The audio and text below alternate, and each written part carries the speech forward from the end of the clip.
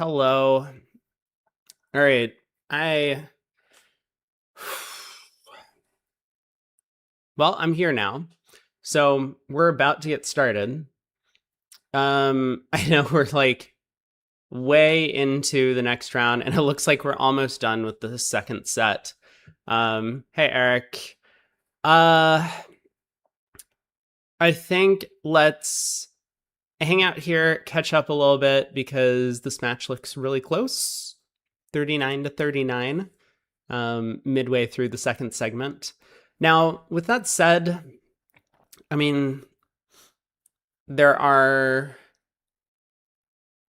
two sponsors on the teams, and so they'll be sitting out for the remainder of the match. I actually don't know what the tendencies are for both of these sponsors, if they like to take the first set off.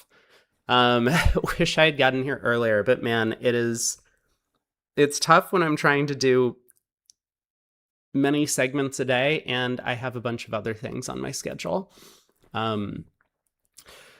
But we'll see how this works going forward for the rest of the week. I am going to try and cover as much as I can. So 2 boards to play over in the green room.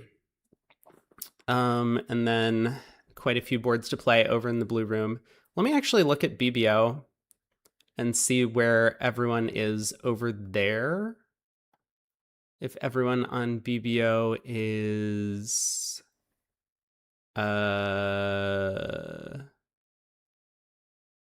yeah, they're about at the same place.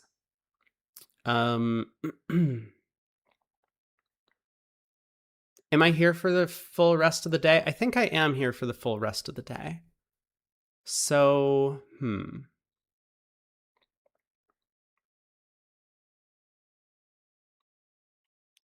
because I was supposed to do a sponsored segment today again during the break. I don't want to do it when there's only a handful of people here. Let me think about what I want to do with this. Man, this has really messed with my schedule.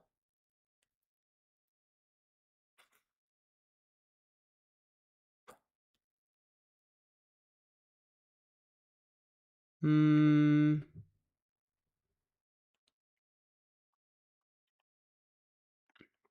missed the worst bid ever on VuGraph earlier. That just doesn't seem likely.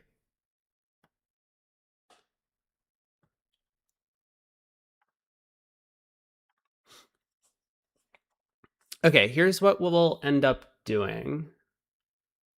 We'll finish out this set, and then it looks like on Lovebridge they've actually started some of the mixed pairs, which whatever exactly that means. I guess it's going to be for the teams that didn't qualify. We'll take a look at a little bit of that, and then when a reasonable number of people show up, then I'll probably do the sponsored segment, and then we can go into the third set.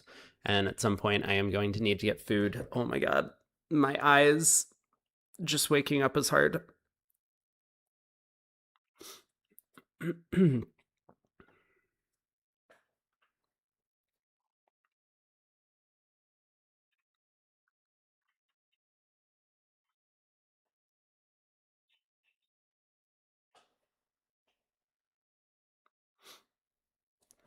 Ooh, last board of the set. East picks up a big hand, opens 2 clubs. Probably going to rebid 2-0 would be my guess. I'm just treating it as 22-23 balanced. Yeah, this makes sense to me.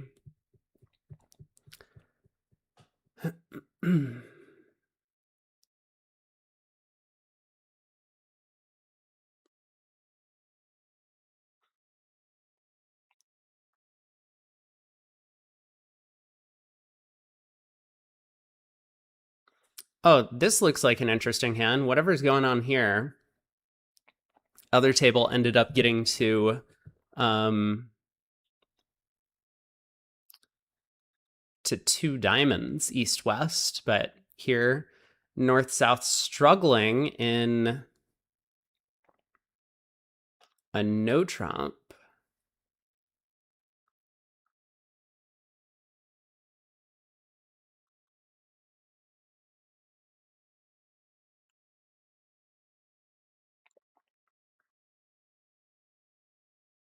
Good play by Josh Don here to duck the diamond switch, force South to lead out of their hand.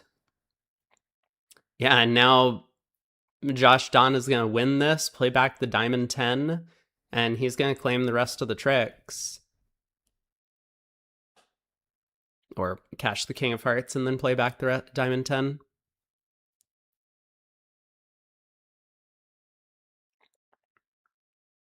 Greg, poor Olivia. Zach comes up with impossible auctions all the time.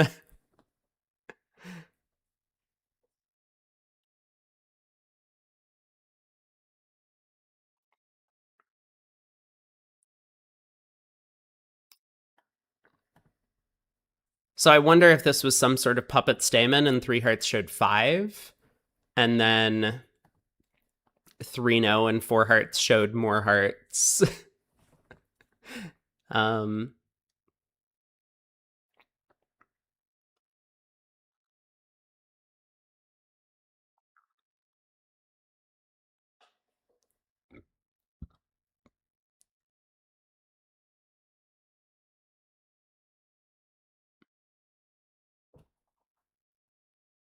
hmm.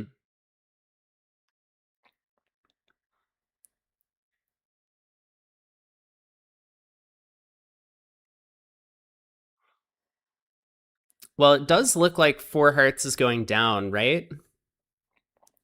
And 3 no trump would have had, well, 3 no trump probably would have made because South was not leading their singleton diamond against 3 no. Get 4 heart preempt in the blue room.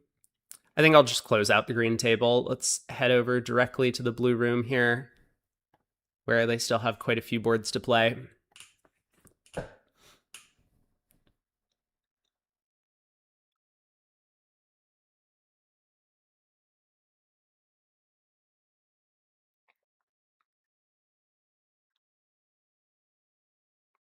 This looks like a pretty straightforward 5 tricks for the defense. Ace king of clubs, club rough, king queen of spades.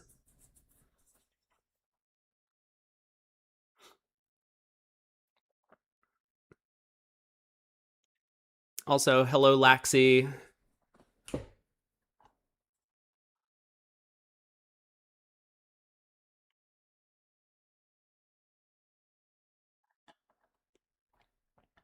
I see your story, Muppet. There's no way that is the worst bid in history. It's not even close.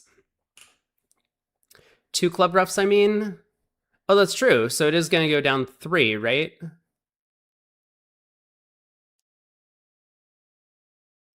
So why'd they only beat at 2 at the other table? Who screwed this up?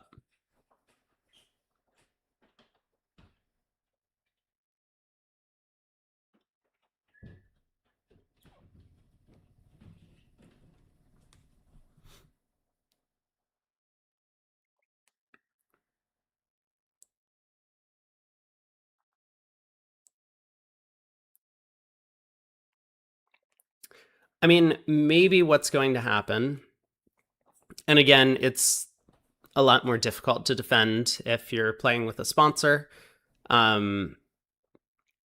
East might have ended up cashing the ace of spades just to try and beat the contract. Because it doesn't really matter if you beat it 2 or 3 undoubled, it's imps. Partner had a bad hand opposite the preempt. Yeah, ace, king, queen of diamonds not doing a whole lot.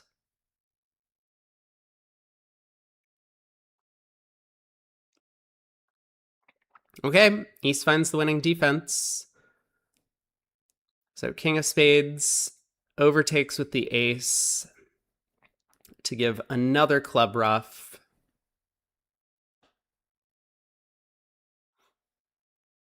Now the queen of spades, and they do beat it 3 tricks.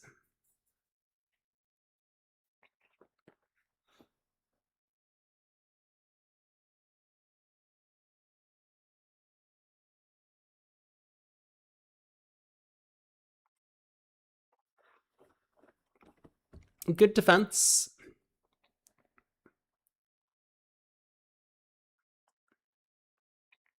What are the front fours for these teams? Which team do we think looks a little bit stronger going into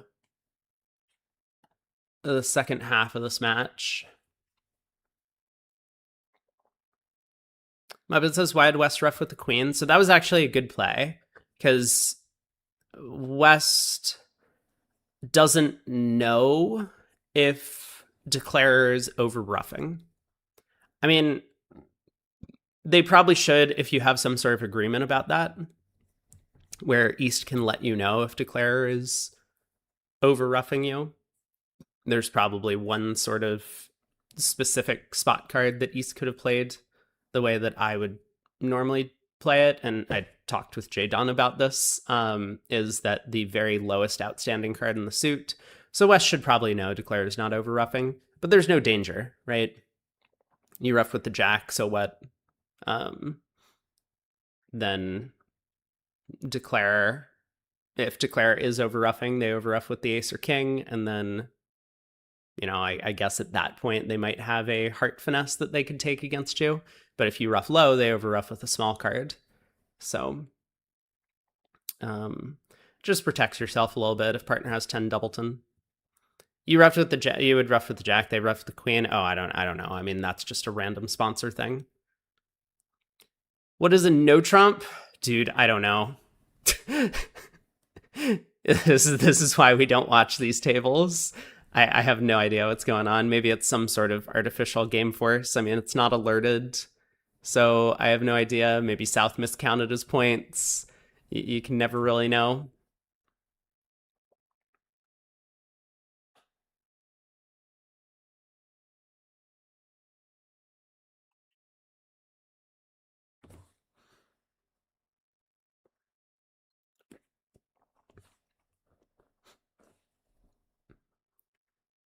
Maybe they play transfers, so one knows a club raise. Mm-hmm. I mean, if you are playing transfers, and therefore one spade shows the no 4-card major, one no trump hand, then you do have one no trump as some sort of other type of bid. And so then I don't know exactly what it would look like. So North had this choice. First off, open a club, 6-5, and then rebids 2 clubs with her hand. So North-South kind of miss out on what I guess I would say might be their best spot in 4 spades. But it looks like 5 clubs is going to be pretty easy anyway. It just lead towards the queen of spades. Like, there's no rough. Yeah, no spade rough because they have 11 trumps.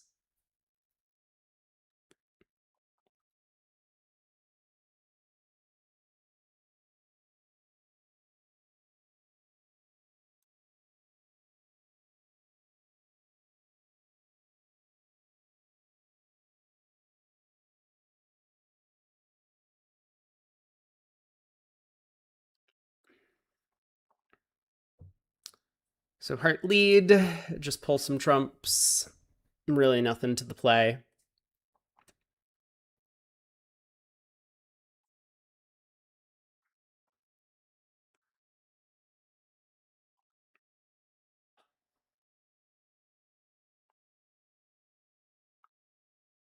I mean, I don't think East should have pulled this double of 5 clubs, but maybe it was worth considering. Wait, why are we cashing the diamond ace? What are we doing?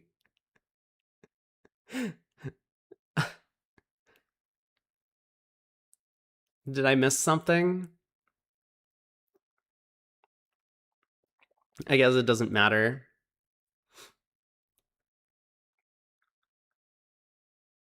Why did West double? I mean, dude, I don't know what one no trump is.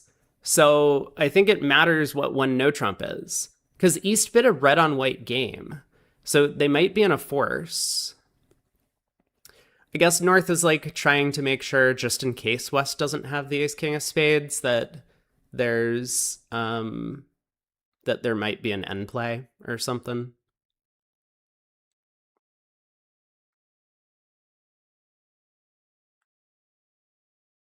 One knows a psych to get doubled in 5 clubs. Could be. Could be. But like South didn't know partner had a 6-card club suit over there.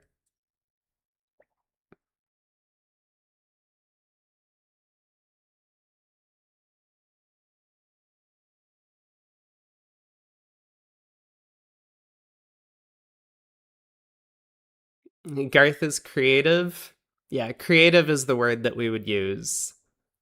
That's the friendly term. So diamond rough, spade to the jack, and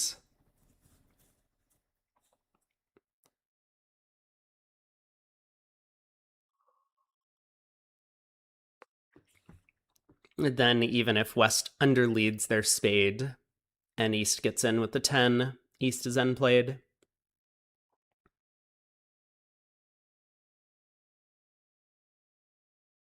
All right. 3 imps to Yedick. Other table, bid and made 4 spades.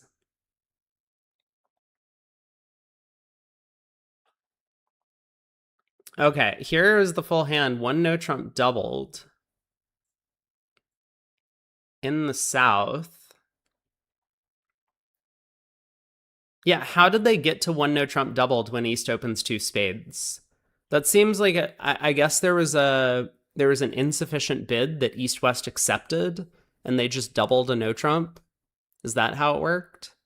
It feels like Lovebridge might have a little bit of difficulty putting in that auction. Whoa, 2 spades double, by the way.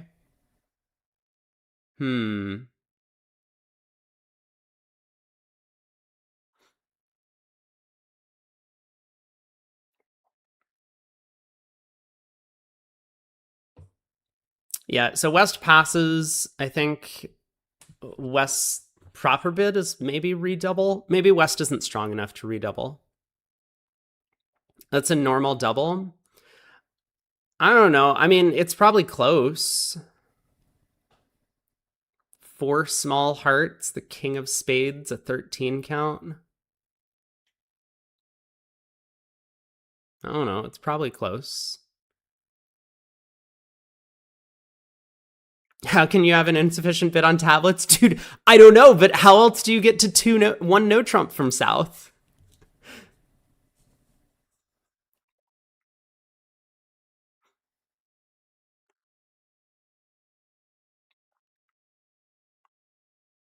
Yeah, maybe going after 3 clubs is a bit of match pointing here. East passed? No. Next person who says East passed is getting banned.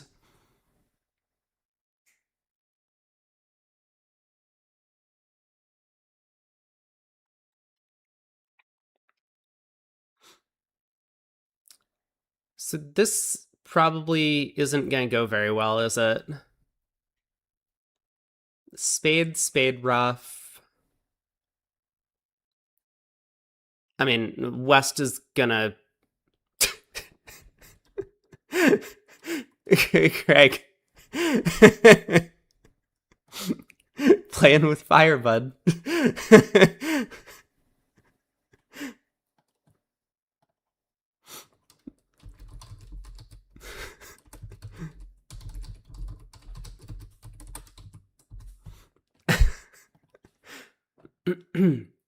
I look good today. New haircut. I did get a new haircut. Thank you, SMG.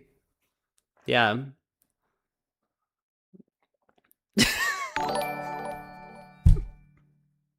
East passed. I guess there's nothing I can do about a sub message. Thank you, Greg, for the 44-month resub.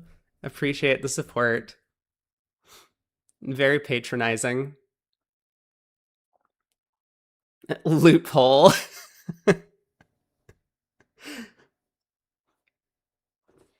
Yeah, I think switching to the Queen of Hearts here rather than the Queen of Diamonds is pretty clear from West side.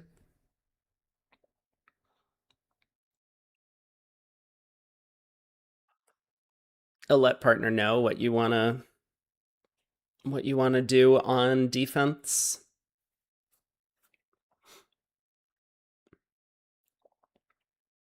Or maybe you switch to trumps. I mean, if you wanna pull trumps and try and prevent spade ruffs in South's hand.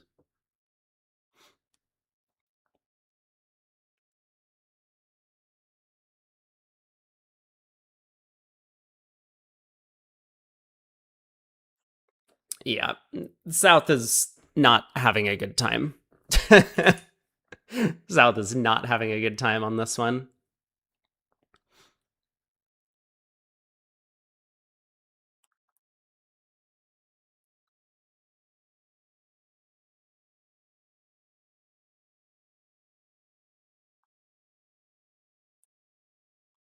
Well, Queen of Hearts is gonna cash.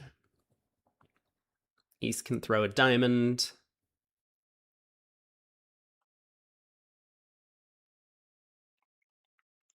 Ten of Hearts now. If West has been counting the heart suit. And what does Declare do?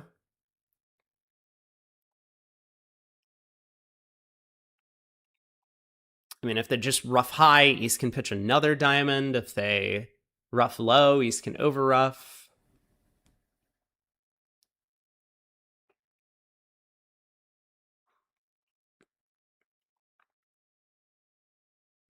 Wow.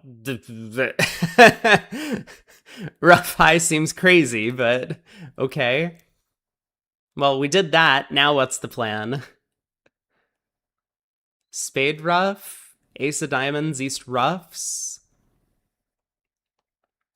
No, King of clubs apparently.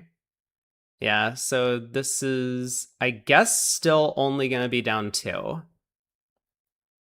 Because East will rough this diamond, but then the 9 of clubs can pull the last trump.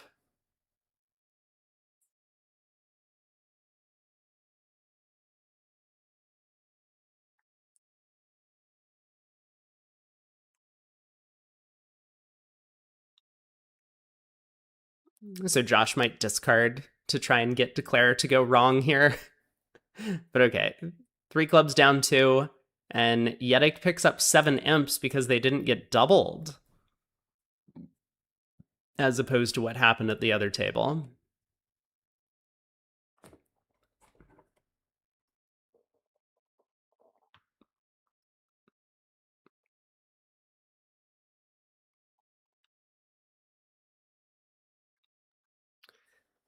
So East West bidding and making 4 hearts in the other room on this board. It doesn't look that difficult. Just pull some trumps, run the spades, pitch a diamond. You lose a diamond and 2 clubs.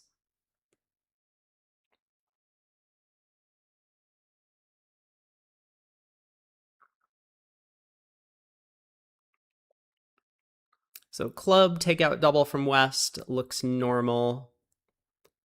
North passes, coward. And East is just going to game force and eventually settle into 4 hearts probably. So start with 2 clubs. I mean, unless East is just going to bid 4 hearts because he wants to declare, he might do that. Yeah. I think this makes a lot of sense playing with a sponsor.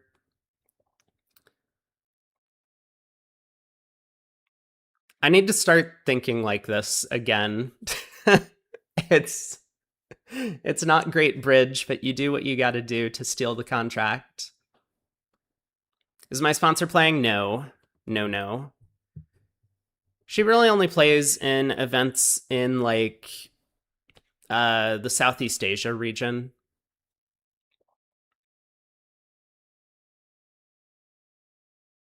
Spade lead from South.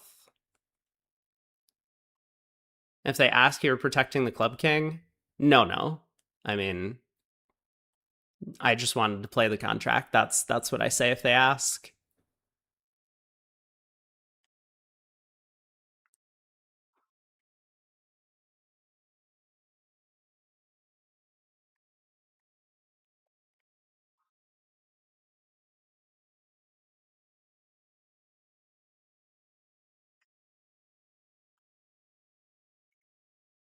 Yeah, I don't think we have time to go after Club Rough before pulling trumps after the spade lead. I mean, it's probably okay to lead a club at trick two towards the king, but South is pretty likely to have the ace of clubs. So I don't know. I mean, maybe we win the ace of spades and run the 10 of clubs at trick two. That's probably okay. Just trying to protect against 4-1 hearts. Yeah, this is fine too. Just pull trumps. Don't mess around. If hearts are 4-1, then so be it. I guess we go down.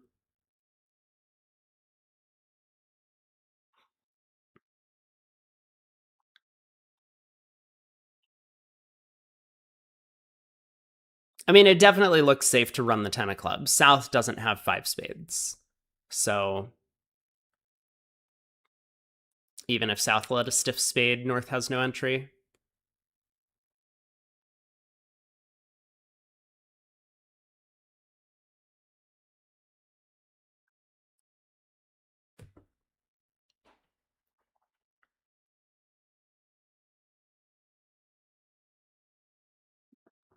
All right, 10 tricks, on to the next hand. You know, I guess we have a decent number of people here, which is good because I was really concerned about when I was going to have the sponsored segment, if not right now. So we can do it after the next board concludes. And this is going to be another fun one.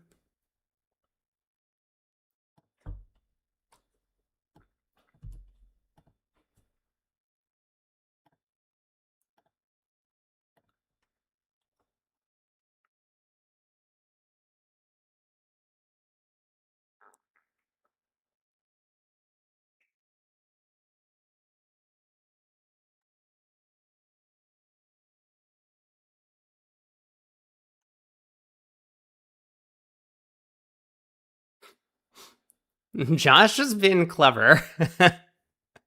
Josh is being real clever.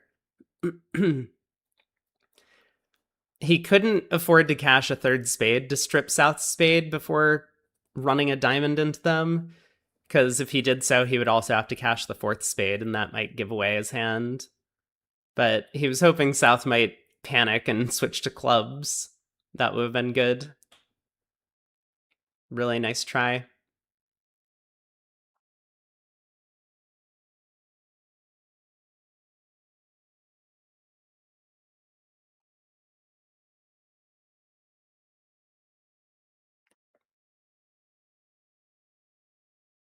So final board, we'll see how East handles the hand that I guess we saw Zach pick up earlier. So Zach decided to trade his 22-23 balanced, which I think makes a lot of sense. I mean, Josh might be a one heart opener.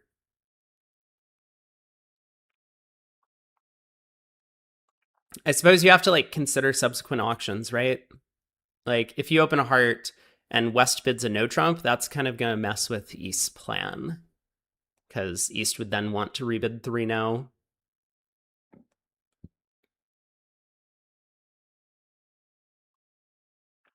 I like what Zach did, but I think there are other options as well.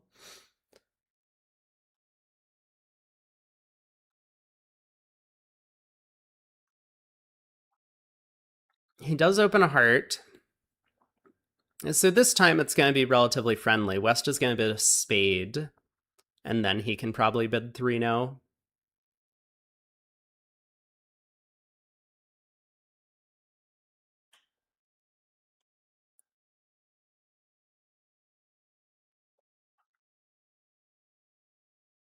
I mean, unless 3 no is conventional. What is double? Wha- Uh, excuse me?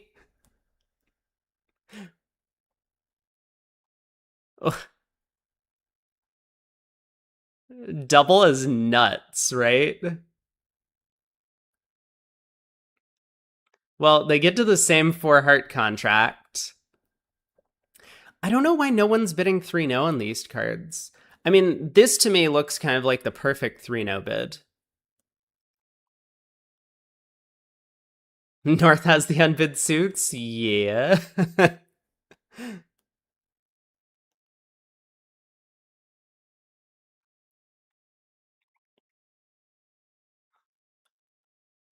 I mean, look, sometimes you have to protect your sponsor because they don't like to bid. So it's very possible that North is trying to overcompensate a little bit for South's passiveness in some of these spots.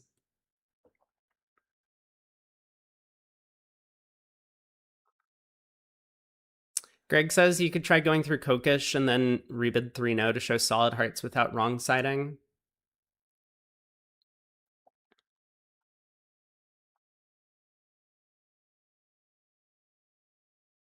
I mean, I guess the distinction is just like what sort of values are you supposed to be showing with that sequence? Like, I think the hand falls nicely into 22 to 23 balanced.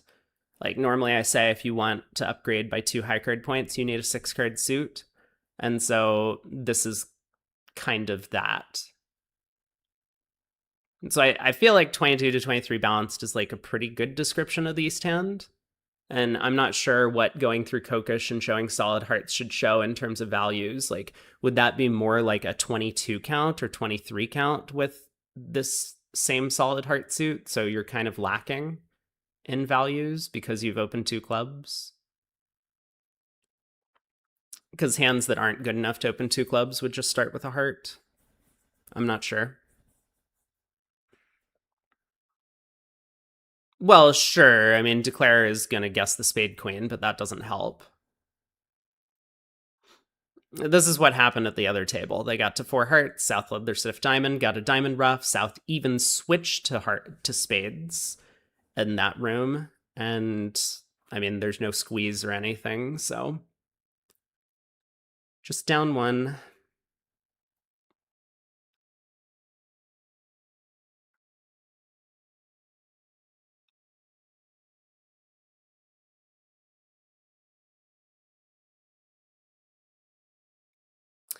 So with this flat board to end the set, they made it. Wait, no, they didn't.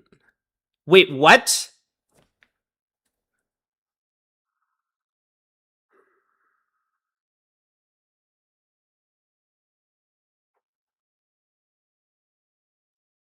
Did I say there's no squeeze? Wait, there is a squeeze. Oh, there is a squeeze. But only on a spade switch, right? Yeah, there's only a squeeze on a spade switch. Oh my god. Oh, I didn't even realize that South had made a huge blunder. I mean, okay, yes, South, sure, switching to spades seems silly. Looking at their hand, but yeah, I didn't. I missed out on the squeeze. Oh no. And well, okay, we need to take a look back at that because I wasn't paying attention. But Zach brought home the contract. So South needs to cover this. Oh, okay. So now Josh has a choice, but I think he knows the ace of clubs is offside because North is a passed hand.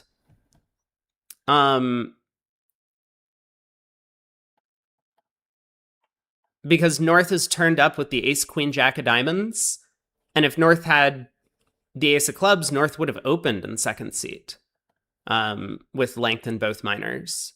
So South is going to get squeezed. Oh man. Wow. And I mean, everything's marked, right? Let's see. How exactly is Josh going to play this so that there's no confusion about what's going on? He's going to cash the king of spades to get a full count on the spade suit, and then he's going to finish the heart. Well, I mean, in some order, he's going to cash the king of spades to get a count on the spade suit, and then finish the hearts to keep two clubs in West's hand. So then he'll have like communication. Yeah, the ten of spades was a nice touch to avoid getting a cover.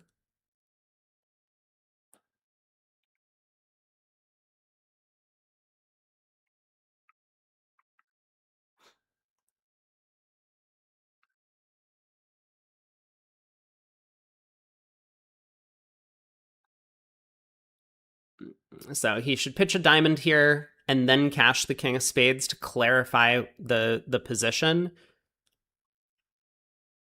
That's probably the easiest way to do it. I think he's going to make it regardless, but if we're thinking about like proper technique here so that we don't have any guesswork to do, we don't get to see the last two tricks, but I want to see what happened in the other room. Can I? This is not helpful. Can I get the play record? That's not useful. Let's go here, right? So let's get the play record in this room. So diamond to the ace, diamond ruff, and I have no idea why South would switch to spades. I mean, I guess maybe South was switching to spades to try and kill an entry to the long diamonds in dummy, but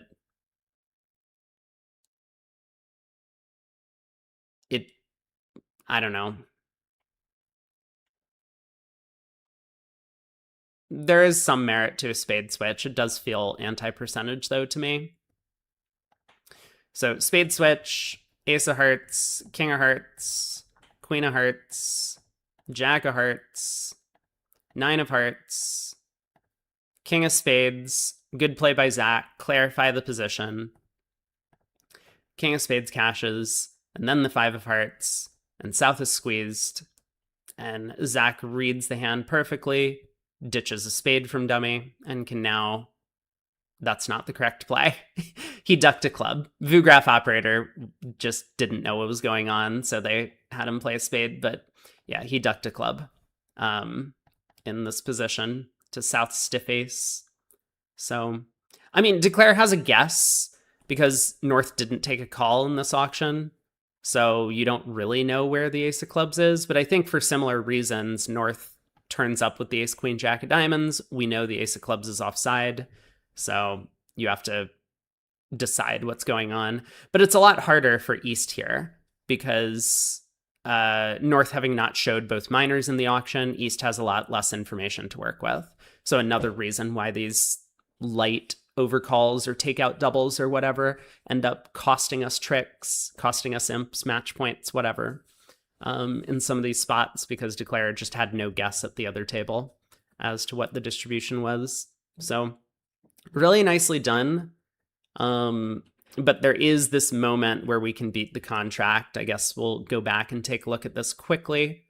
So diamond to the ace, diamond ruff, and South decide to switch to trumps here. So heart around, 10 of spades. And so on this trick, there is one way for South to beat it, play the queen of spades. One method of defeating squeezes is to remove entries. And so the ace of spades being the only entry to West's hand means that if we cover the 10 of spades with the queen, we no longer have to guard the fourth round of spades because dummy will be cut off. But so once South doesn't cover, then the ace of spades remains as an entry to the long spades, and now South is it comes under pressure on the run of hearts. So very cool hand. Let's see, there are still a few tables in play. Actually, this table is still in play. I think this table is in play on BBO. Let's head over there and try and get as much coverage of this round as possible. So let's check out this table.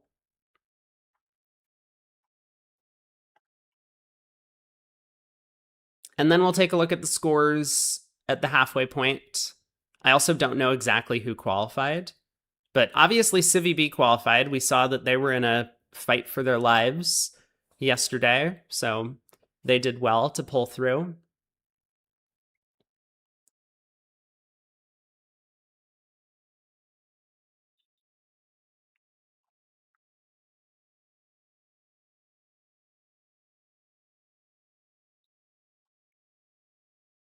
Looks like East has gone down 1 and 2 spades on this hand. 2 spades all pass. Pretty normal auction, I would say. And we don't know what's going to happen in the other room because this was one of the boards where both Souths in the match that we were following ended up being a little bit too aggressive, making a takeout double, 2 spades, and then one of them somehow got into a no trump and got doubled there.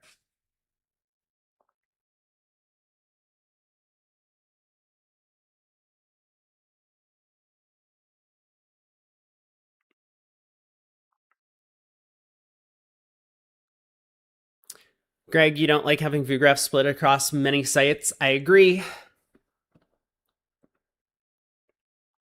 I completely agree.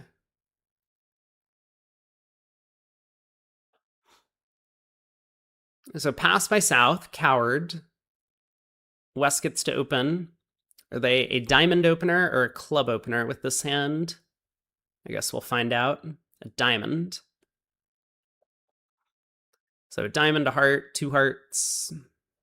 Some sort of asking bid, 4 hearts.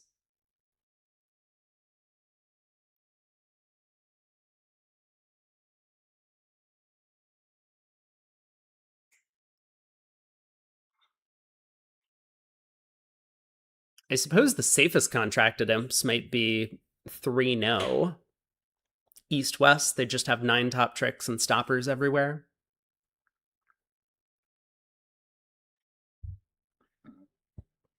Two spades going to be something like a spiral scan, asking west, how good is your heart support?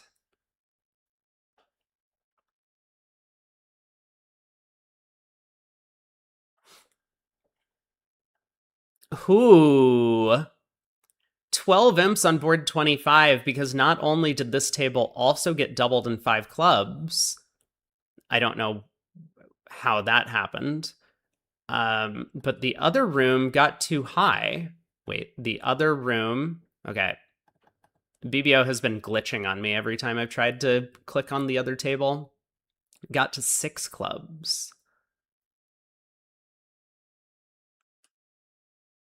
Mostly it looks like because South didn't double 5 diamonds.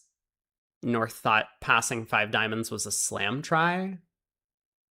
I don't understand. I don't understand the 4 spade bid. Man, whatever North South were doing in the other room is very confusing to me.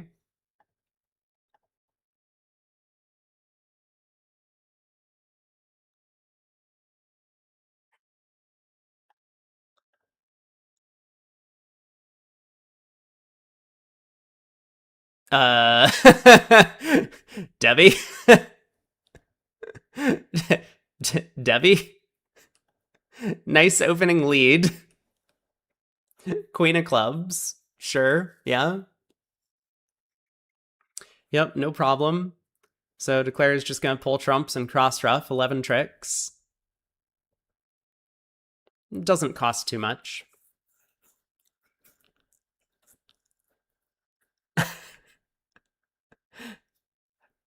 I mean, I don't even know if 4 spades should have been a splinter. Isn't 3 spades a splinter in that spot? So 4 spades is like, I guess, natural.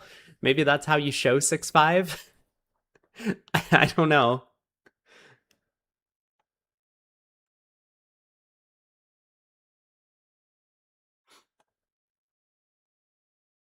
Yeah, so we saw another takeout double of 2 spades, 2 no trump from North, and a Lebensal sequence over there.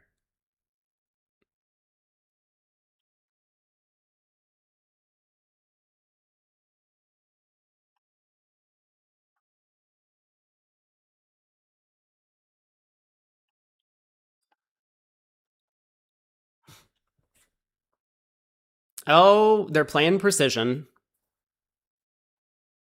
So East opens a strong club. All right, we're going to learn how to precision today. Or maybe just with this one hand. A club, a diamond, 0 to 7. East bids 1 heart, probably natural and forcing, maybe 4 or more cards, I don't know.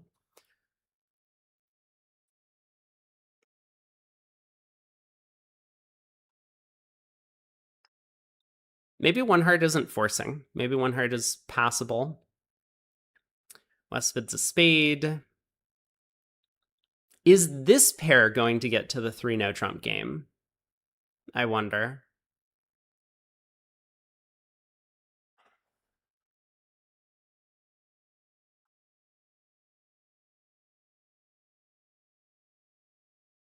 Nope. They're not.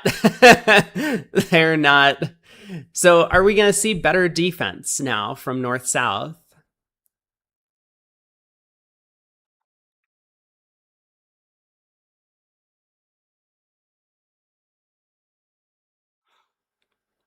So diamond to the ace, diamond rough.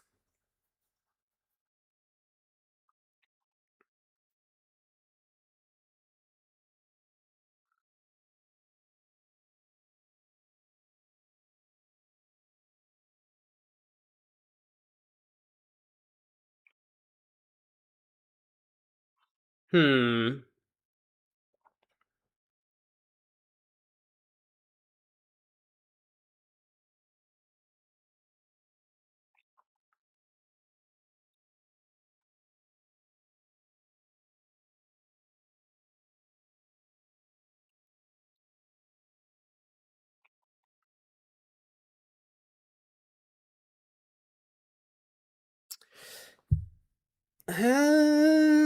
I don't know. It's a tough defensive problem from south. Like, it's true that east could have started with king, queen, third of diamonds. In which case, maybe it is very important to switch to spades. But that's only if partner has the spade king. So if partner had the spade king, that would give east what, like 6 solid hearts, jack 10 third of spades? No, they would have like 6 solid hearts, a doubleton jack of spades, king queen third of diamonds, and king doubleton of clubs.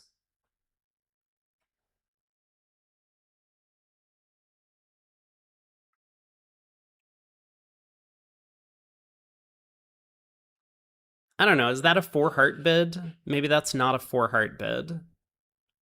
It's like a 19 count, but it's a pretty bad 19 count.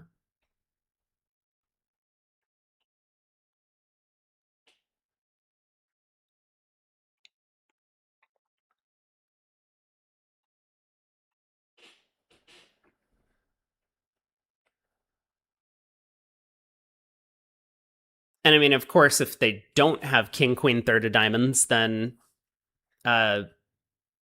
switching to spades is really bad. It feels like such a narrow target that you're aiming for by switching to spades here. I think Debbie's going to come up with the right answer, whatever it is. That's my guess. So if she switches to spades, I'll believe her. But it seems like a passive hard exit. Okay, she switches to the ace clubs. So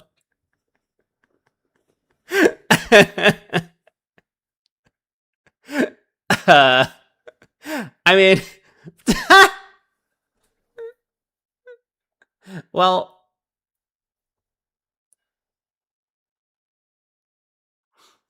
I'm not sure I understand the club switch.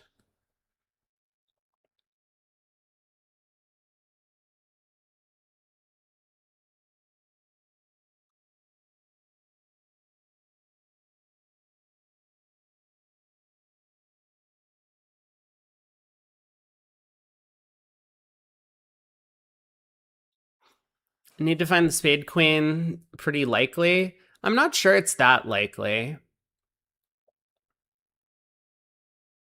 I mean, I guess the point is that, like, South wouldn't have been so desperate if they didn't have the spade queen. They would have just passively exited a heart here.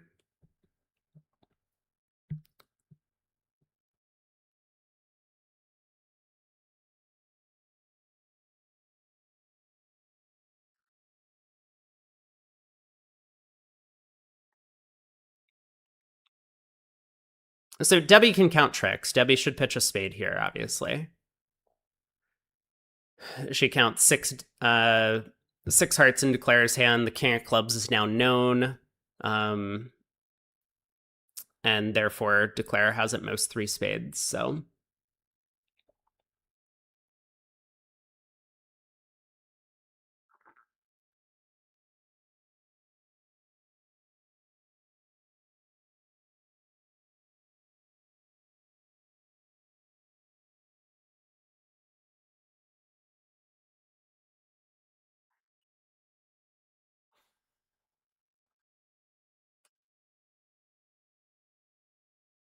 well, it looks like Declare has gone correct.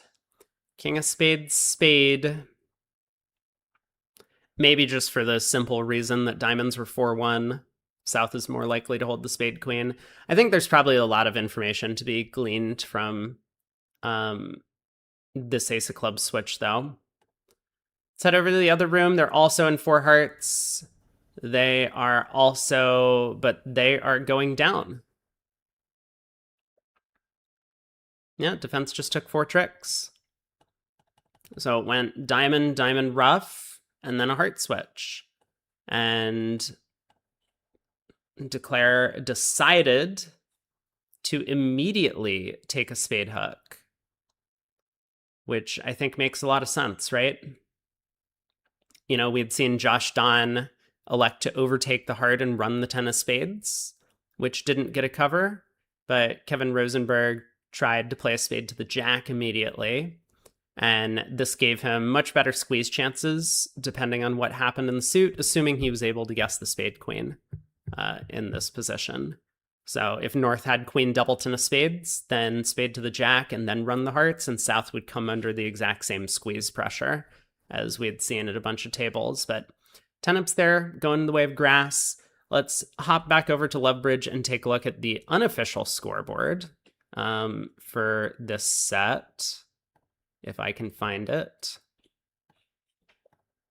So we have Civi B and grass. We just saw them conclude, so that match got a little bit closer, about 10 imps. Oh, I'm sorry. I have not been looking at YouTube chat at all today. YouTube, how are you doing? Are you guys okay over there? I'm gonna quickly see if anyone said anything. I apologize. My bad.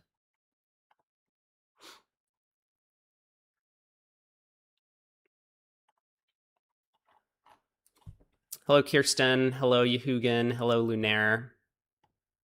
Yeah, my fault. But now I got you pulled up so I can see what you're all saying to me.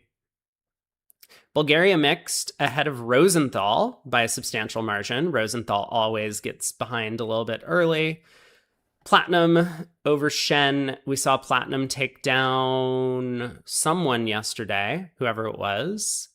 Hey, Jeffrey. Hey, Harris. Bragava Yedic, looks like that might be a match that will follow a little bit this afternoon. Dogava over Geely Automobile currently. China 2 still in. Looks like they are crushing their competition. Edmonds ahead of Ash here by a substantial margin, and now Edmonds is going to be sitting out for the second half, so that's going to be a big uphill battle for Team Ash if they want to continue in this event. And then finally, we have Ticket to Ride down here, the 4-handed team, 2 couples up against Polar Formosa, Chinese, and it looks like maybe Norwegian or something squad, but Ticket to Ride well ahead currently through the halfway point. So, okay. We have a short break, but don't go anywhere because we have something really important to show off, and that is Boom. Another sponsored segment. Now, I've taken a look a little bit at this already on my stream, but a couple of new updates have come through. And of course, like, I haven't actually posted a video about it. So I'm very pleased that BridgeTricks is going to be sponsoring this segment of the broadcast today. So one of the cool things that they've added, if anyone's familiar with this website before, I've showed it off, I think last year, maybe during the World Championships. They have a bunch of cool things that you can already do. For example, you can build an entire bidding system if you want, using some of their tools that they have on the website. It's very easy. And I think for free, you get something like 500 nodes, effectively 500 different sequences that you can add into your system. And if you need more, you can pay for a subscription to it. But there's a bunch of cool free stuff that you can do for a little bit of practice, and then you can purchase, I think, credits or whatever they're called. I don't know exactly what they're called, but you can purchase something to get unlimited access to a lot of different things. You can also explore a bunch of other people's bidding systems, like Donati has his system up here on the site.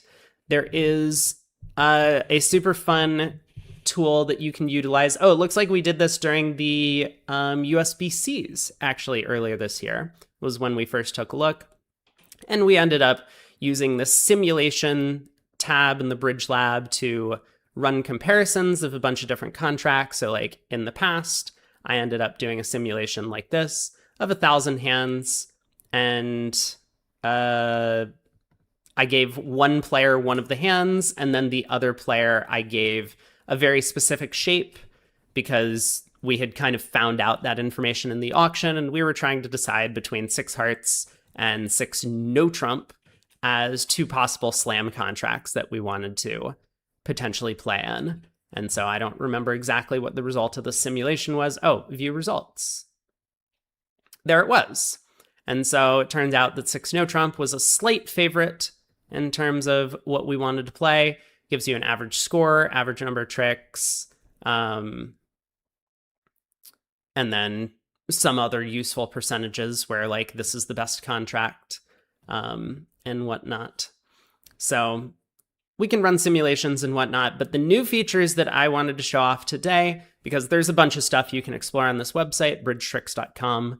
If you're looking to check it out, there will be a link in the description as well as a pinned comment on the YouTube video afterwards, is this thing that they've implemented called the Suit Trainer, and it allows you to practice, well, suit combinations. So if I wanted to go to the Practice tab, there are an enormous number of suit combinations that they've already programmed in. And I think they do this automatically. So they just have a computer run the analysis on what the best plan is. And then they generate a bunch of these different types of hands. So for example, if we have a if we have a suit like this and we want to think, well, what's the best plan for trying to take 2 tricks in this suit? Well, a couple of options. We could play a heart to the queen, or we could try and run the 10 of hearts on the first round. It looks to me like running the 10 of hearts might be the best on the first round of the suit. So 10 of hearts, jack, queen. Okay, that loses, but we get back to the south hand, and now, oh no, I've done it wrong apparently. But that's cool to know. So now that we've gotten the wrong answer, we can actually take a look and look at our mistakes. I'm not convinced by this, but I guess I'm just kind of quickly going through some of the things. But these suit combinations are really complicated. They're really complicated. So taking a look, it looks like there's a 0.2% chance to do better, which is to pick off a singleton jack from west side by leading low to the queen on the first round, or maybe east having a singleton jack, right? The suit splits 7-1, pretty unlikely when we have a 5-card suit, but that does seem to be the best chance. I was thinking that maybe running the 10, we could pick off a jack 9 on our left by running the 10. And if West doesn't cover, then obviously we just pick off the jack anytime West has it. And then otherwise we can play low to the 8 on the next round, but apparently that is not best. And what we can do by clicking on this little button is we can explore 2 different possibilities. So both leading the 2 and leading the 10 on the first round of the suit. It's going to show off all of the combinations over here. How many are there? I guess I don't see exactly how many it's comparing, but this is a list of all the possible divisions of the suit and when each line is going to work. And so they make the assumption that you're going to choose the best plan after you lead either of these cards. So after you lead the 10, you're going to play perfectly from there on out. Same thing after you lead the 2. And so we can see the situations where the lines of play differ. So leading the 10 versus leading the 2, both go down if East has King Jack Doubleton. Both go down if East has King 9 Doubleton. Because when we lead the 10, West will play the Jack, and East will win the King. And then our plan was to finesse the 8 on the next round. The suit solver knows that that's what we were going to do next. And so it realizes that the King 9 would be a failing situation. Small to the 8 also picks up Jack 9 onside. Oh, you're so right, Eric. That was my mistake. You're so right. Yeah, we can play low to the 8 first. But yeah, so this was one of the things that I thought I was picking up, Jack 9 onside versus King offside. But of course, we can do that by leading the 2 on the first round. We don't have to waste the 10. So it is just the singleton Jack that we end up picking up. And so we can scroll all the way down to the bottom here, and there it is. These 2 dots, the green dot and pink dot, means that it would work for both lines of play. And just this green dot here, 0.18% of the time, there's going to be a singleton Jack with King 7th offside. We might have found this out from the bidding. So that's very possible. But this is the one layout where we would actually win by leading the 2 as opposed to leading the 10 on the first round. So that's kind of cool. And then we could go back, retry the same combination. And now that we know what to do, we play a low heart when Westfall is small. Now we put in the 8, which is going to help us pick off a Jack 9 onside. Now that lost, we can now take a heart finesse. And so how hard was this puzzle? Well, I got it wrong, so it wasn't super easy. I will give it a 3. So you can rate the puzzles, and I don't know if that actually equates to some sort of ELO calculation on the site, or if that's just your own personal scoreboard that you can then go back to and kind of practice the ones that you rated as a little bit harder. But we could do that and then either go to the next puzzle or show off some more of the features on the site. So there's, how many are there here? There's 147 problems with 5 cards between our 2 hands. There's over 1,000 with 6 cards between the 2 hands. You can take a look at all of them and pick out ones that you think might be interesting, or you can just play random unsolved combinations. You can even set up a custom one if you want. So if we wanted to set up the cards ourselves. But one of the cool things that we have is there's a daily competition. And in the daily competition, you can play these 3 hands for free. So this is something that you could just do on your own if you wanted to log in every day and get a little bit of practice with the suit solver, and you didn't want to go through like the practice deals and pick them out yourself. You can compete against other people, and this will tell you how you did in comparison with the rest of the field on some of these. So trying to win 6 tricks with this combination, we have 10 cards between the 2 suits. So our basic plan is just going to be to take a finesse in some direction. We're only concerned about a 3-1 split. So we could, for example, lead the 5, and if West plays the 4, we run the 5 into the Jack, and then we drop the stiff King on the next round. So 100% of the time, we're going to take 6 tricks if we play this hand correctly. We could go on to the next one. So we want to win 5 tricks with this combination. King, Queen, 8, 6 stops at 10 Doubleton. So we can't pick up a singleton jack. Is there something that we can pick up that's singleton? I wonder. I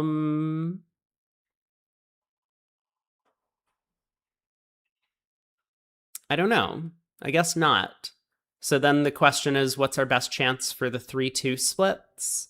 And it really looks like just low to the king, low to the queen. I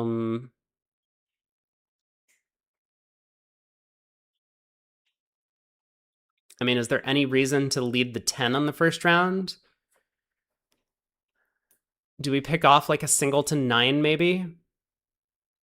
No, I guess well, yeah, we technically do. We technically could. If we lead the 10, it goes jack, king, 9, and then we finesse the 7 on the way back. But is that even the percentage play? It might not be.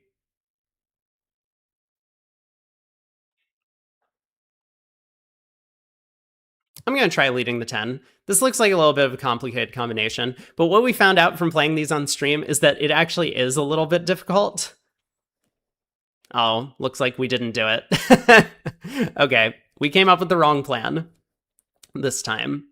So we can take a look. Leading the 4 costs me 10.2%.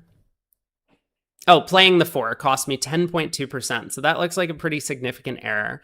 And so we can take a look what the difference is. I mean, so playing the 10 versus playing the 3, it looks like our best chance is to just play low to the king, low to the queen. Why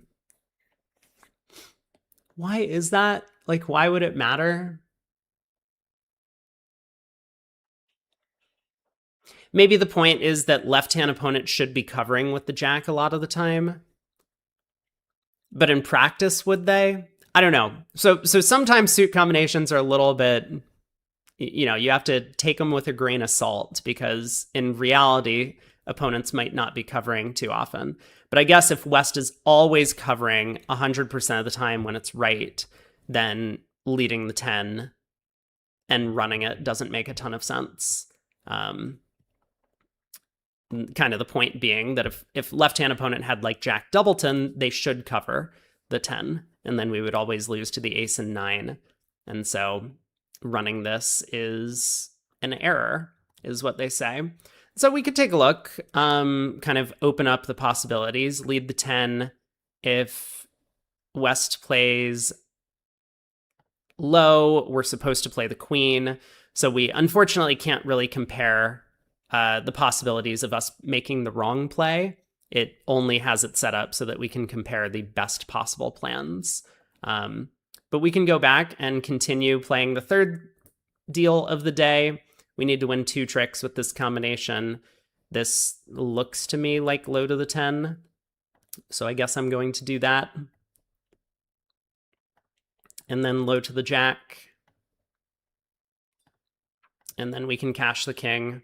So this one, not as complicated as the other ones. But we got, so 85% of people got the second one correct, 88% got the first one correct, and 96 got the third one correct. And then sometimes there's a little bit of a daily chat between the players who complete the deals. So another thing that we can do using the suit trainer, because this is kind of a fun way to get a little bit practice with suit combinations and try and learn a little bit more about them. There is this thing called a cup. It is a knockout tournament where I guess you're going to be competing against another player. And if you get it right, then you probably move on to the next one. If you get it wrong, you get knocked out. If they get it correct, and so on. So it's just your normal knockout tournament with these suit combinations. You have a bunch of people joining to play into this. Giovanni Donati seems to really enjoy the suit trainer here, so he's been practicing, and we have player elos as well, which is cool to see. I don't know how the elo actually gets adjusted, but you can play this method called duels, so you can look up a player and try and play against them in some sort of competition and play the exact same suit combinations and then you have a rating for the duels specifically. Looks like you might have a rating for some of the other methods as well. Kevster, who's Kevster? Is that Kevin Rosenberg? It could be. But one of the cool things that they have built in is this kind of survival mode where you can either do a 5-minute challenge or you can do a survival challenge. So survival would be untimed. And so we've done a couple of those kind of relatively quickly. Our longest streak was 10. There's a leaderboard that shows off Giovanni Donati has 118 as his record in survival.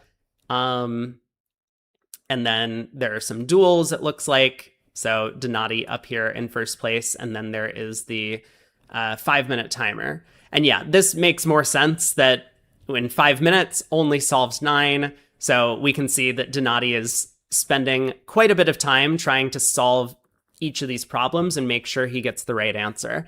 So if you're a little bit ADD about it, like I am, and you just want to click on cards and play through them, you can see that even the best players are going to struggle with a lot of these suit combinations. It takes quite a bit of time. But so we can, I guess, quickly show off the arcade. I will do a 5-minute rush. I haven't done this, so let's try and go and win 4 tricks.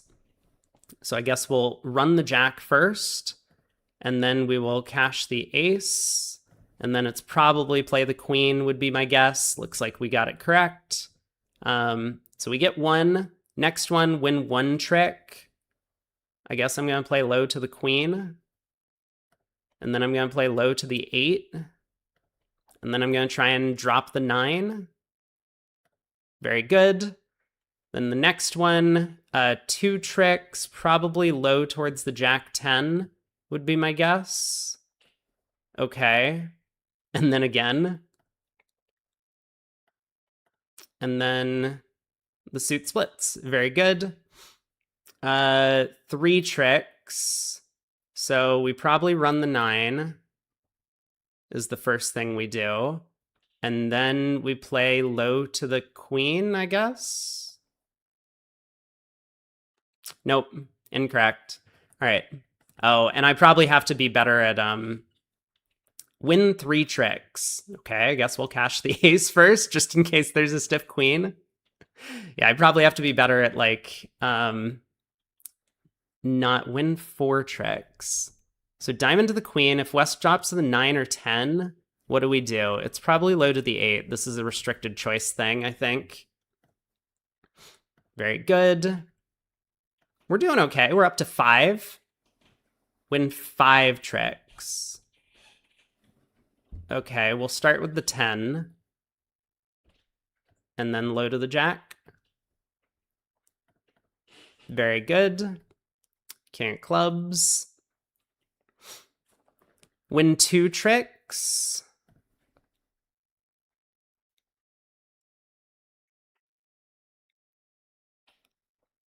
I mean, I guess we just utilize the fact that we have a 5-card suit.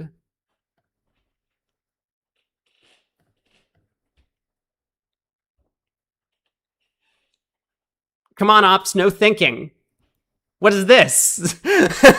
what was that deep tank? They're cutting into my timer here. Take 3 tricks. Sure, I'll run the 10.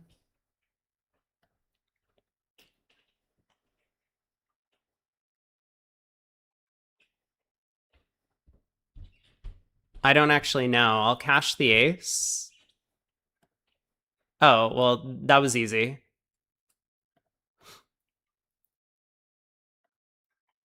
Okay, they didn't test me. I didn't know what I was supposed to do on the next round.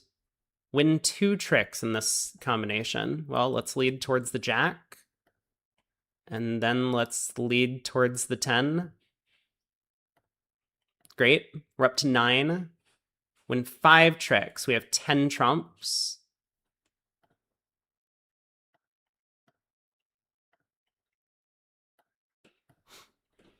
We're up to 10. This is going great. Let's lead towards the king. And then let's lead to the 7, I guess. I actually don't know. I'm going to try the 7. Okay.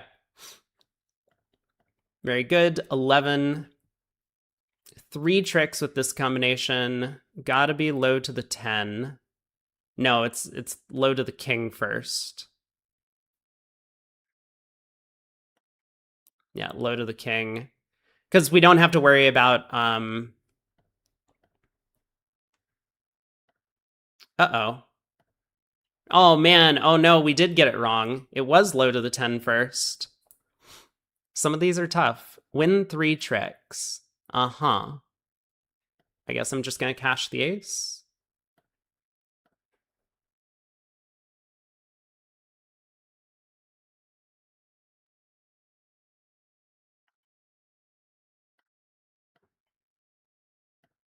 Okay, great. Suit split. Win 2 tricks. Let's play low to the... this?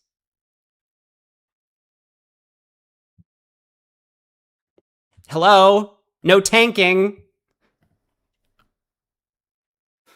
No, my timer. Please. 10, 10, 10, 10, any 10? 10 of diamonds? 10 of, 10 of... The card didn't register. No! Ah! Okay, it's fine. We got 12 right. So how did we do? I think that might have put us in first. Oh, it hasn't updated yet. But yeah, we got 12 in the 5-minute time span, which is pretty good. And you can mess around with survival and the 5-minute thing. I think you get, in terms of a free account, you get some number of survival or 5-minute runs per day that you can play. Maybe it's 1, maybe it's more. I don't know exactly. And then you can probably play some number of duels as well. But if you wanted to support the site and you think that this is a fun feature and you enjoy practicing your card play, then obviously you can sign up for more and purchase some more. Were there other things that I wanted to show off with this? So yeah, I mean, we can then also build our own. I wonder if there was a deal from today that we could take a look at. Actually, let's take a look at the spade suit that we had in the very final hand. I know that it's not perfect, but this king jack 10 of spades opposite ace fourth to ask, which is the correct way to take the spade finesse if we were trying to get 4 tricks in the suit. And so the correct way to play the spade suit, I mean, so we saw a couple of options, and of course this was conditional on the entire hand, but we had seen the option of run the 10 of spades, which only gives us 4 tricks 17.8% of the time. If we cash the king of spades first before taking a spade finesse against West, that would get us up to 20%.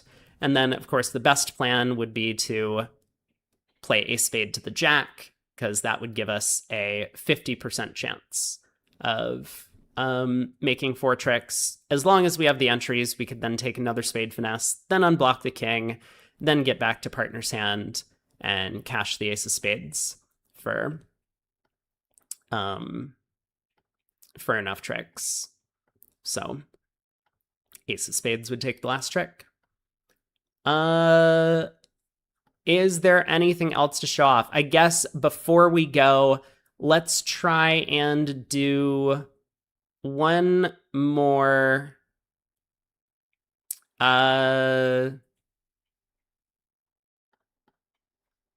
competition. We will we'll do a quick survival run just to show off what this is like. So no timer here, but if we get any of them wrong, then we immediately lose our streak. So trying to take 3 tricks with this combination looks like...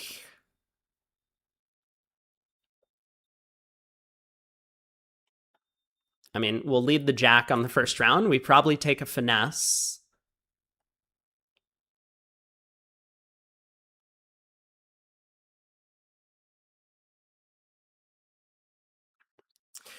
It's so hard when it's like, well, 4-3 splits don't matter. So which of the 5-2 splits can I actually pick up?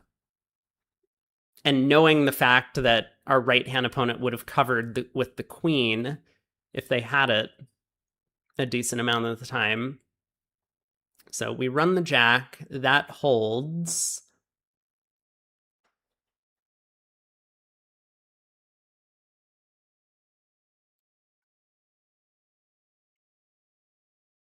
I don't see anything other than playing for a 4-3 split, so hopefully that works out. It did. And so we can continue because we got one right. We have to win 2 tricks with ace, queen, 10, 8, 6 opposite of void. Great. Good start. Well, if the suit is 4-3, we always get 2 tricks. So we need to focus on 5-2 or 6-1 splits.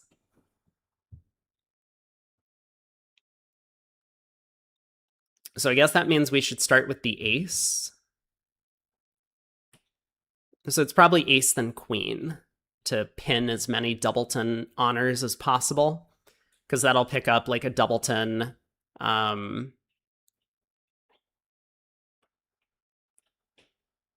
Anything other than doubleton king, basically. Any of the missing spot cards other than doubleton king, that would work.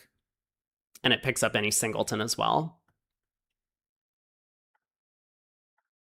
All right, we did it. We need to take 5 tricks with this combination. Doesn't seem that difficult. I'm going to unblock the suit. Am I? No, I'm not. No, I'm not. Okay, hold on a second. We want to be careful. If I lead the 9, 8, or 7 to the queen on the first round, then I might go down. So we need to lead the 2 and potentially block the suit. All right. Now we're good. Yeah, be careful. Fortunately, in the suit trainer, we don't have to worry about block suits. But in real life, we would. 3 tricks with this holding, huh? So it's another one of these where, like, in real life, a practical chance might be to run the 10, but in the suit combination, they will never cover with the jack. And so this is just spade to the queen. See if the suit splits. And it does. So we're up to 4. Win 5 tricks. We have 8 clubs in total. And so if the suit is 3-2, we always have 5 tricks, so we need to focus on 4-1 splits. So we can pick off a queen, jack, 10 fourth with right-hand opponent, but we can't pick off a singleton honor with left-hand opponent. No, that's not true. We can pick off a singleton honor with left-hand opponent. And left-hand opponent is more likely to hold a singleton honor than a small singleton, with 3 honors missing, the queen, jack, 10, and only 1 small spot card. So we should play the ace and then the king, rather than playing sticking in the 9 here as like a safety play. I guess we got it wrong. So that's unfortunate, but we can take a look at what we did wrong once we lose our streak. So we got a streak of 4, which is not too bad. Pretty difficult to solve all these, and if you take more time, you can probably work it out. But trick 1, we lost 2 percentage points over the optimal plan, and we can take a look at what went wrong. So our chance of success is 98% with best play. That feels like a lot. So south ace or king. So let me... Oh, I'm so silly. The only thing we needed to think about was 5-0. I miscounted. I absolutely miscounted, didn't I? Yeah. Okay, that's my bad. Then yes, obviously we play low to the 9 on the first round. So very good. Yeah, there's not a ton of combinations, and the only one that we really cared about were the 5-0 splits, because 4-1 we just cash these king, we lose 2 tricks, and we make 5 total. So silly error by me. But that is something that you all can check out yourself if you are interested in taking a look into it. Let me try and drop a link in the chat.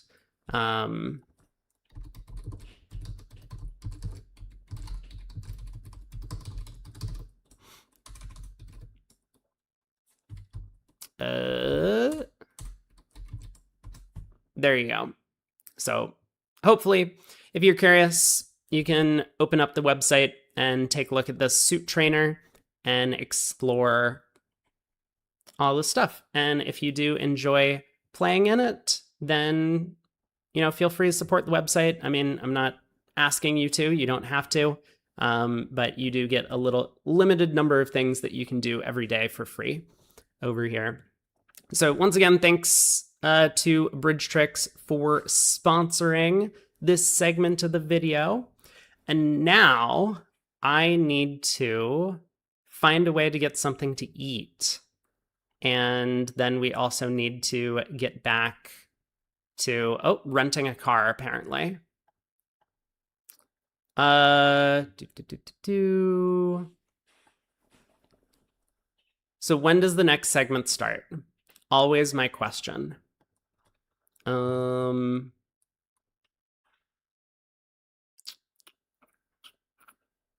next segment starts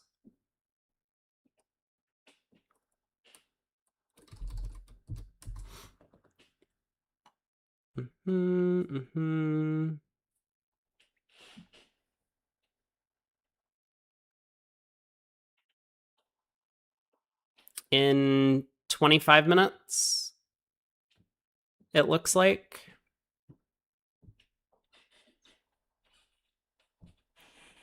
Yeah, 25 minutes.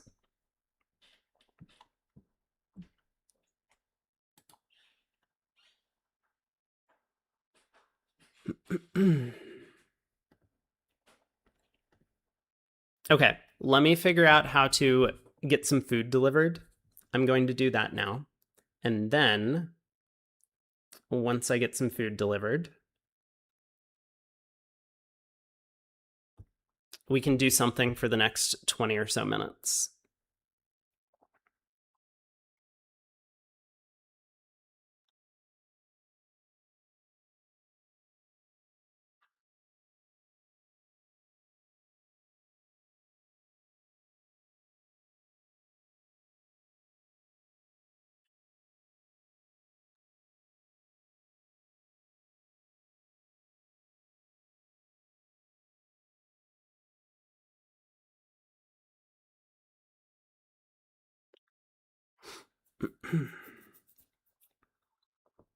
Do people want to continue watching the match, Yedick versus Bargava?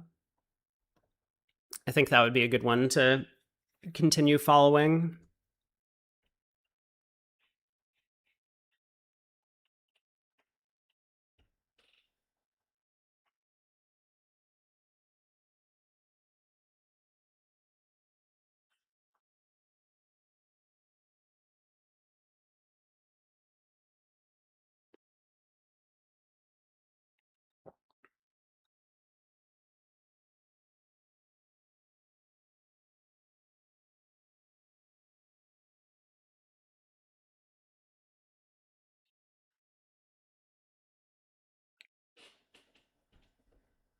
I hate that there's like nothing open at 8 a.m.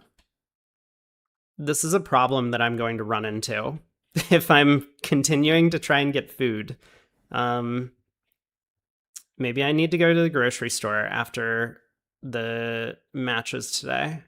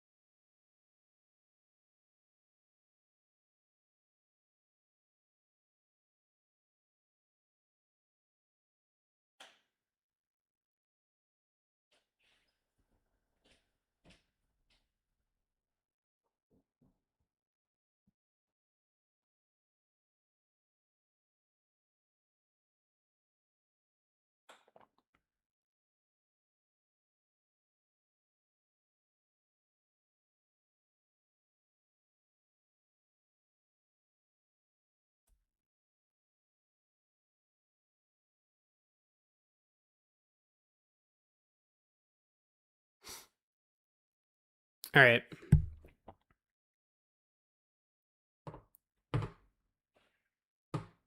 I have found something to eat. There is breakfast delivery, but I don't. But it's like basically just IHOP. There's IHOP and Dunkin' Donuts, and maybe a couple of other things. So I don't want to get the same thing every day. That's not my style. So I'm looking for a little bit of variety. I ended up going with Silver Diner, which is not exactly my favorite place to eat, but it's fine. It's a little bit of variety.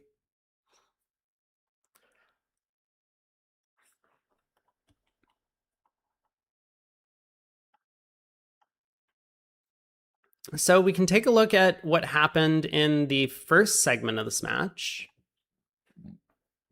Looks like an adjusted score on the second board. No double digit swings, but Bargava got off to a pretty big lead. Because what? Because of this hand. North opened 3 clubs and it passed out at this table. Whereas in the other room, North-South got to 5 hearts. I guess they saved over 4 spades, which seems like a pretty big error. So 3 clubs all pass. East led their stiff ace. Switched to spades after the suit preference signal. Got a heart ruff. And then tried the king of diamonds, which, Declare was going to make the rest from here anyway. So not much to be done. Oh, wait, Declare wasn't going to make the rest. Yeah, king of diamonds was a good switch. So now a diamond to the queen, and a spade ruff, and a diamond ruff, and a spade ruff, and a diamond ruff. Okay, but so Declare did end up making the rest anyway. You hope it's tasty? I've always found Silver Diner to be a little bit bland in their food, but that's okay. So what happened at the other table? North passed, like the coward that he is. East opened a diamond in third seat. South overcalled 1 heart. West bid a spade. North then came in with 2 clubs, 2 spades, finding the fit. South blasted 4 hearts. Pass. East bid 4 spades. South doubled. And why did North run? Huh?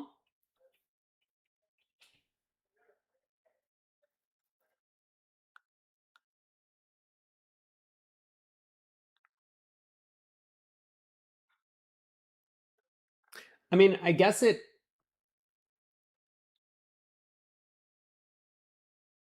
there's a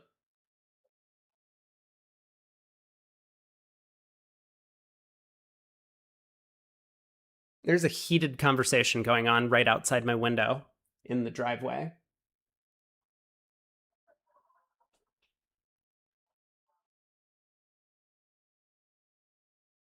Okay, well, anyway, whatever's happening out there doesn't concern me. I guess 4 spades probably would have ended up making. Are they watching the tournament too? I don't think so. I do not think so. No. So I guess this was the winning choice to run.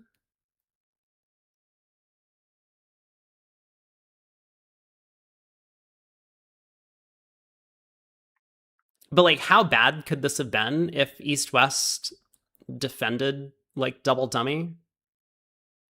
This might have been pretty bad, right?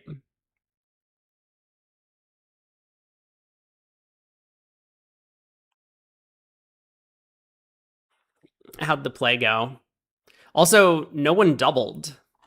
So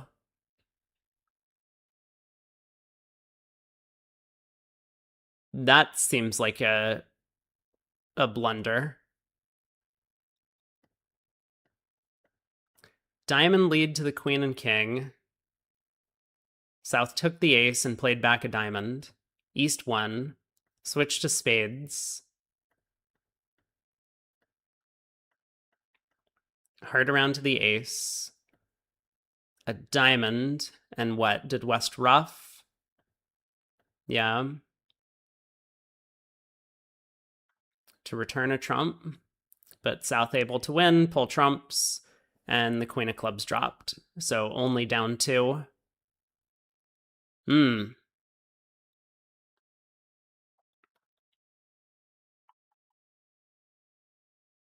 So that was a big swing. Very next board, another big swing. North got to 2 no trump, a spade, 2 diamond overcall. Blech. 2 hearts, 2 no, all pass. Spades come home. So East led a diamond, spade to the king, spade to the ace.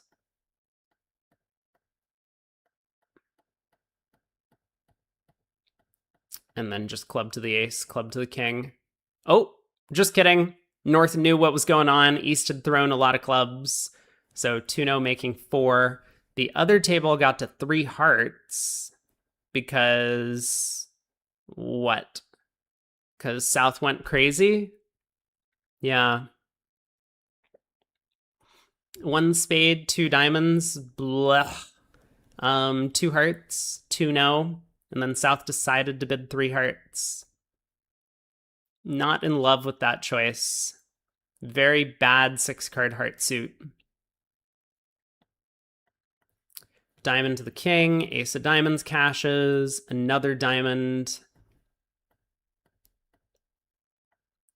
Another diamond.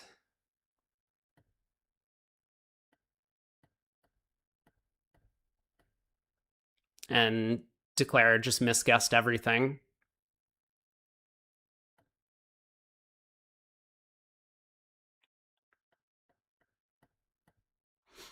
Down 2.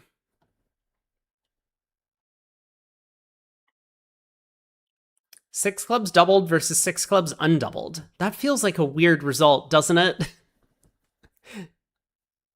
I mean, if both tables get to slam and it's not making, you would expect one of them or both of them to be doubled or both of them to be undoubled. But I guess not. So East opened 2 spades. West bid 4 spades. North came in 4 no trump. South bid 5 clubs. Yeah, so 4 no, basically like 2 places to play here. It's not just minors. So South is supposed to bid the first suit that they are comfortable playing in. West bid 5 spades over 5 clubs. Interesting.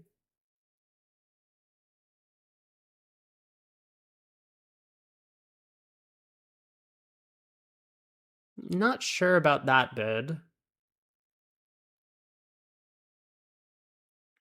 And then South bid 6 clubs, which is crazy, right? Like, I don't understand 6 clubs. 6 clubs doesn't make a ton of sense. If North had a good hand, North would double 5 spades. So South shouldn't think that 6 clubs is making. And so the only reason to bid 6 clubs is if you think you need to save against 5 spades, and 5 spades is making. But South has 2 aces, including the ace of trumps. I don't know. I'm not sure I understand the 6 club bid from South. I understand 5 spades from West. I don't know if it's good bid, but like, again, you have a lot of defense, ace, king of hearts, right? So is it so clear the opponents are making 5 clubs? Not really. But I think this is more of like an imp bid. You know, if the opponents are making 5 clubs, we better take the cheap insurance and 5 spades. Okay, what happened in the other room? 2 spades past 4 spades, 4 no trump by North. And South goes a little bit crazy, 5 no. I guess South made the assumption maybe based on table action, that West was weak and therefore partner was strong. But that was the wrong assumption. So 5 no, 6 clubs. Yeah, maybe West could have doubled this. Don't lead spades, partner.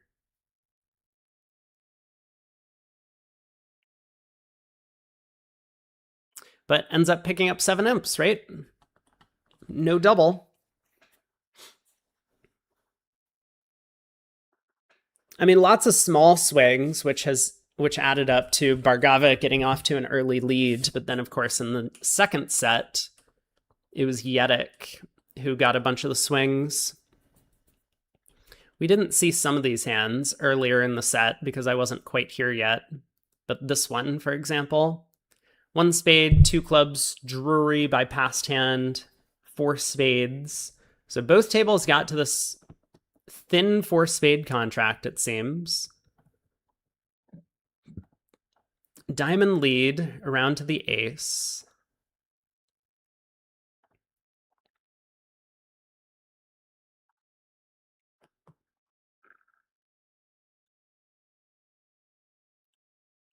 Yeah, so West needs to count their losers here. You have a club loser, heart loser. You can't afford to lose 2 spades, so you have to pick up the spade suit for 1 loser. So if you rough 2 diamonds, you have no hope of picking up the spade suit, which means you need to at least get 1 diamond discard. And if you only get 1 diamond discard, then you actually need honor doubleton of spades in North's hand. So King of diamonds, diamond rough. This has no hope of making the contract. King of clubs, heart switch. Wow. North played back a heart rather than the queen of diamonds. I guess probably doesn't have count on the diamond suit since South isn't signaling. So heart goes back around to the queen. Yeah, Declarer just wasn't even trying to make the contract, but I guess there's not much that can be done. So 4 spades goes down. What happened in the other room, though? How did they let this make? Same queen of diamonds lead. So West won, immediately played a club, makes sense. Up to the king. South took the ace, heart to the king. A club came back for a diamond discard. Now a spade. And South ducked. Okay.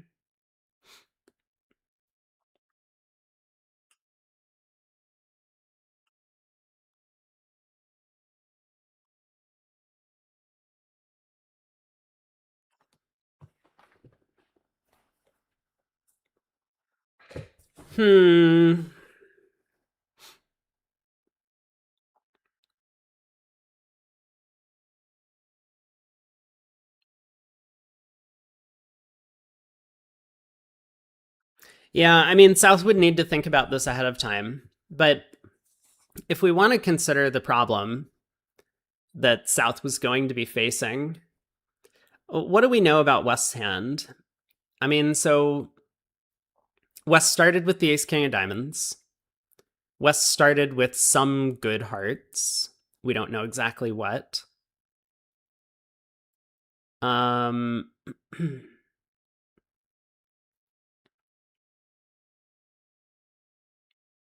West started with a stiff club.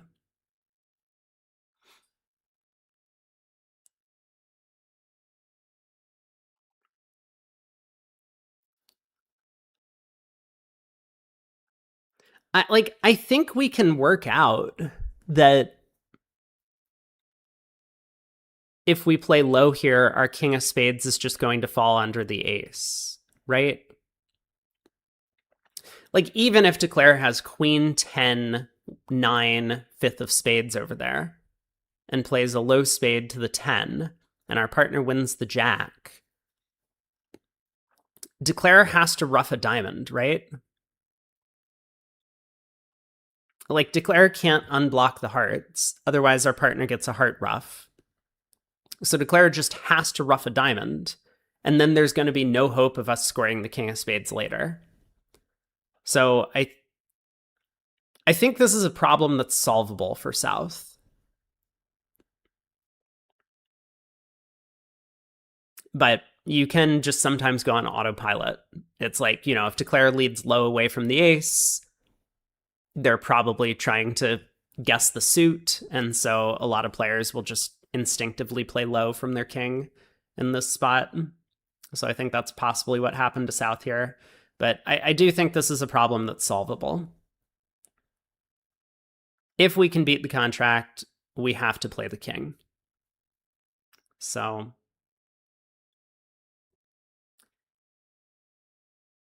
I guess that means Bargava ended up giving up quite a few imps on this board for differences in defense at the two tables and differences in declare play. But that was the big swing. I mean, really, this match has not had a ton of swings, or a ton of large swings. This is the only double-digit swing on the scoreboard, but of course that has equated to almost 100 imps being scored.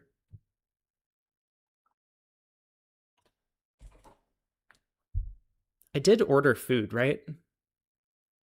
Okay, yeah, it's just taking a while.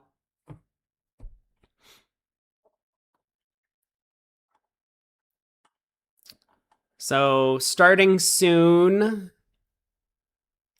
Looks like we're going to have a 5-minute delay. Hopefully it's only a 5-minute delay and not a 30-minute delay like yesterday.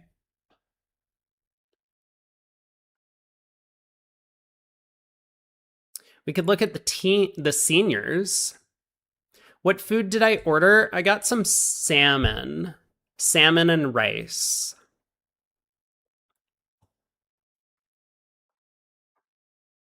Because I didn't just want to get breakfast food all the time.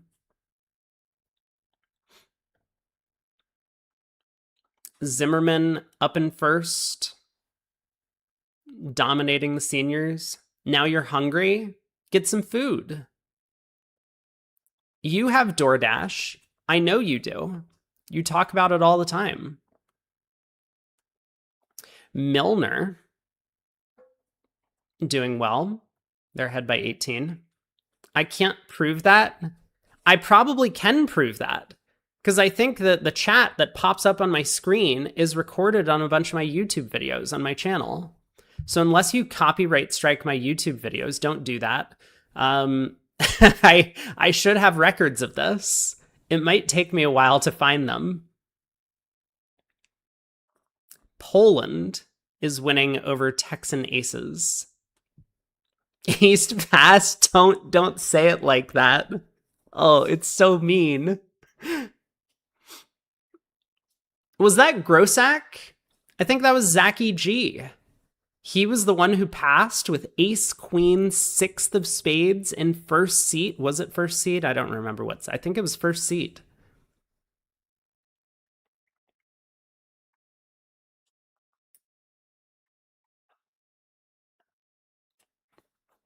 Yeah, first seat all red. What a fish. Steph says, look at the Barbados Cup match 1, board 13. Barbados Cup.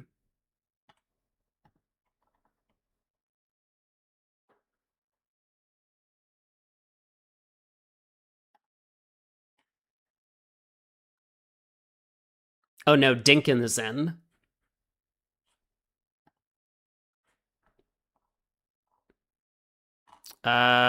This is not helping me. How do I find the Barbados Cup? Match 1, board 13. Yeah, I don't... This one? Oh, this one? This one? Someone is in 1 no trump? I mean, I also saw 4 hearts redoubled, making 1480. Like, what?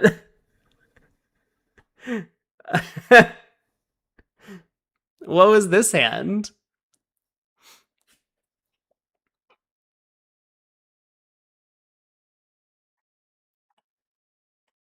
East opened a no trump. West bid 2 diamonds. East bid 4 hearts.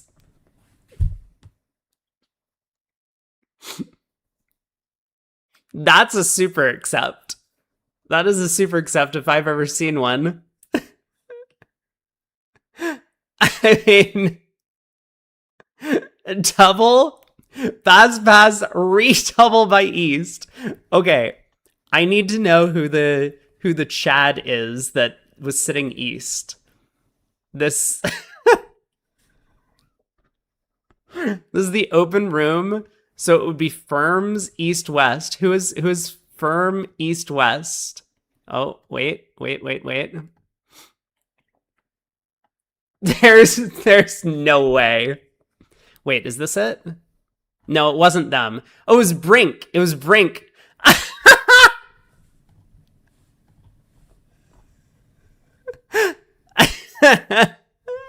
All right. No one has bigger balls than Brink. We have found out. What is this? All right. Thank you, George Brad. They're back playing. Let's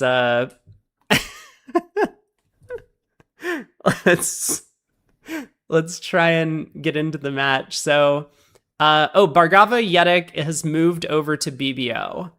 So we can watch them or Ticket to Ride. I guess we'll watch Bargava Yedic. Oh no. Bargava is back in. Uh-oh. Well, let's head over here, but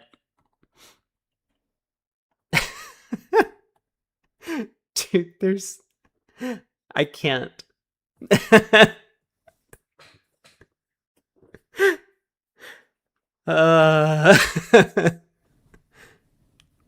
That's incredible stuff. All right, what's going on here? Lehrman only bid one spade. And Turk, you've never seen an auction like that? Get used to sponsored bridge. It'll happen. It happens more often than you think. There's a lot of bidding happening here for North-South. Why do I feel like we're already too high? Maybe because we're already too high. Are they going to make this? I guess they are going to make this. Would I bid Michaels with East? Hell yeah. Of course. 5-5 in the majors, not vulnerable? Yeah, what's the problem?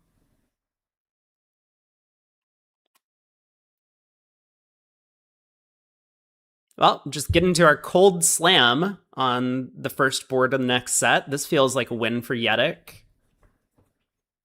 I mean, how could you possibly get to slam on these cards? North has what, a weak no trump, and South has like a strong no trump.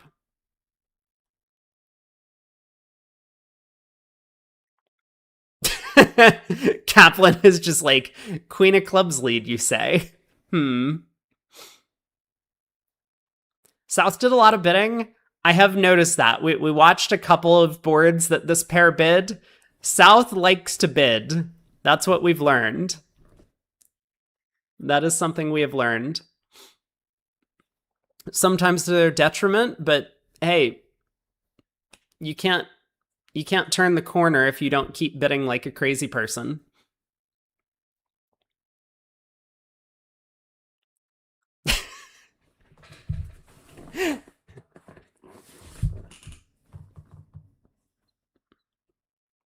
Plus 920. Well, that was easy.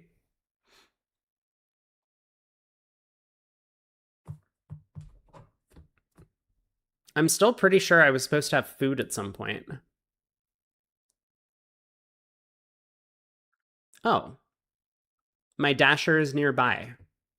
Well, that's nice of them.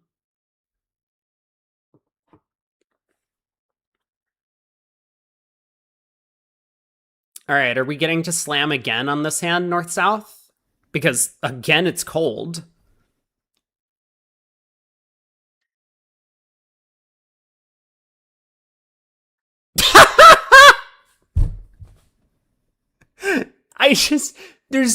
This can't be good. This can't be good. We can't be passing, or not passing a diamond, but overcalling a spade on the previous board, and then opening 3 clubs on this hand. We can't do that. That's not how you bridge. You don't just, like, massively underbid on your Michael's hand with 5-5, and then you're just like, yep, 10-6, 3 clubs. Okay, I'm gonna get my food. Be right back.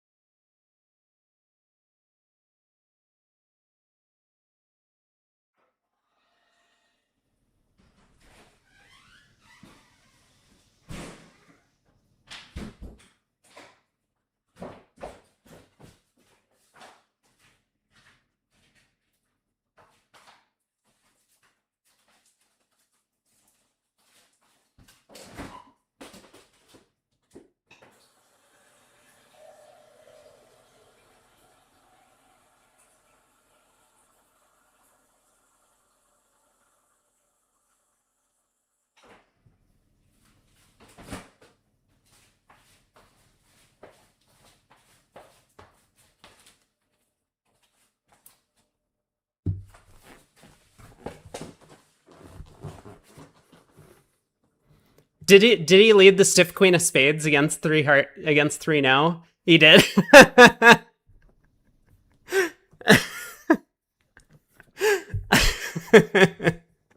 That's so good. Oh no. All right, 10 imps came through on the first board. North South got to 3-0 in the other room. That contract made. Imagine if we had another slam swing on board 2, because in the other room they played 6 hearts from the right side. That would be epic. 3 slams in a row? Oh no. There are 3 slams in a row?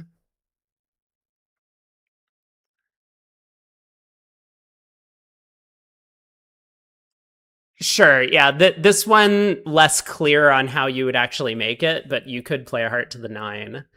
I mean, that might be the best play. Probably not, though.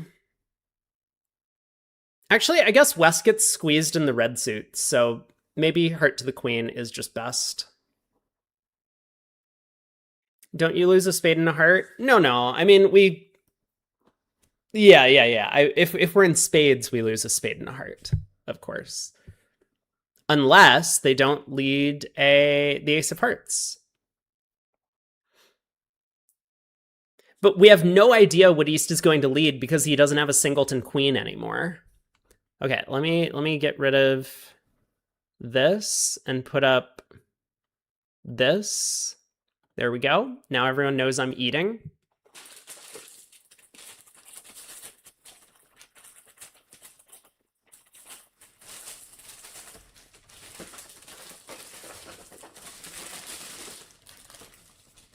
They didn't give me plastic silverware? All right, be right back.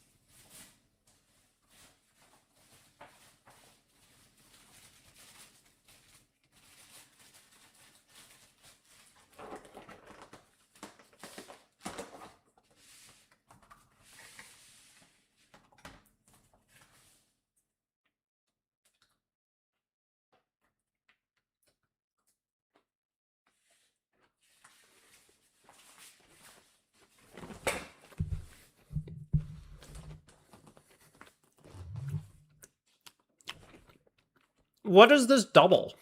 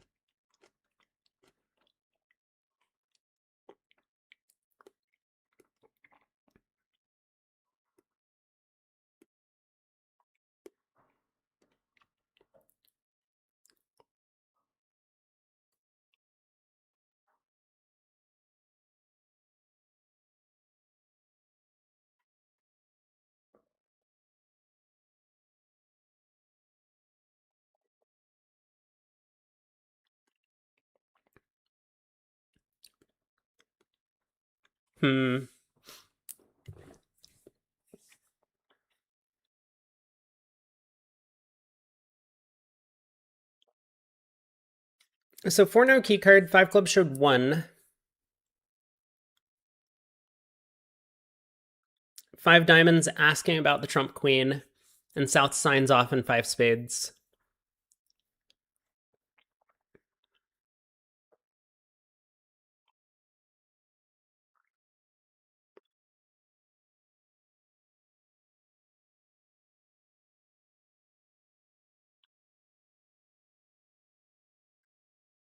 I think Kaplan might. Yeah. Okay, he does just pass. He was probably thinking about 6 no. But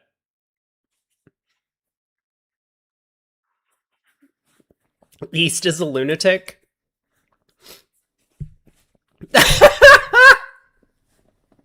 Dude!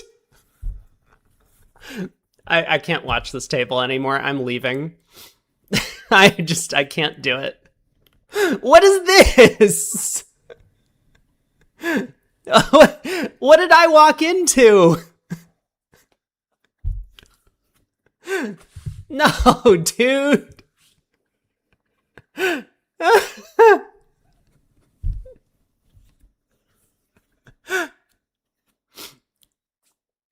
Oh no.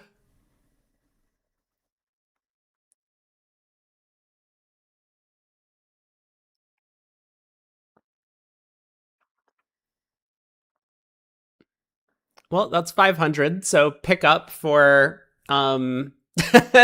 pick up for who? Yedik, I guess. Good save against the slam. I mean, good save against the game.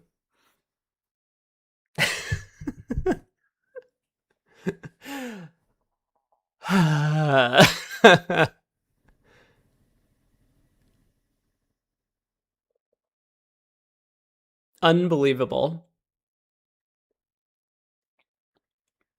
I mean, 4 clubs is definitely the right bid over 3 hearts on the west hand.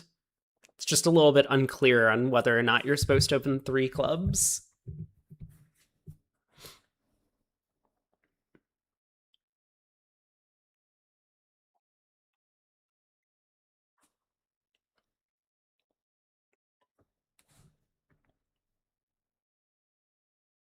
So are they going to get to 6 no trump here? Probably not. I don't think there's any chance they get to 6 no trump on these cards.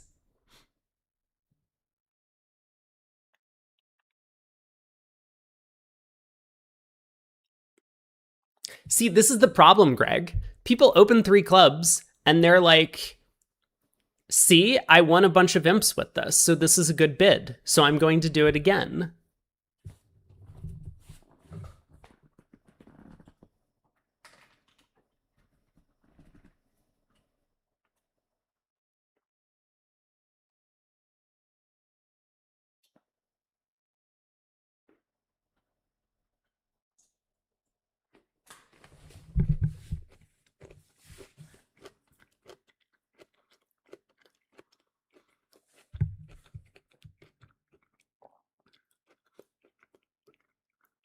We switched tables because Lehrman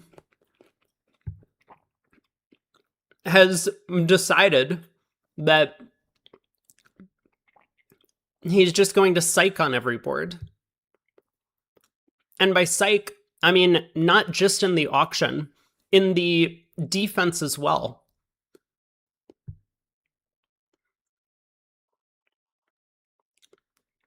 And I have no idea why. He probably got triggered from board one. Yeah, that guy needs to learn how to like control his emotions. I don't know what's up with that. You would think at some point you learn how to do this as like a human being, but maybe you have to like step away from the game of bridge to do that.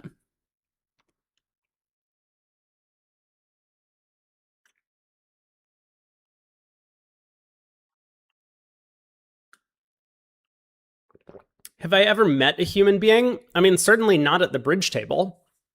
That's a good point, though.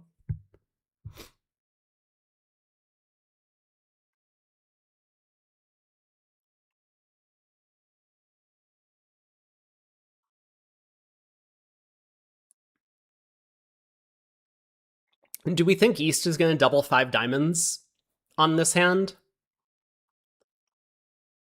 I am going to lose it if East doubles 5 diamonds. We're not watching this match anymore.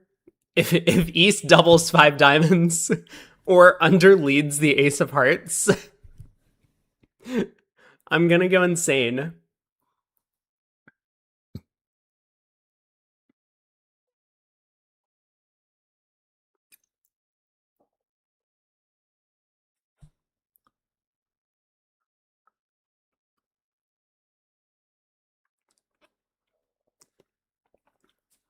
Like, you don't have to psych every single hand. You especially don't have to psych when the match was even coming into the set.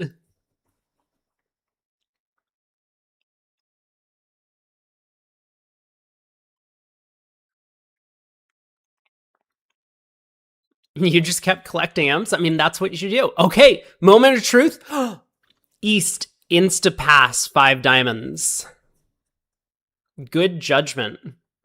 5 diamonds redoubled is an interesting contract.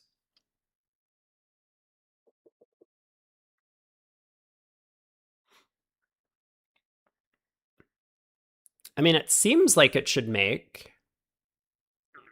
but maybe a club lead beats it or something.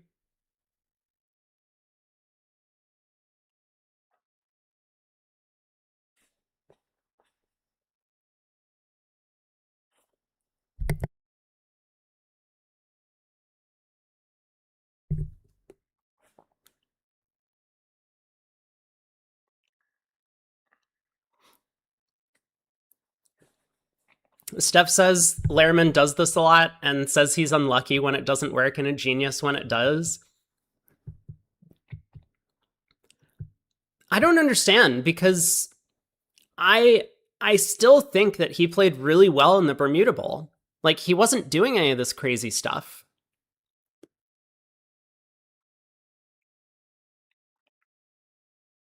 And I do get the tendency, if you're playing with a much weaker partner, to like be a bit more creative in your decision making. So that I get.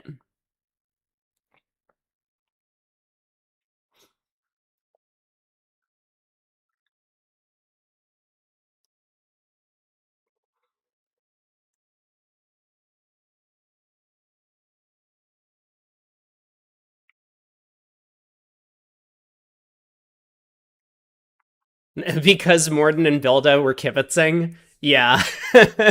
that could have added to it.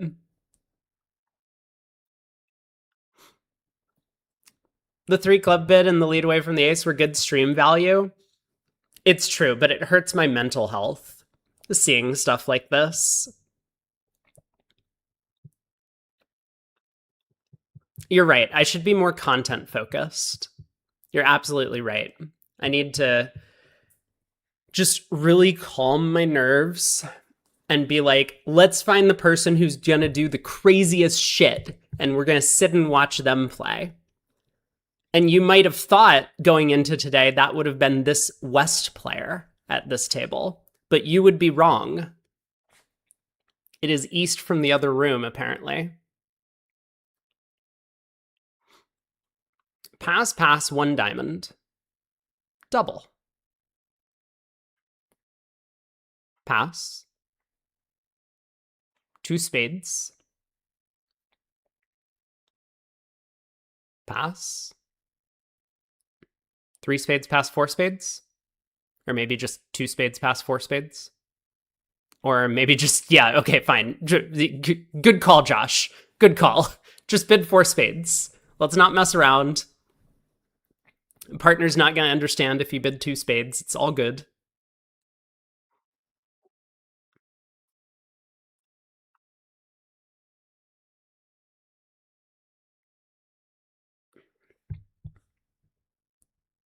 Yeah, Judge G says that if you think your team is the weaker team, then trying to be more creative, psych a bit more, can be a winning strategy, or it can be a strategy that increases your chances of winning the match.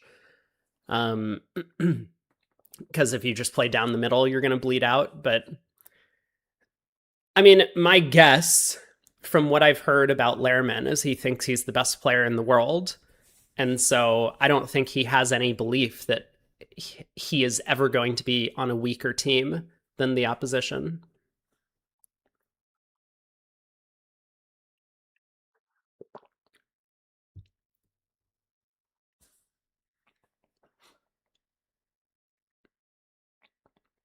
Diamond rough.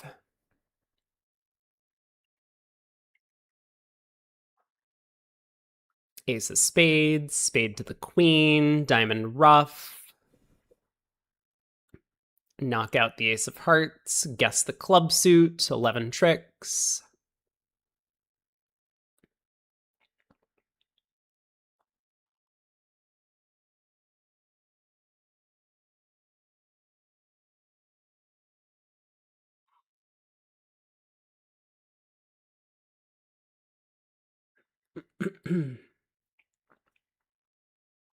So flat board. Two flat boards back to back. All the excitement is over.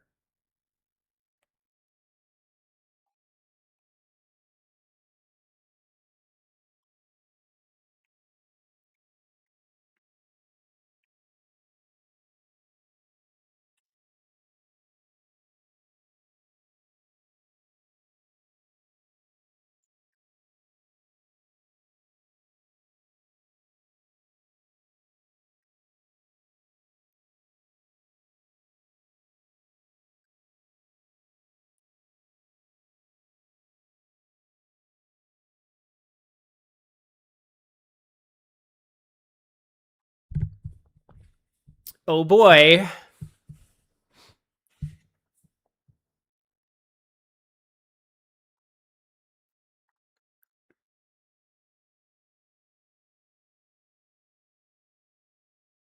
Steph says, what if Zach and Zach and Christian played at the same table? Scientists have been trying to generate artificial black holes in laboratories for quite some time.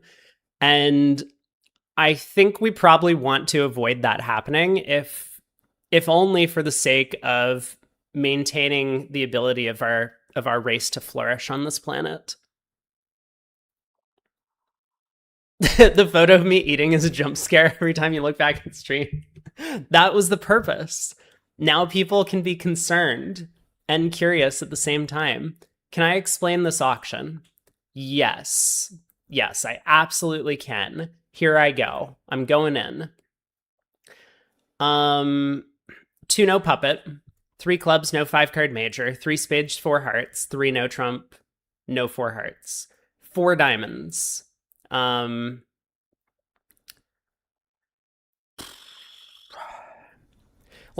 West just needs to start making forcing bids. West has a 19 count ups that a strong no trump, so he's fishing around for a fit.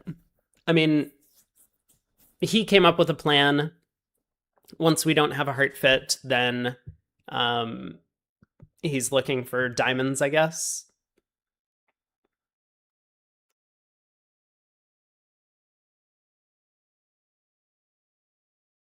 Or maybe this is artificial. It looks like there are some alerts, so I don't.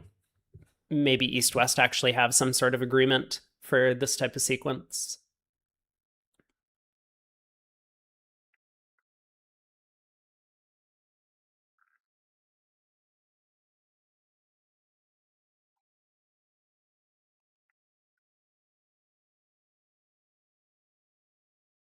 I mean, is West going to be able to stop?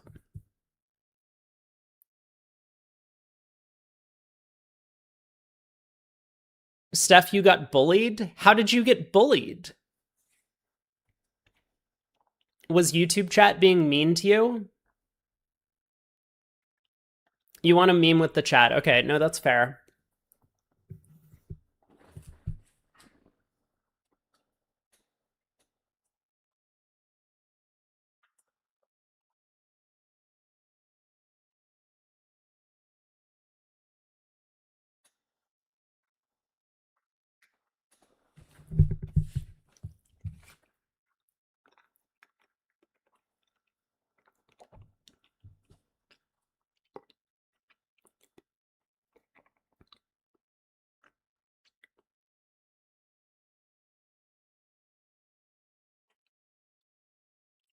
I don't know what's happening anymore.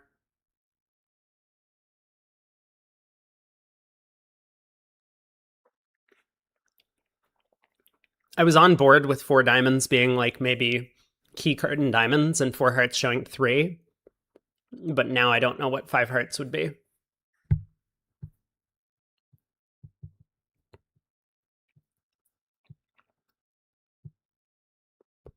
I mean, I think Zach is just going to throw his hands up and bid like 7 diamonds or something. Yeah, like that's exactly what I thought was about to happen. I wish I knew what was going on with like the 4 diamonds, 4 hearts, 5 diamonds, 5 hearts thing. Oh, Greg thinks 4 diamonds is natural and 4 hearts is key card. Okay, hold on. So 4 hearts key card for diamonds, 5 diamonds showing 2 with. 5 hearts confirms all the keys, 5 spades, 5 no trump asking for extras, and then 7 diamonds, yeah.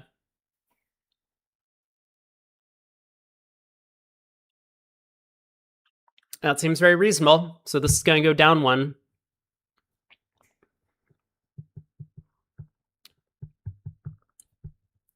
Now, this is probably going to be duplicated if Larriman is still doing his thing over in the other room. Like, if he hasn't calmed down. Yeah, see, Greg, that's what I was getting at. That, like, if 4 diamonds is natural, I mean, West has a 19 count ups at the strong no trump. So, what do you want to do in these slam auctions? You need to find a fit somewhere. That's something that you want to do.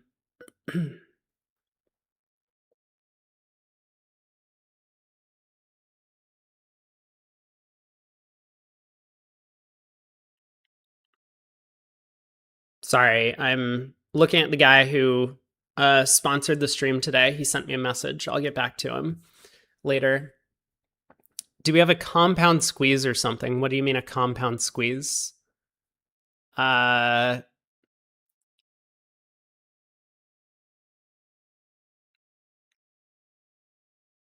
squeeze? Well, no. I mean, the problem is just that, like, North has the king of clubs.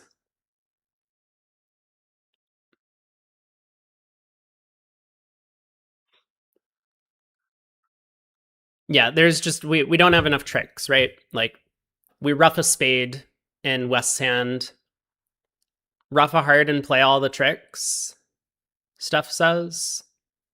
Oh, we could do that. That's true. I was looking at rough a spade.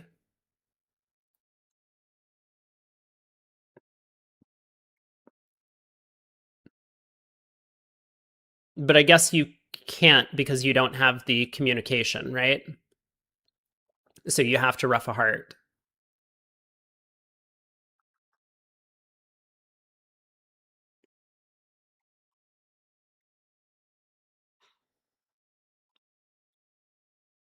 Well, okay.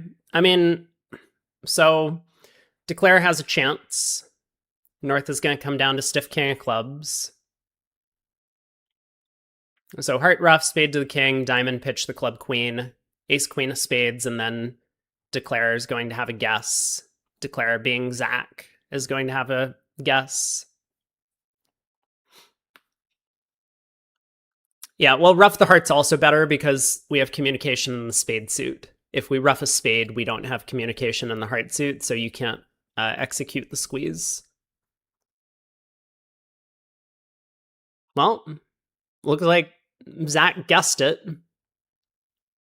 He led the queen of clubs, knowing that South would always cover with the king. And so now queen of diamonds. North gets squeezed. Well done.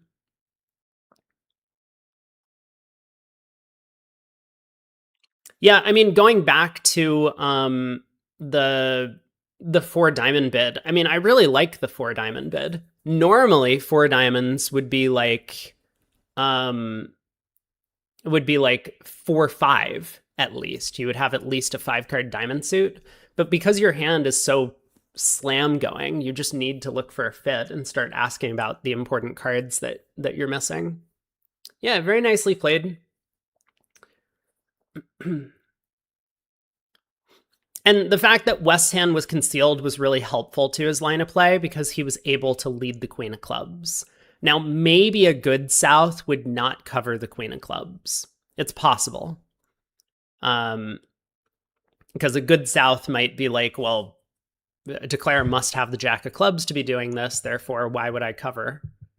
They could count up to 13 tricks, but still pretty difficult. So, huge result for Yedick there. I mean, maybe it gets duplicated. I do expect them to be in 7 diamonds at the other table, but who knows where they're going to end up. No, 17 imps. Oh, well, I was right. They were in 7 diamonds. But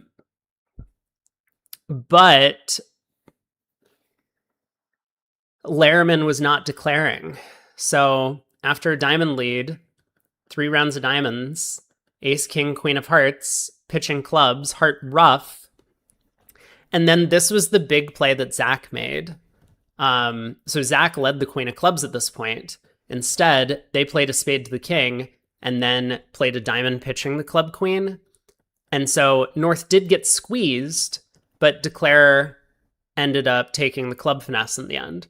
This is what Zach would have done, but he was able to effectively take the club finesse early by leading the club queen off dummy. So, you know, I think this was the big play in the hand on this very trick where Zach ended up leading the queen of clubs. And so because his hand was concealed, South very likely to cover the king. So he knew that the king of clubs was offside. Yeah, kind of definitely a very cute hand. So, like, I think the other room Declare did kind of the right thing. They just didn't come up with this like extra information gathering play. And that's something that comes natural. The more experience you have declaring contracts and the more experience you have playing for squeezes. 1 spade, 2 diamonds. I don't know. I mean, you have 3-card spade support and a good source of tricks and diamonds. Like, maybe it's late, but you don't really have an alternative. I mean, playing the 2/1 style that most Americans do, it would probably be a spade and no trump semi-forcing on the North hand. Wouldn't you want the women and men in the same seats? So a lot of the competitions, they do have that rule enforced. I don't know why it's not enforced here, but I do think that it is probably because people view it as like being sexist to force the men and women to sit in the same chairs.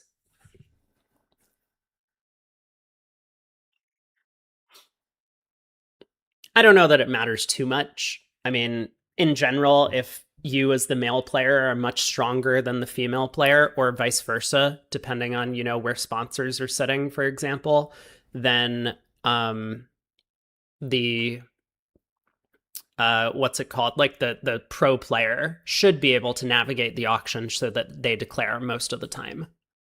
So isn't the fact that there's a mixed event sexist? I mean, I guess that's a fair point. That is a fair point. do we have another slam? Is that what's happening here? Six spades is cold.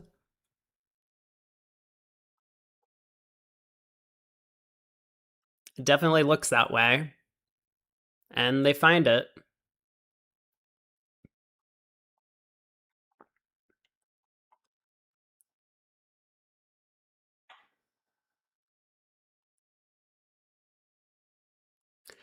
Trump lead, and this is just going to be, well, this should be easy. I mean, Declara should just like give up on the club finesse, like not worry about doing that. Like ace of spades, ace of hearts, heart ruff, ace of diamonds, pitch a heart, pull trumps, and then just knock out the king of clubs. You want to watch Laramon blow up because there have been so many slams?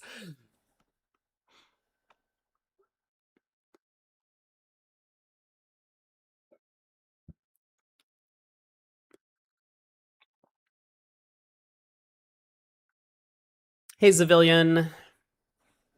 You know, maybe we can even do better than this plan.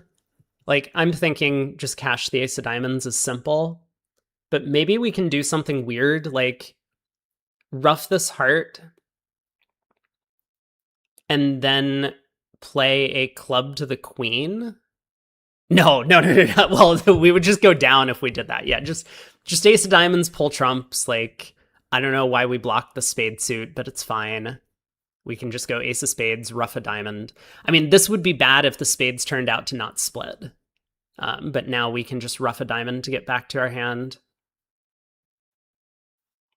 Did you miss some nice things? Yeah, there have been quite a few fun deals at both tables. Just looking at the scoreboard. Couple slams that were even missed. Oh my god, we took a club finesse. Oh my god.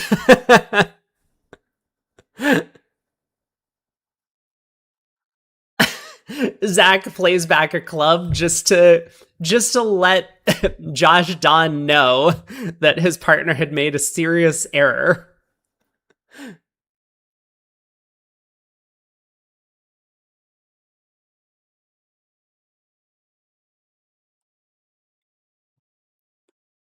But 12 tricks.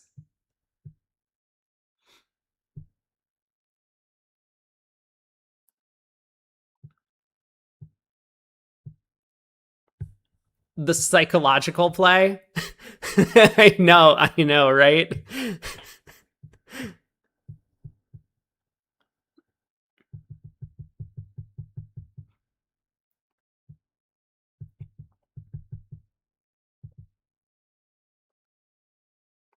Is South going to preempt in diamonds? Side 4-card major.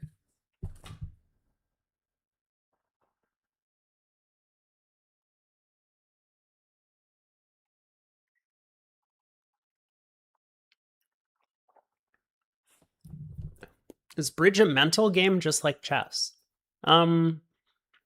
See,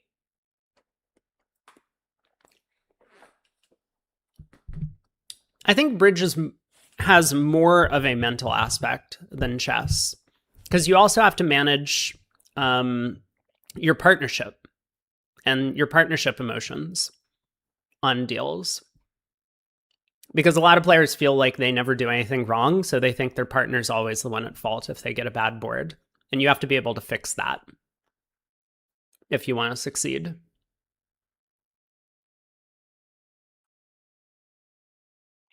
South passes, North opens a no trump.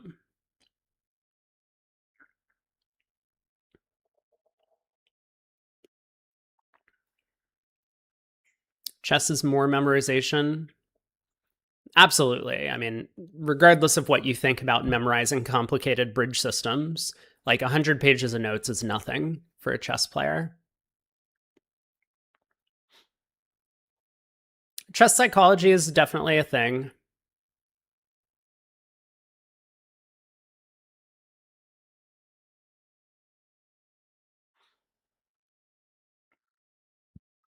Southbid Stamen is going to find a heart fit.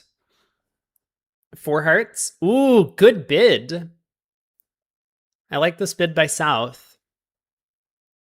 Maybe a little thin, but chasing these vulnerable games.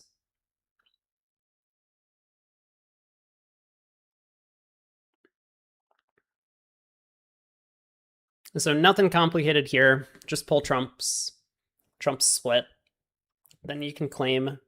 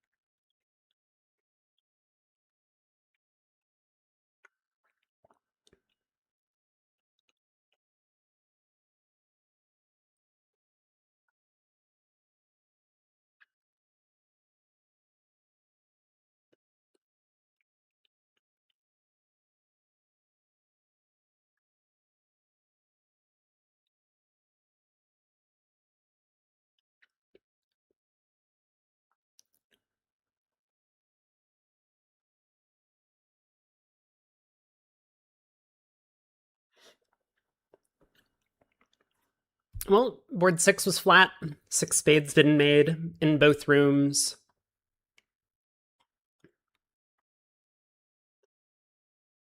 One spade, 3 clubs. I wonder what 3 clubs is by North at the other table.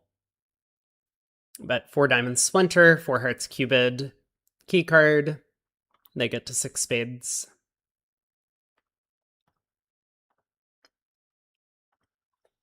Halfway through the set. And no more slam hands. Well, that's got to be disappointing for someone. East opens a club in third seat. Coward.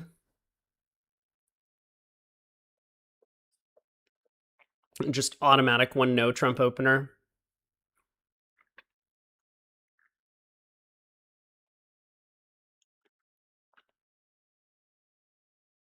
So club and no trump from Grossack, probably. All pass.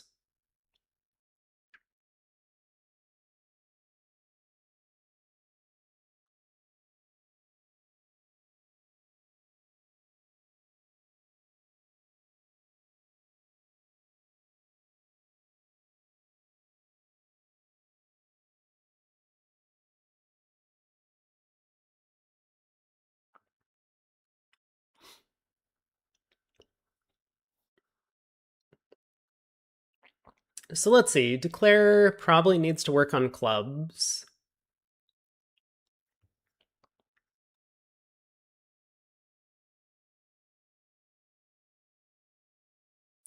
Or spades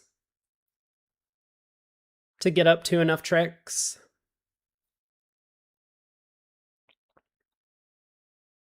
Yeah, I'm not really sure. Oh, he ducks the first heart. Interesting.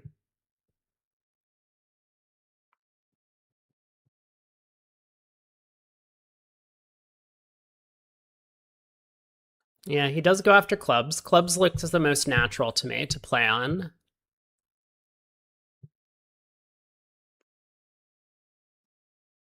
So South will win, play another heart.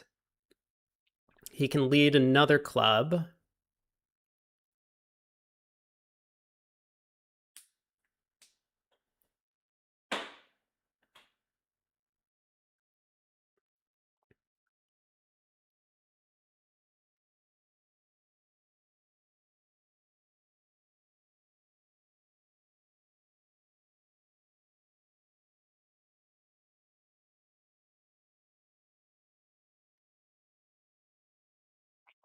Maybe.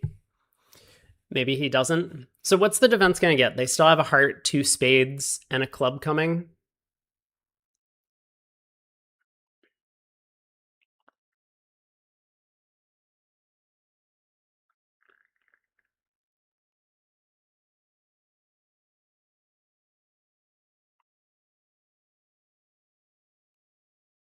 So if we get a spade switch, then dummy just gets unplayed to lead away from the queen of clubs. Yeah, so South can just go queen of spades, ace of spades, diamond. Then again, that's going to require South to be thinking about what's going on the hand. So queen of spades, ace of spades is pretty obvious. But yeah, South needs to play a diamond. And South plays a spade. So diamond hook, contract comes home, defense is hard.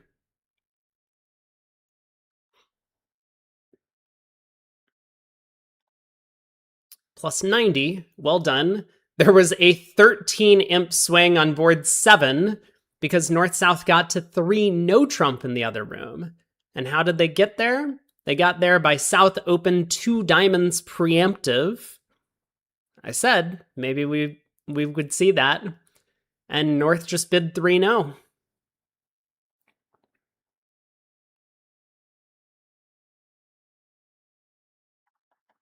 Spade lead, spade back.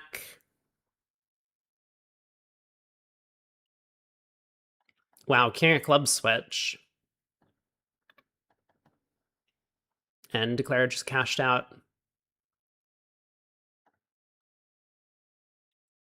Okay, well, that is a pickup for Bargava.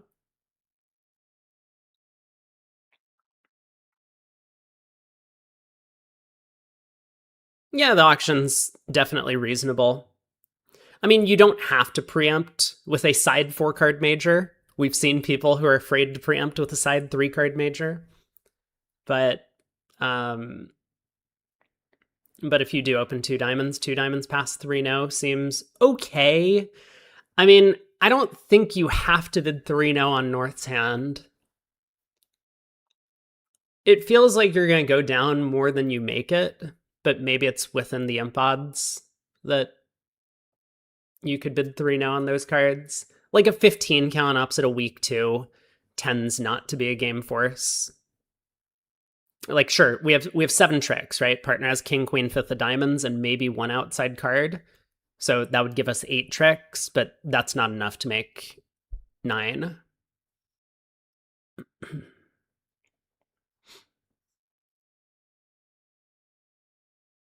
So it feels maybe thin. Maybe 2 diamonds past 3 diamonds or something. We've seen what people are passing vulnerable. Remember when East passed? Oh no, this is going to be a meme. We need to have like a chat command for exclamation point pass. And it's just like a link to this hand.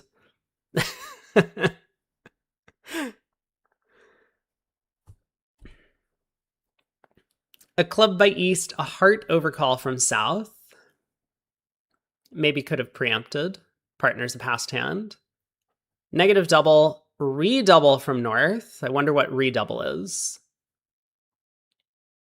1 spade by East.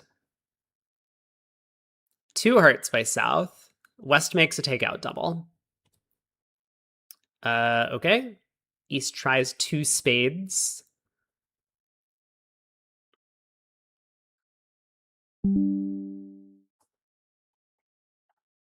Whoop. Windows notifications.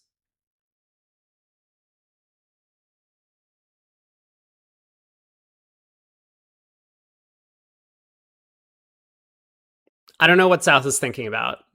South is like deep in the tank about whether to bid a 3rd time.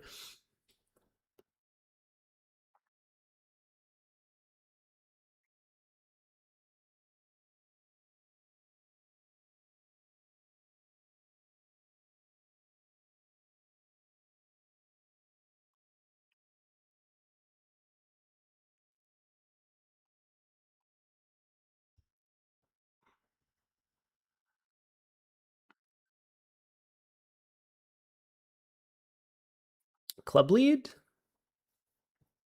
Club lead makes sense.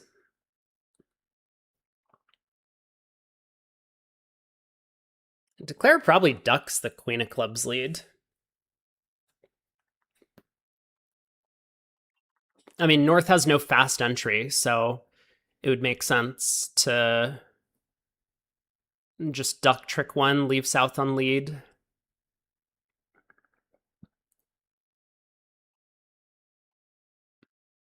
Oh, but okay. You know, South has not been to the Lehrman school of bridge, where when we have a singleton queen, we have to lead it at trick one, no matter what the contract is. And I mean, I think leading a singleton makes a lot of sense here. We have possible trump control, and it's a suit contract.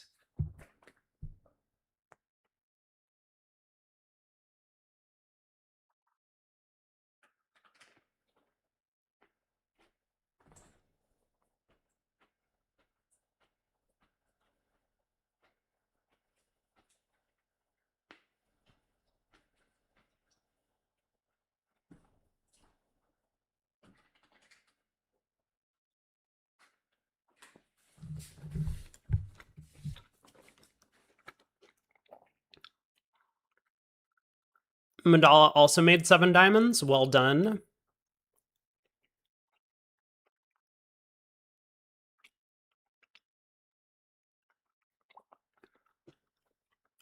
Was he playing it from the west or the east?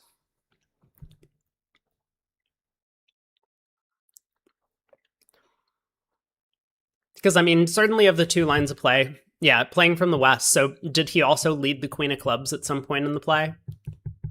I think that's the key play on the hand. Because for most of the players in this event, at least many of the non-sponsor players, they're going to understand the squeeze plan. And so they're going to be able to do what West did at the other table here, which is cash your tricks and ditch the queen of clubs to unblock the club suit, and then cash spades, count the spade suit, and then take a club finesse, which is going to be kind of like your small extra chance of making the contract. But leading the queen of clubs is kind of the key play, because that lets you know the king of clubs is offside early. And then you can play for the squeeze.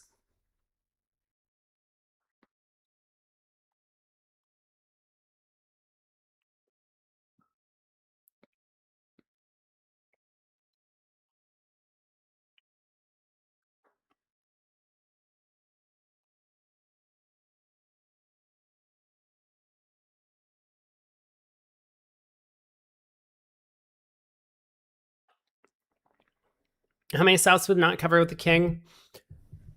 Let's see. So how did the play go up to that point?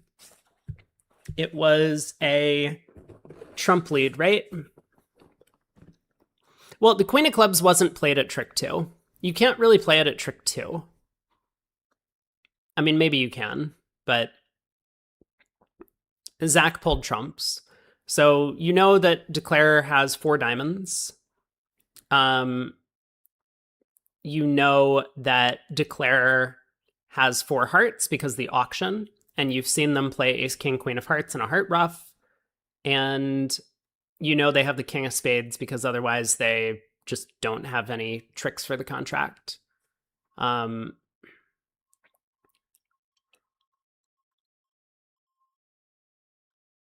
So I think you can work it out as South to not cover with the king. Well, Steph, it's not that stiff king is not an option. The opponents could be squeezed out of the king of clubs and the 4th spade, right? Because as South, you know that if Declare just has ace third of clubs, their best line of play is to cash the ace of clubs and then play a diamond, squeezing someone who has the king of clubs and 4 spades.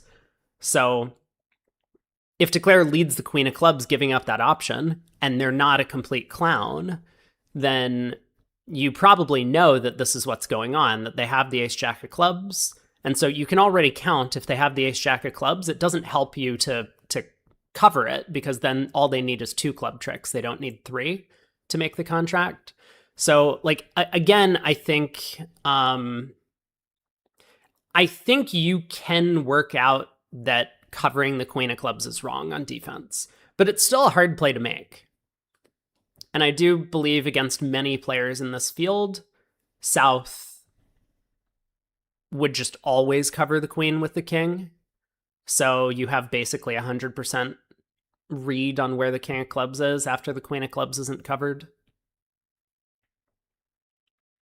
But if you are paying attention on defense and counting carefully, which you always should be, especially if the opponents are in a grand, and especially if you're on a pro team, then you should be able to work out not to cover the queen of clubs, I would say. But it's hard. I mean, it's really tough. Like, you, even if there is a theoretically correct thing to do, you can't always do it in tempo at the table. So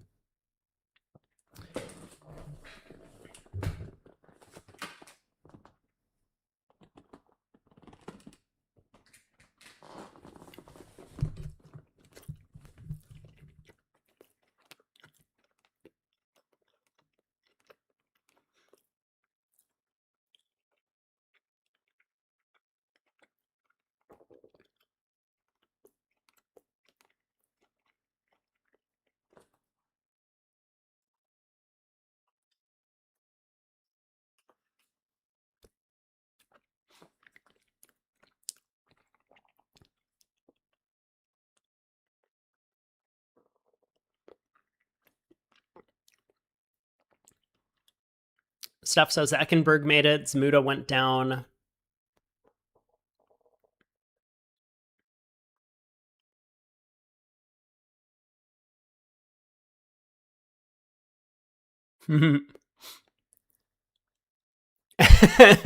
That's really funny, Greg.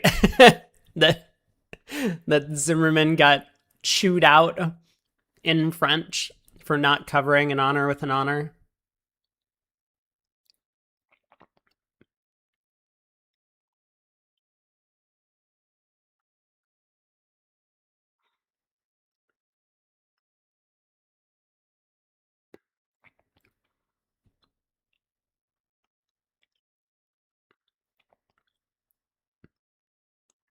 Like, what I guess what I would say about it is that on the line of play that Zach took, which is the table we watched, and I imagine is probably going to be the line of play that a lot of players would take, South gets enough information to know that covering the queen of clubs is wrong from an expert standpoint. So but just because you have enough information to make the right play doesn't mean that you're going to make the right play, even if you're an expert. Like, there's so much that you have to think about at the bridge table that even if you get all of this info, you just cover the queen with the king, right? Because that's how you play bridge. So I think even for like expert players, even though they should theoretically come up with the decision that covering the queen with the king is wrong, they would probably do it anyway most of the time. Draver went down. Ooh. Well, it's a good thing that they aren't on Team Zimmerman anymore, right? Otherwise, Moulton would be yelling at them too.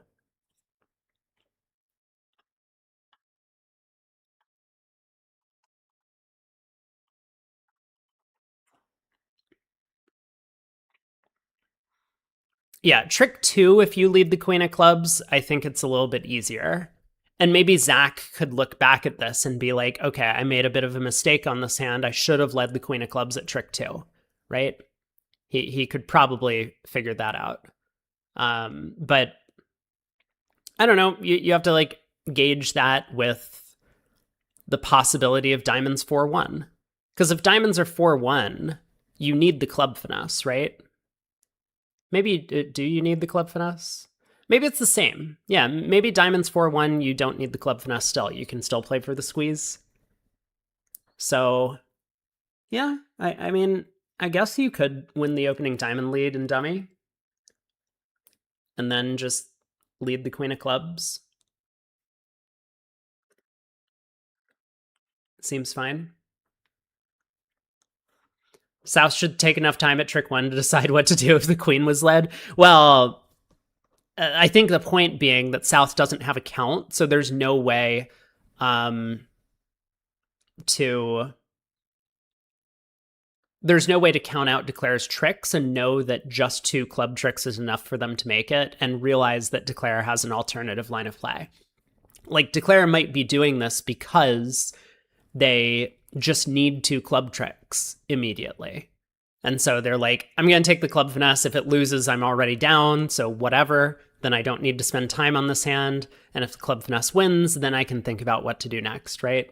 I think a lot of declarers would play the hand that way. So yeah, at trick 2, South probably would 100% cover. I mean, yes, Greg, 0 is a single-digit number. You are correct about this. 0 is good. Like, look, I mean, technically it costs, right? North could be void in clubs. So, in theory, if you lead the queen of clubs, North might ruff, right? So that would be a silly way to go down in the contract. But yes, and it's probably close to 0%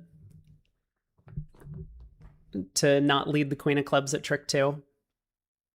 I'm gonna be back in just one sec.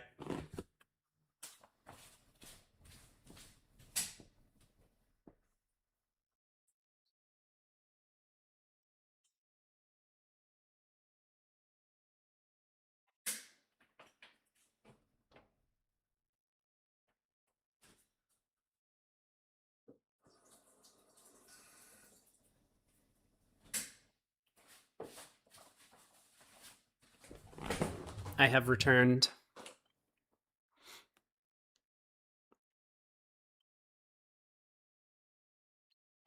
Yeah, if clubs were 7-0, Moulton would be very angry. So pass by South, a heart by West, spade overcall, negative double. So 3 hearts mixed, probably available for South. That seems like a pretty natural bid to make. 2 no trump. Okay, so South decides to treat it as a limit raise.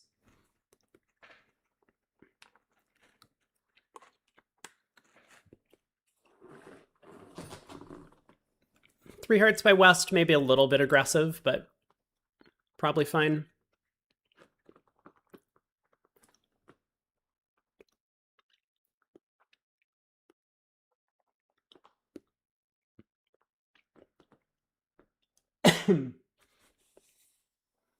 North bids 3 spades, and South a passed hand, so North doesn't think there's any chance at game.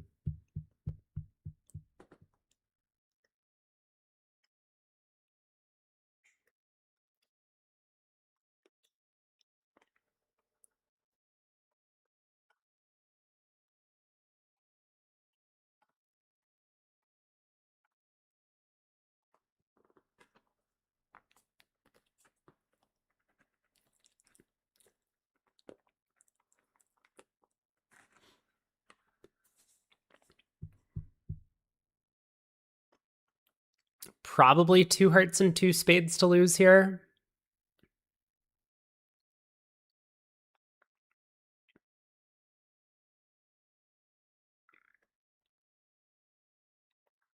I mean, not entirely clear that Declare won't pick up the spade suit, but 3 spades doesn't seem to be in any danger. So I guess we'll just have to see if they manage to get to game in the other room.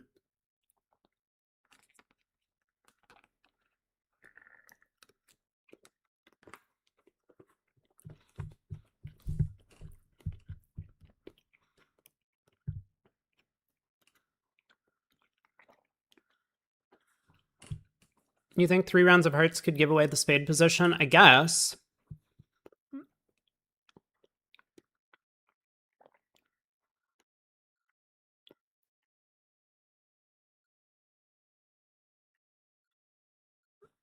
mean, I think East is switching suits. So West should have given a suit preference signal here on the Queen of Hearts, because this could be a singleton. So West probably should have played the 2 of Hearts as suit preference. I mean, unless you're Zach Grossack, who just likes to false card at every opportunity. So I expect a club switch from East.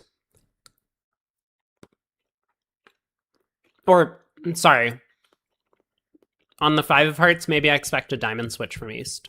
But this should be a suit preference signal at trick 1. You wonder if middle is encouraging? It could be. Yeah, it could be.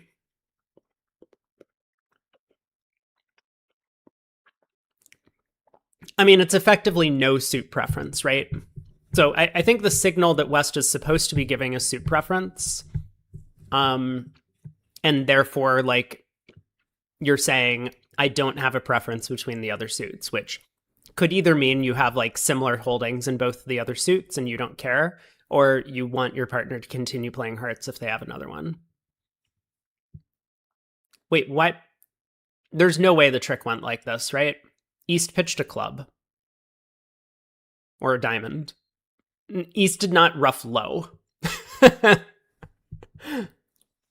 Yeah, I think it was, okay, a diamond.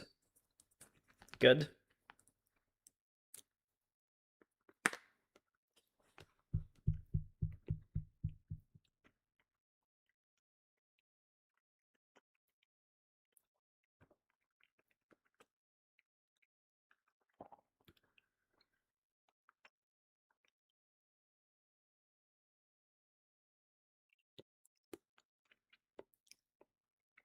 There's no way East is in the tank on this trick. There's no way. You gotta think about this ahead of time. Like, the trump suit is one of the things that you always, yeah, Josh, okay, East gave the show away.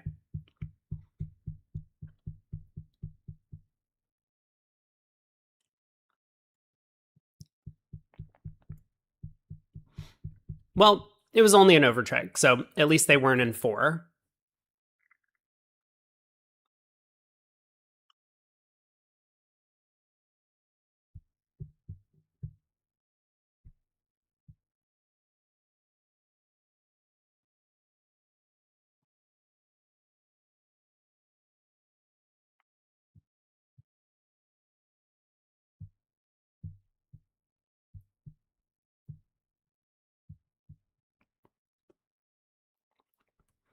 Andrea said one can think from ace queen third, but I don't think people, I'm pretty sure people don't think from ace queen third. That's the thing.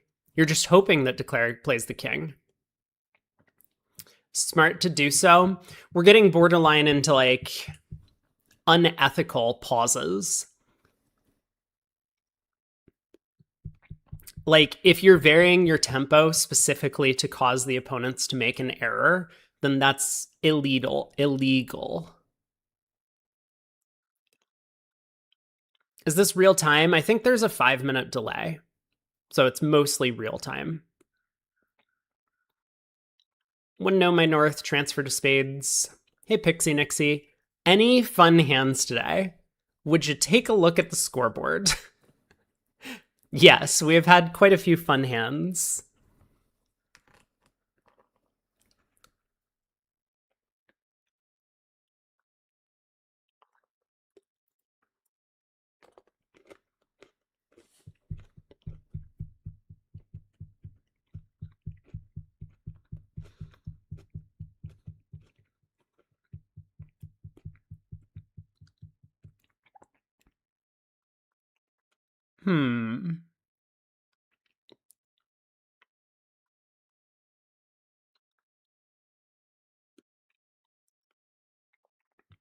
What to do here, trick 1?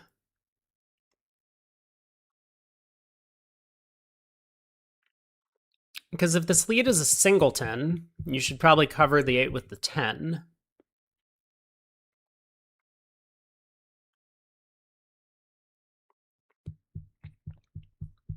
Garbage Man asked, did I see any results from the Philadelphia Regional earlier this month? I did not.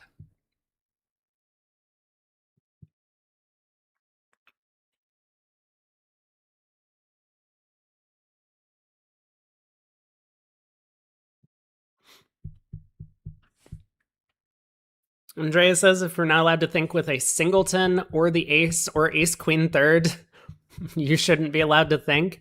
Well, I think the point is that on defense, okay, you're allowed to think if you have a problem, right? But you probably shouldn't be thinking most of the time on defense because your tempo gives things away to declarer. And so you should plan your defensive plays ahead of time, like especially in suits that it's going to be common for declarer to lead. So if you have a declarer is very likely to pull trumps when they get the lead. So the trump suit is one of the situations that you should always be ready for. I mean, if declarer plays a weird side suit that you weren't expecting, sure, pause and think about what's going on at that point because something weird is happening. But yeah, I don't know exactly how the rules work on these things. Okay, so declarer did get the diamond suit, right? Which is a big win. And now what? I mean, still a lot of work to do on this hand.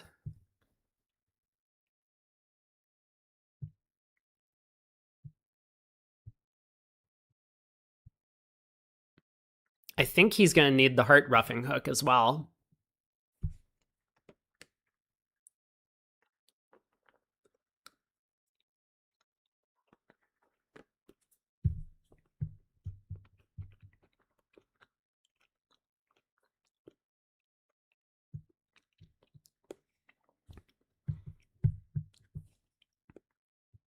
Like, declarer can make this, but he's going to need to be very precise and play the hand mostly double dummy to do so.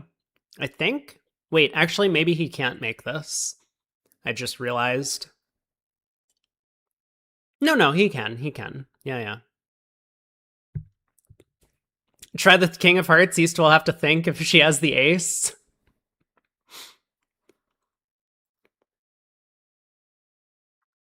I mean, again, it's going to be one of those situations where you want to have thought ahead of time about your decision as East, right? Like, declare is giving you a lot of time to think right now. You don't just like turn your brain off and go to sleep and wait for declare to play a card. And then when declare plays a card, now you start thinking about what's going on the hand. You want to be actively thinking and using the opponent's time to try and come up with your choices. So East might not be thinking about the King of Hearts play, but East should be thinking about, what do I do if declare leads a club? What do I do if declare leads a spade, right? Okay, great. So East made a choice. King of Hearts was led. East chose to play low. Very good. And that's what should be happening.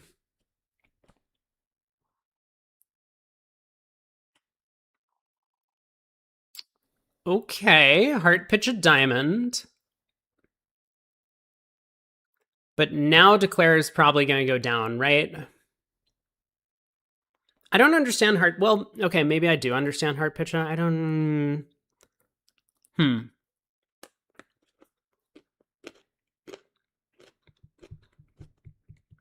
Yeah, I think Jadon still believed the diamond lead was a singleton.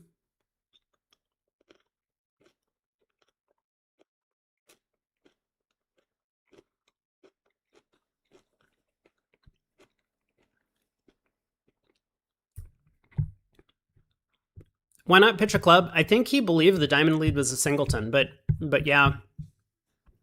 It seems like a pretty big error. And obviously now there's just no play for the contract.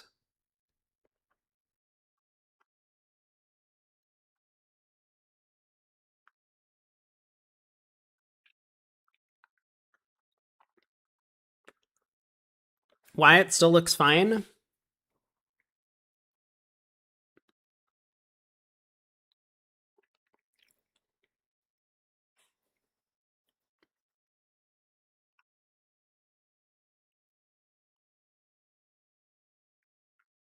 I mean, I don't know. I don't think I'm missing anything, but maybe I am. Declare just has too many club losers. Yeah, 2 rounds of spades would have beaten the contract from here. This seems fine though, right? Like the defense is still going to come out on top because East can just overruff the 4th round of clubs. So club ruff, heart ruff, club ruff, East overruffs, and West has 2 more trumps.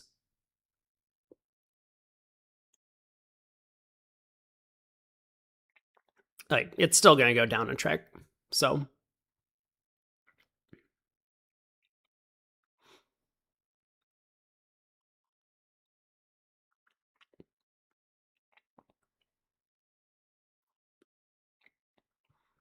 I mean, Declare would have needed to be careful if he wanted to make the contract by pitching a club on the heart. Pitch the club, king of clubs, ace of clubs, club ruff to eliminate our club loser, and then take a diamond finesse. And if he got in the back of his mind that the opening diamond lead was a singleton, maybe based on the tempo that it was selected in, then he just had the wrong picture of the hand, so he was never even thinking about that line of play.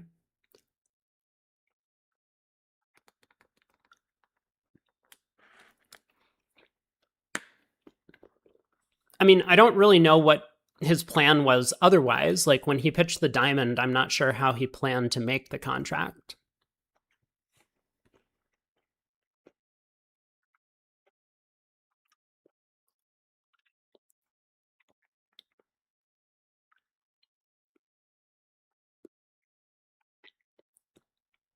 Swap to the other table, see how Adam plays it.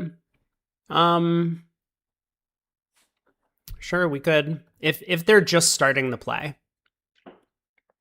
They got a club lead, not a diamond lead. So I mean, like, I do think a lot of this hand centers on what the opening lead was. We'll come back to this. We'll stay here for a moment, the table that we had been watching, but we'll take a look at what happens in the other room.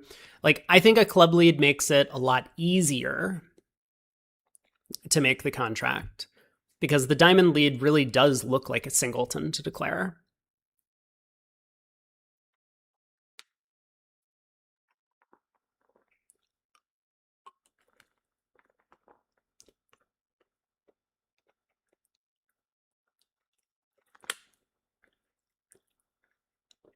I'm trying my best to eat.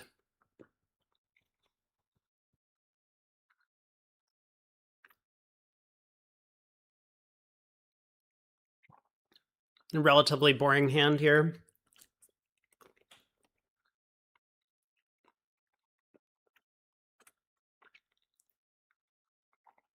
All right, 4 clubs, 5 diamonds, 10 tricks.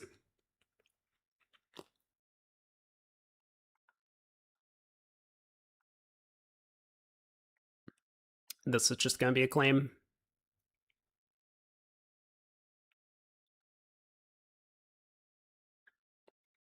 Last board at this table for this segment, and then we have one more set.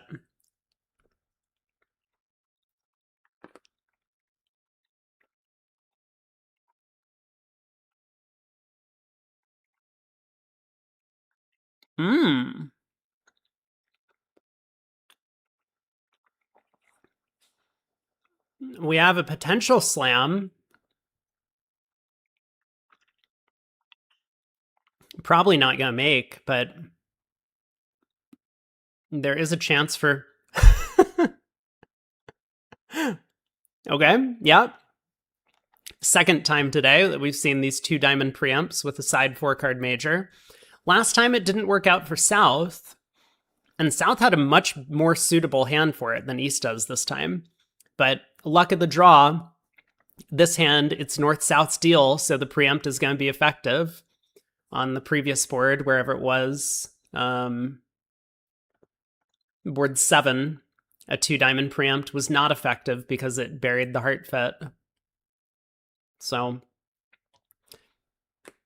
if we're talking about unlucky, this is what I would call unlucky.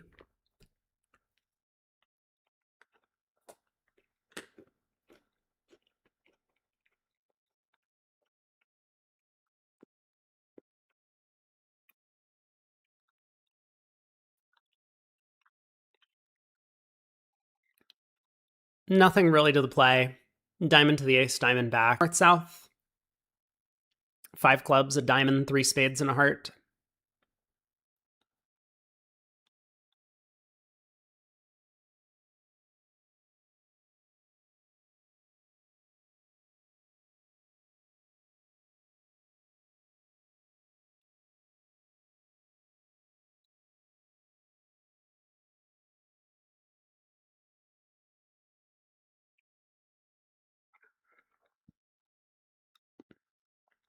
Throwing hearts from the south hand is a mistake for sure.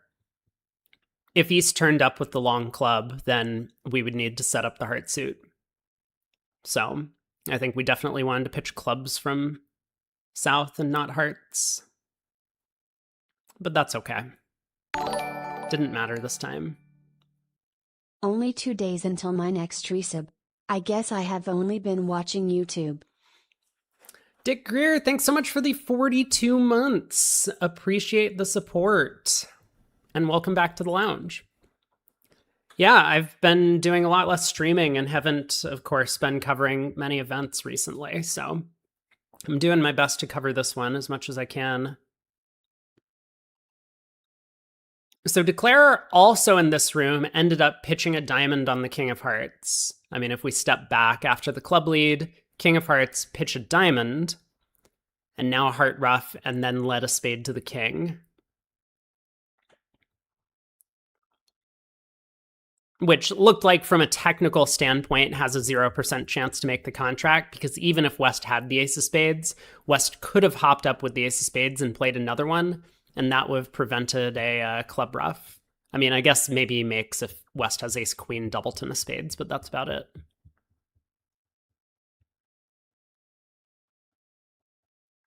So another line of play that I guess we could say has like effectively a 0% chance of working.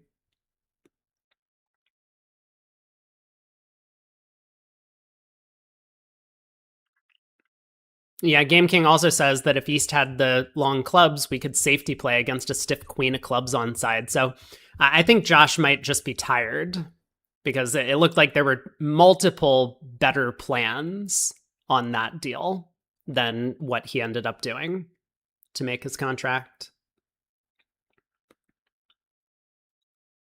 You could pick off the stiff queen of clubs, but then you probably couldn't also set up the hearts. So maybe it is better to just pitch a club and pitch a heart, and then not squander a spade entry to South's hand so that you can lead clubs up, because then you lose out on extra spade entries if you need them to set up the heart suit. So yeah, I don't know, but I mean, it looks like both of those are better than what he ended up doing, because he didn't really safety play against anything.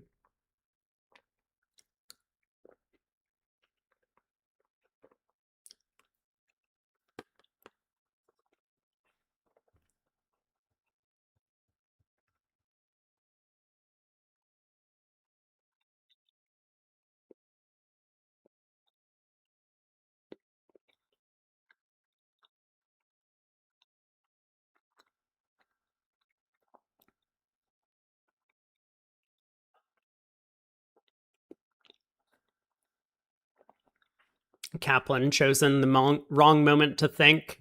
I mean, he gave it a lot of thought at trick one, and I suppose couldn't come up with better than ace queen doubleton of spades on side.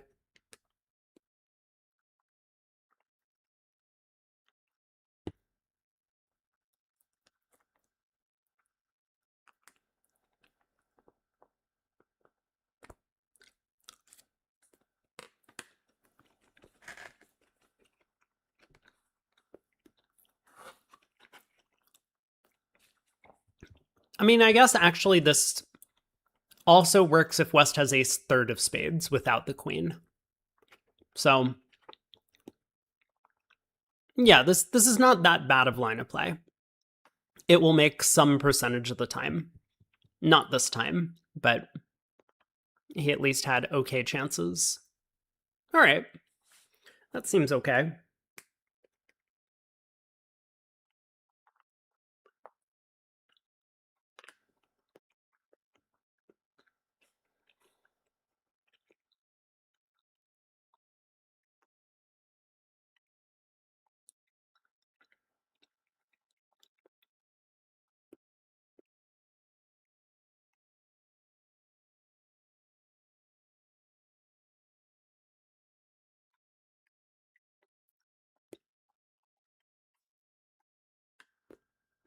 I like that Kaplan's head's in the game. He's at least like trying to make his contracts, as opposed to what we've seen from some other people. So ace of clubs, club rough. I mean, it looks like he would also pick up a stiff queen of spades or queen doubleton of spades at this point. If there's no rough or trump promotion. But yeah, he can like duck this and then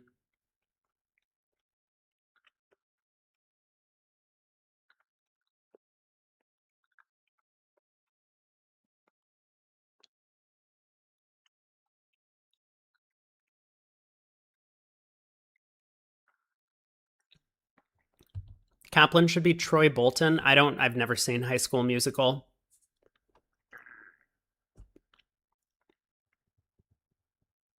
Is he a hard worker, just like Adam?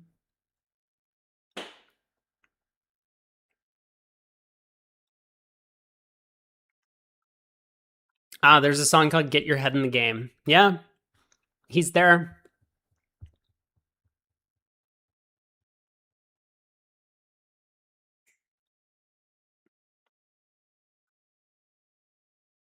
Two boards to go. So, Yedek, unsurprisingly, with the sponsor sitting out, taking this segment. They're currently ahead by 18, but I mean, most of that comes from the grand, which had very little to do with the sponsor. It was just all about the declare play.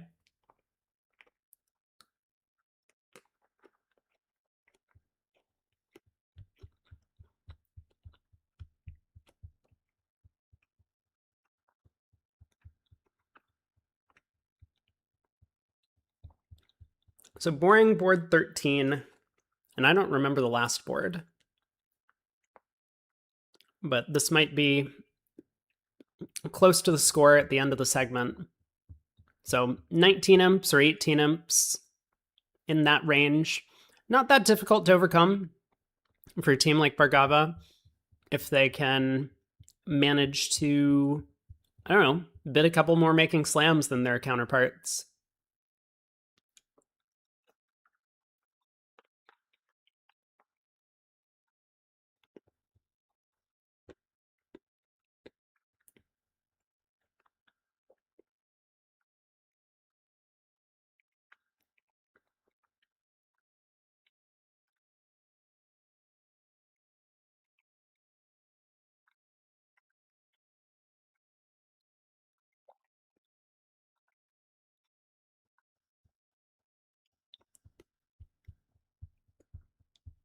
I don't know what's going on in this East-West auction.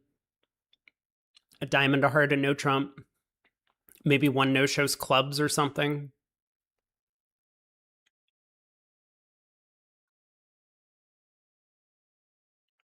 Like if one diamond is always unbalanced, or long diamonds.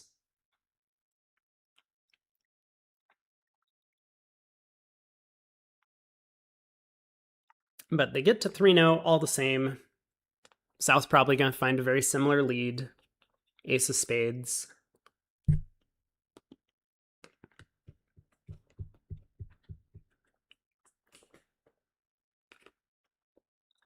Or low spade.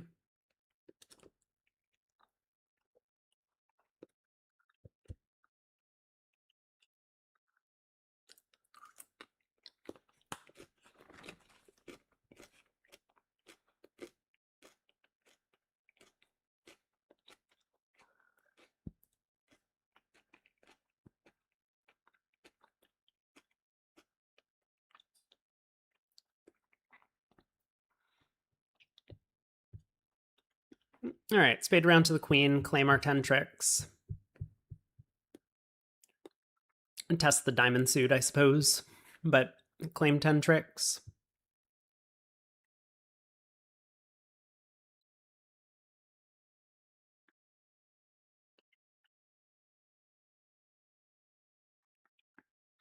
Yeah, last deal. So there is a chance for a club slam. I mean, we first have to see if Lehrman's going to preempt in first seat. That's the first question. And then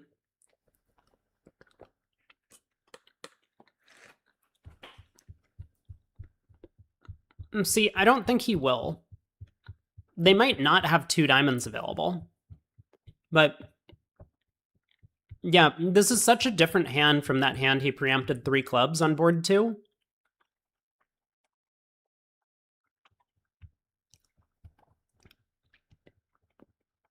Like, the 3 club preempt makes sense. I mean, for one, you're favorable. But you don't really have any prospects of offense, and your hand is just so bad all around that getting a little bit frisky is like, you're basically randomizing. I mean, it's kind of like a psych. Whereas with this hand, you're pretty close to a normal diamond preempt. Wow, he comes in later. I mean, once the opponents have started showing their hand. Definitely riskier to do this, but at least he knows he's not missing a spade fit anymore.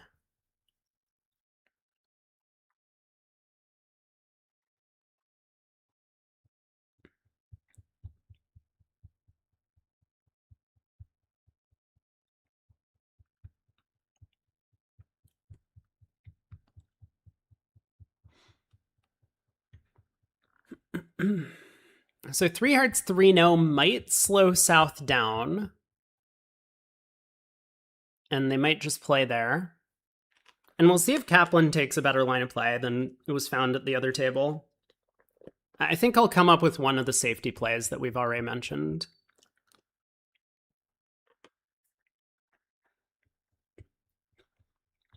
I mean, Lehrman might lead a spade, which would immediately end the defense's hopes.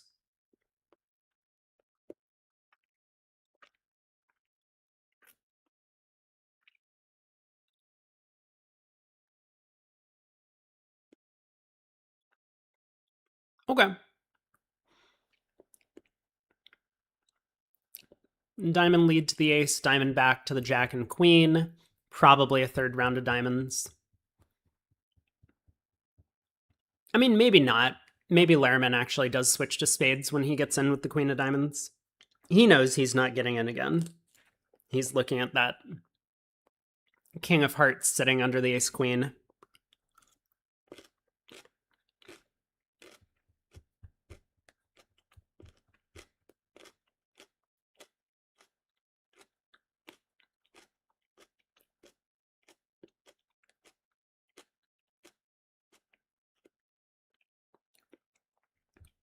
So we can pitch a heart on this trick, but then if Lehrman does play another diamond, we need to pitch a club. Or we should pitch a club.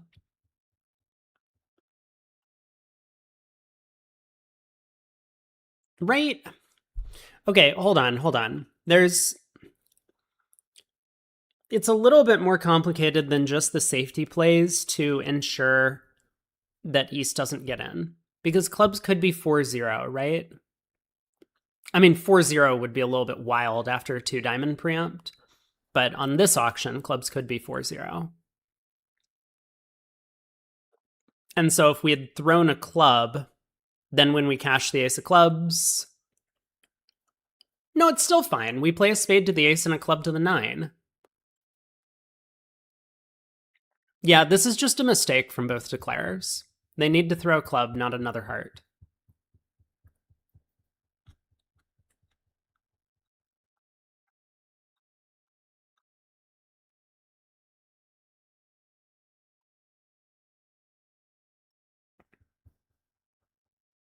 I don't know. It's the end of a 14 board set. I think everyone's just tired.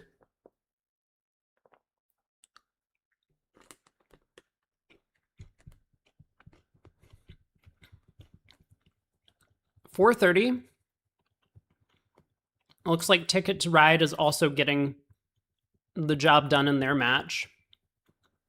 There are so many kibitzers at this table. Who's this East-West pair?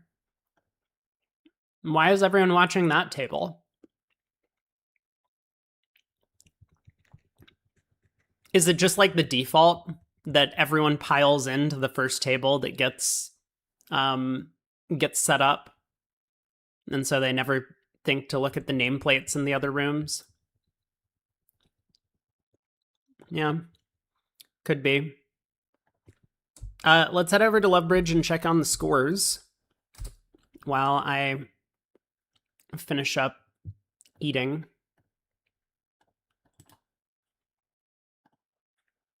And make sure I close down the pop-up ads.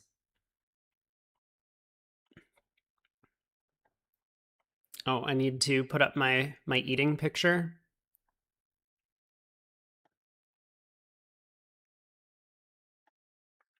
Nope, that's not it. I don't have my eating picture on Lovebridge. That's fine. Okay, I'm almost done. So score-wise, CVB adds on another 27. They are in the lead, currently closing out their match. Bulgaria mixed, dropped 10 against Rosenthal. Not surprising. But they're still maintaining a 27 imp lead with a few boards to play. Shen over Platinum picks up a whopping 46 imps in this third segment. Wow. That's crazy. Yedick over Bargava. We were following that match. Geely Automobile picks up 38. So I think a lot of this is when the sponsors come out, you know, this is frequently what happens if a non-sponsored team plays up against a sponsored team. The non-sponsored team will like chip away and build a small lead in the first two sets, and then the sponsor comes out and wham, you just get hit with 59-8. China too, and I guess another Chinese team, Qingdao Sailun, have only scored 10 imps in this set. That's nuts. They both bid grand going down 1. Okay. And they both bid a number of other same contracts. So both tables in 7 diamonds or 7 no trump going down. What are the red marks? The red marks means that was broadcast. So if we go into, like, if we look at this segment, all I can do when I click on the boards is we get to see the auction for the board. So we don't get to see any of the play. But if we go into one of these segments with like one of the red marks on it, like this one, there's this little blue bar, and we can actually pull up the hand and then step through the play. So that's what the difference is between the red marks here, these little play buttons. Ash and Edmonds, well. I mean, both teams have a sponsor. So, you know, I think the sponsor is out now for the remainder of the sets. But I would have expected Edmonds' front four to be quite strong. I guess it's not the same Edmonds team that she fields for a lot of the open events when she plays. So being in the mixed, I mean, sure, she has some good partnerships in here, but not necessarily the powerhouse that she usually has. And so Team Ash looks like they're much stronger with their sponsor sitting out 21 imps. And then Ticket to Ride, Polar Formosa, flat set, but it looks like Ticket to Ride still ahead by 36 in that matchup. So we probably have, like 15 minutes or so before the next segment starts. Would be my guess. 15 or 20 minutes. So let me quickly finish up eating.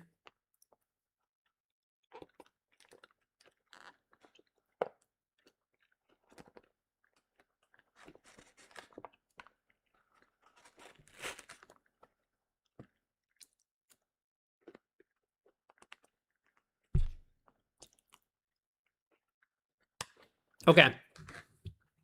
I'll be back in just a minute.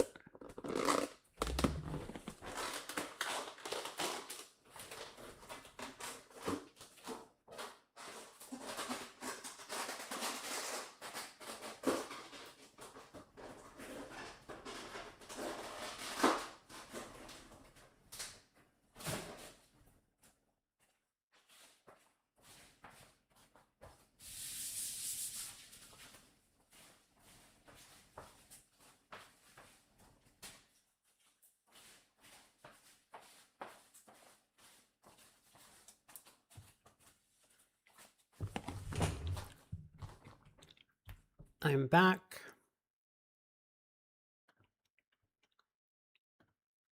It says 5:25 is the start. Okay, gotcha. So then we have about half an hour. We can look at then some of the other matchups from this set. 59-8. Wow. So this match is still going on. Actually, we can jump in here. Let's wait, what? Oh, wrong match. This one. Yeah, let's hang out here for a bit.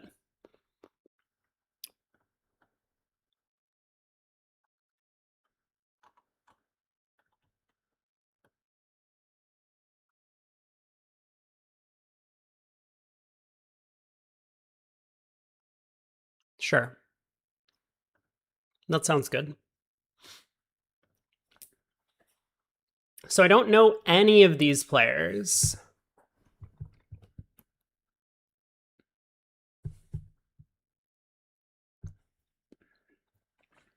But this auction, North-South missed their spade fit. Or actually, it looks like South invited with a 6-card spade suit. And North just said, okay, 3-0.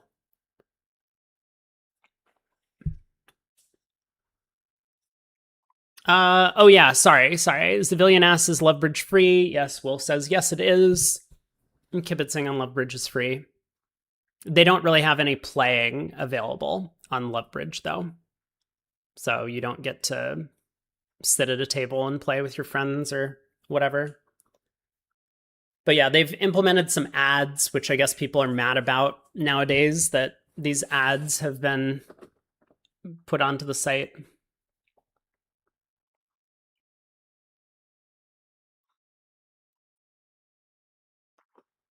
Anderson and Neymanis were second in the mixed trials for the Europeans, but didn't get selected. Wait, what does that mean? Second in our mixed team trials for Europeans, but didn't get selected. Wow. Well, that's disappointing.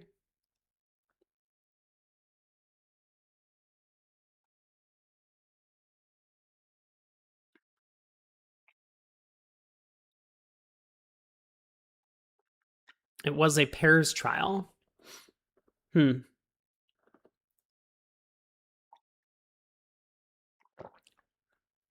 Was it a politics thing, or was it just like they looked good at pairs, but they weren't good at teams or something like that? I mean, either way, that's a little sad. Wow! North-South find their way to 2 spades on this hand. So North opens a diamond. I guess they're playing a weak no trump, maybe. So a diamond, a spade. What's double? I feel like I always ask this. And chat is always like, it's the other 2 suits. What do you mean? But fine. And so West doubles. North bids a no trump, showing the strong no trump. And South just bids 2 spades anyway.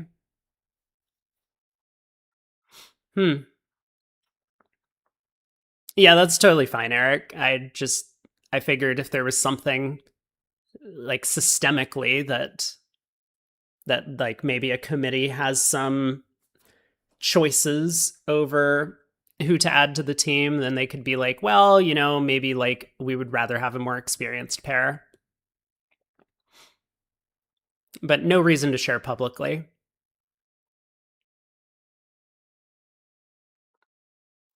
So 2 spades is probably going to make. Although Declare didn't really do a good job of protecting the 10 of diamonds, but they're probably in a position where they're just like, whatever, I'm only at the 2 level. Let's just make my contract. Club, club, club rough, heart rough, club rough. Then we can take a roughing hook and hearts. Yeah, this looks like a pretty decent line of play. So are they taking the roughing hook and hearts now? Nope. They're just going after the club rough. So Declare is prepared to lose 4 spades and a diamond. And Declare is comfortable losing 4 spades and a diamond. As long as they don't lose 5 spades and a diamond, they're gonna make the count. There's no way he's played the ace of hearts, right? There's no chance. Whoa! Okay, declare must have gone king of hearts, ace of hearts, ruff. That had to be what happened right now.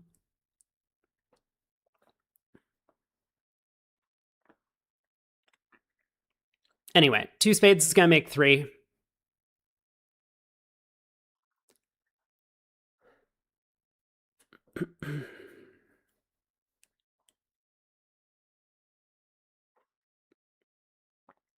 So this should be a swing, unless 3 no trump somehow. No, East West already have 5 tricks in, and they're going to be getting at least 1 more. 10 of spades.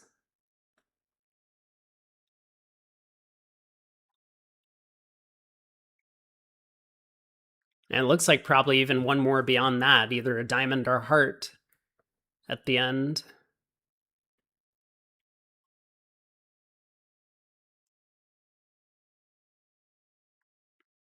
Yeah, so now a heart's going to come through. Declare can win the 9.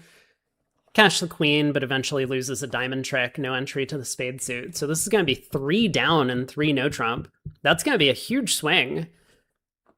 I mean, it is 35 imps to make up, so Geely Automobile still in control.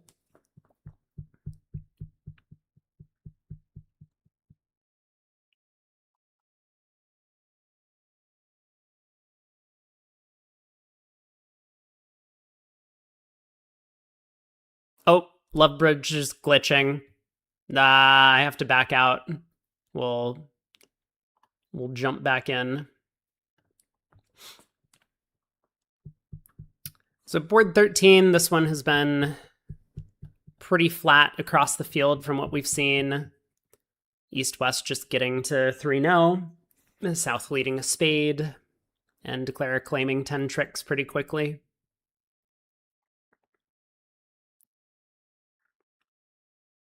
Not sure what the delay is here in the blue room. Maybe there's some discussion after the hand from North-South about like what they thought was going on this deal, because they would certainly prefer to be in 4 spades, I think. And that kind of sounds like it's on South to me. If South wanted to make an invitational hand, or wanted to show an invite, and partner accepted, that's fine. But South with a heart void, 6-4-3, and especially with a very weak spade suit that isn't going to set up in no trump, really needs to push that hand into the spade contract. So, like, it's okay to treat it as invitational if that's what you want to do, but you can't let partner rot in 3 no trump.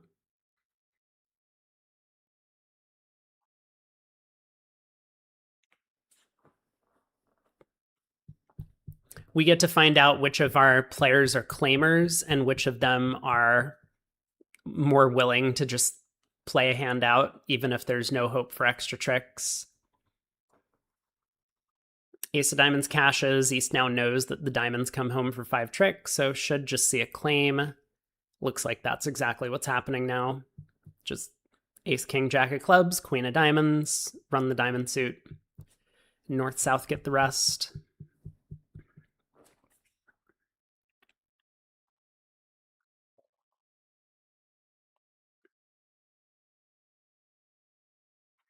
So 1 diamond by East over here in the blue room. Don't know exactly what system they're playing.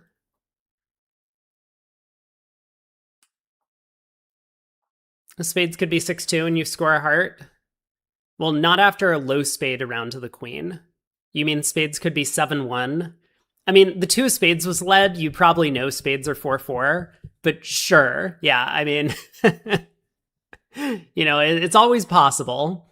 And you can state in your line of play that I'm cashing the tricks in this order, discarding all dummy spades, and then I lead a heart at the end, right? And so hopefully the opponents would claim. 1 diamond, 4+ unbalanced, pretty sure. Yeah. So are they playing weak no trump then? In which case, why would East not open a no trump? It's not really unbalanced. They're playing short club. Short club or transfers over a club?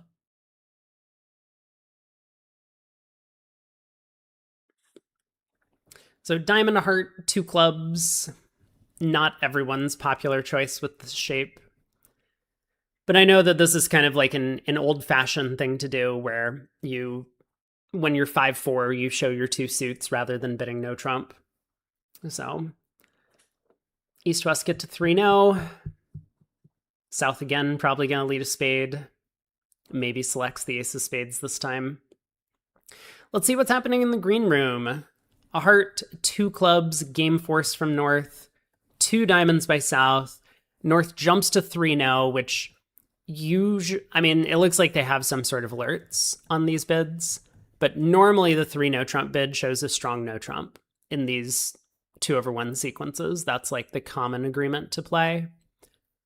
Because otherwise those types of hands are a little bit awkward. You're not good enough to make a serious slam try, and sometimes you're not even good enough to make a non-serious slam try with a little bit of extra.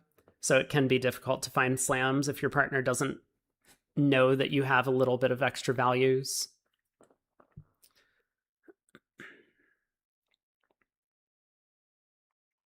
So no diamond bid from East at this table, which means that Declare is going to be a lot less confident about the 6-3 diamond split. So it will go diamond to the ace, diamond to the jack, but then if East continues another diamond,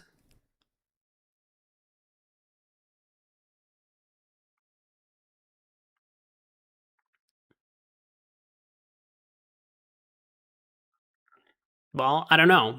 I mean, I guess if East continues another diamond, Declare is just going to have to go ace, king of clubs, and a club and hope.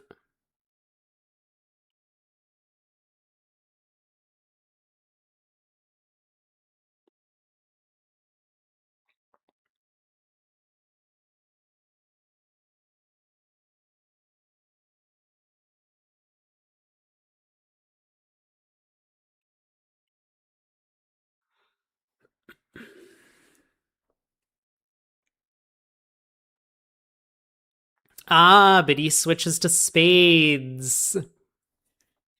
So East knows that they aren't getting in again. They find the spade switch, and now Declare is going to be very happy. Now ace king and a club is going to be pretty straightforward. I mean, it's probably right to run the 8 of clubs here, and Declare does quickly, right? Like from a match point perspective, now that you know diamonds are 6-3, it's probably better to run the 8. Maybe. I don't know. Maybe not. But Declare made a choice. It seems like a fair choice to make and ends up with the over trick. So that's going to be one more imp going the way of Dogava. They're cutting the lead, but they still have a lot of work to do. It's going to be down to 24 after this final board, it seems. I mean, I'm just assuming that North, South, and the other room also get to 3-0 and also make, and only make 10 tricks, not 11. So let's take a look just at that one table. Where are they? Here. We will move back over into this corner and finish out watching the set. And then we're going to have about 10 to 15 minutes of break before the next segment starts.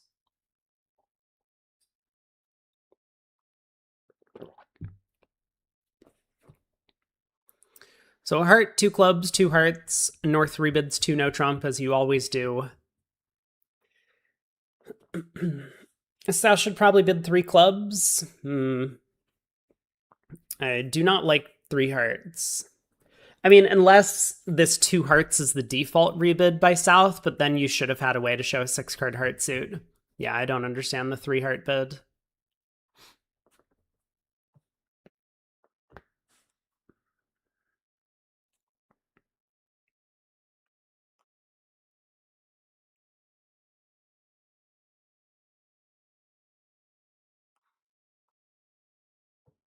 Well, diamond opening lead once again, I imagine.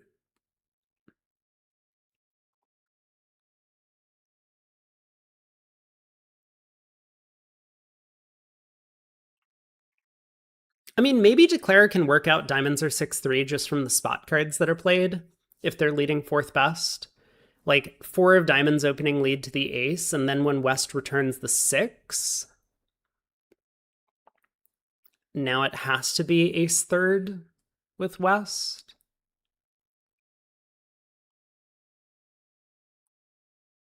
Because East wouldn't lead the 4 of diamonds from queen 5 4 3 2. East would lead the 3 from that holding.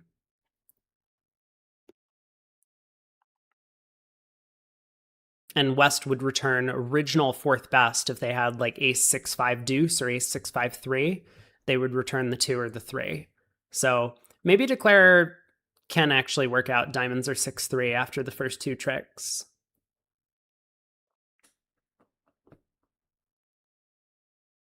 I have no idea what South is thinking about.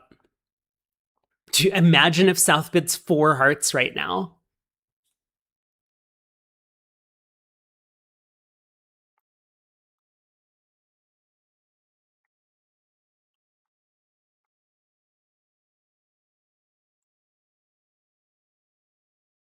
Oh my god. Just bid 3 clubs over 2? No, dude. Like, why are we bidding 4 clubs now? Ah!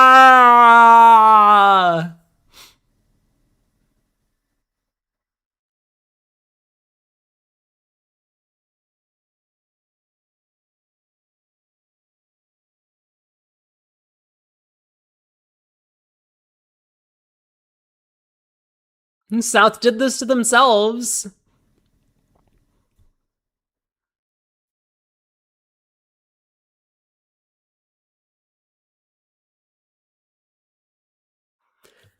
I mean, this could go down, right? West will probably lead a spade, so Declare is going to have plenty of time to figure out what's going on in the hand. But if they misguess the diamonds, they probably do go down.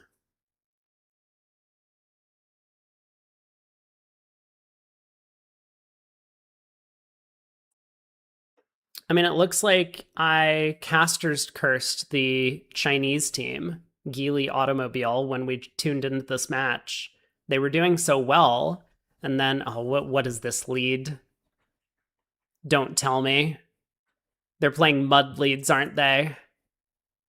Even from a 10. Oh. Oh. Bring back Lehrman and his Sykes.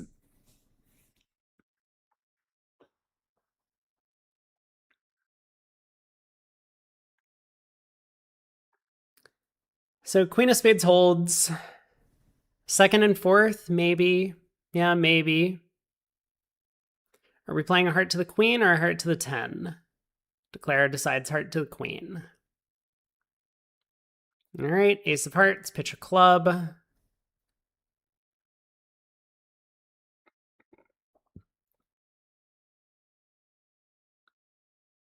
What? What? Stop! Love bridge. Stop. Okay.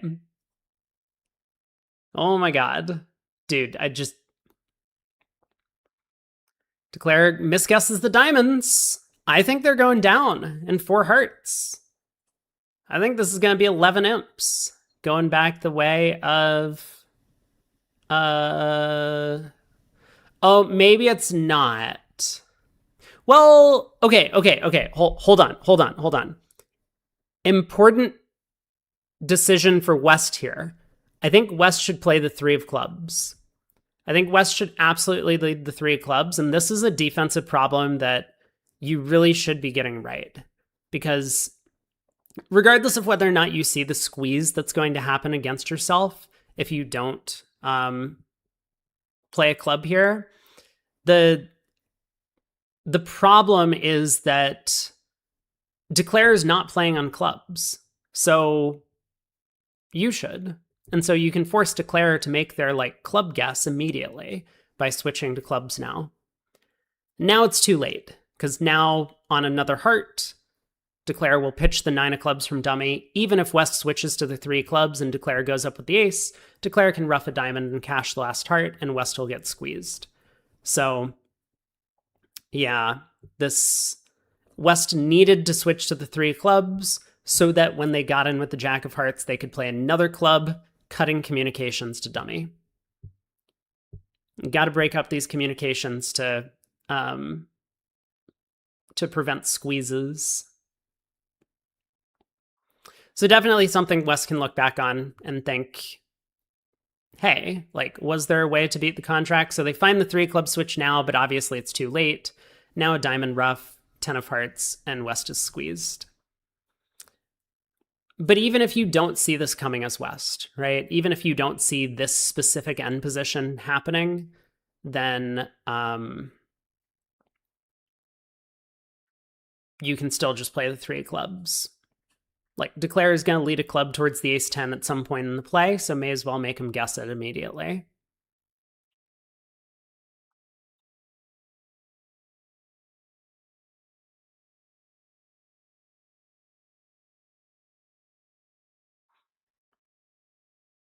All right, 1 imp to Dogava. Missed opportunity on defense there, but we're 4 minutes overtime on the round. I don't know how time penalties work. Let's look at the scoreboard. If Lovebridge will stop. Oh no, dude, the refreshes. Refreshes kill me. Civi B up by 36, it looks like, through 3 sets. Bulgaria mixed, still hanging on to a lead over Rosenthal, but they dropped 22 in that last segment. Shen, big win over Platinum in that set.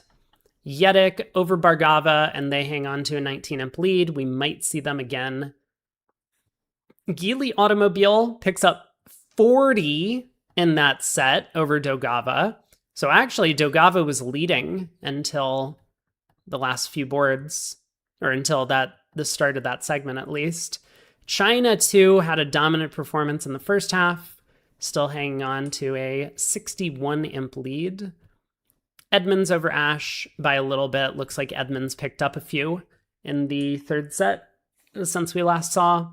And then Ticket to Ride over Polar Formosa by 35 at the bottom of the standings.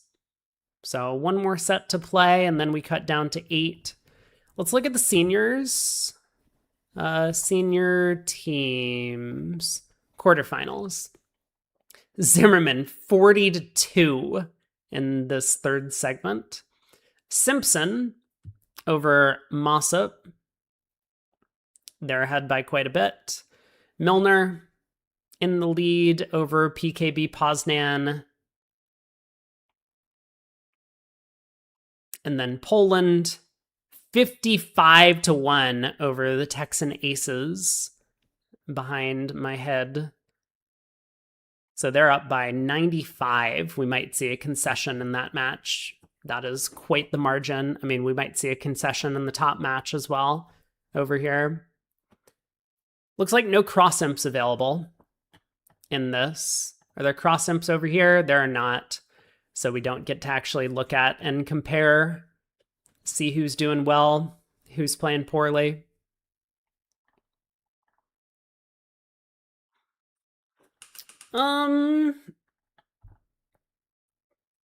I guess in terms of matches that might be interesting to follow, Rosenthal up against Bulgaria mixed might be an interesting match.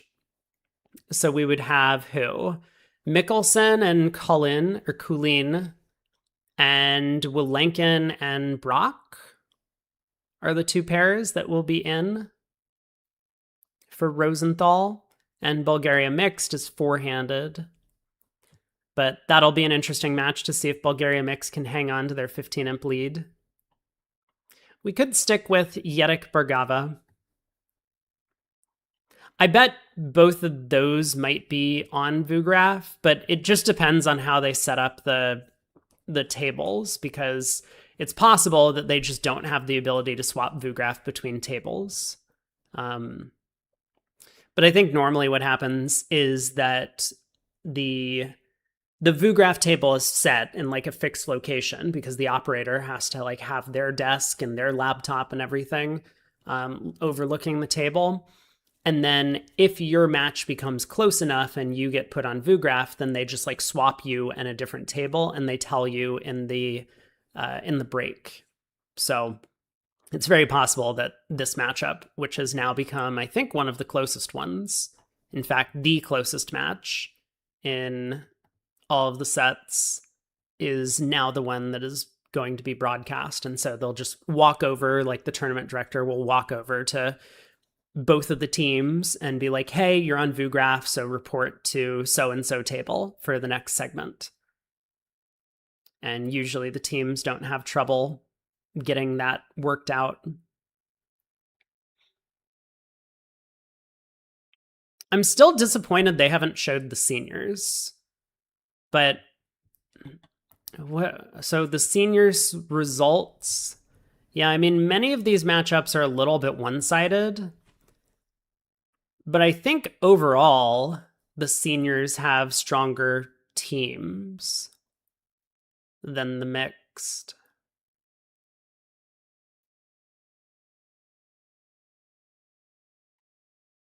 It looks that way to me.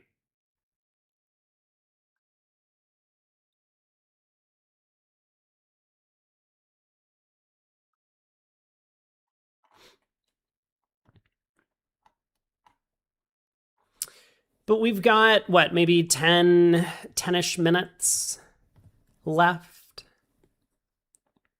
until the next set starts. I'll check on BBO. Oh, okay. So BBO is going to have... let me head over there so we can look. Oop. I'm no longer eating. Here we are. I'm back. So BBO looks like they're going to have Edmonds versus Ash is one option. They have Civi B against Grass, but that match is not particularly close. It's 35 imps right now. So I think we avoid that one. But Edmonds Ash could be a match to watch. And then the alternative over on Love Bridge would probably be Bulgaria Mixed versus Rosenthal. I'll put up a poll and see what people want to take a look at.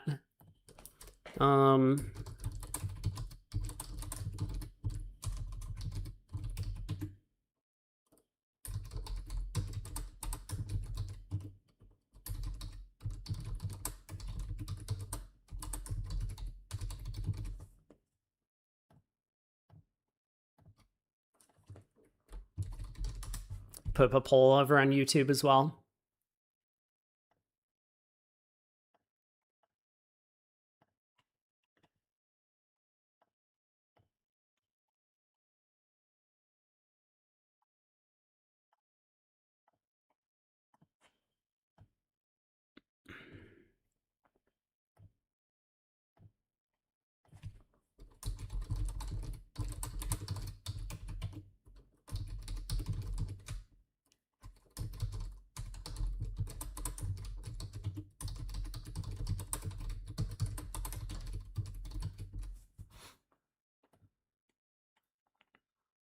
All right, get your votes in.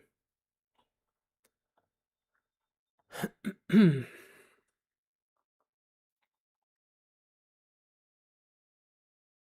mean, both matches are relatively close, and both matches will probably have some decent teams,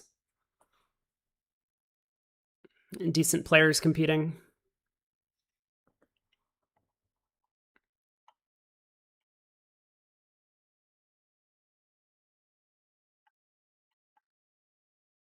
So let's see, what are the matchups going to be? I mean, so for Rosenthal, it's going to be Wilenkin and Brock play together, Mikkelsen and Kulin.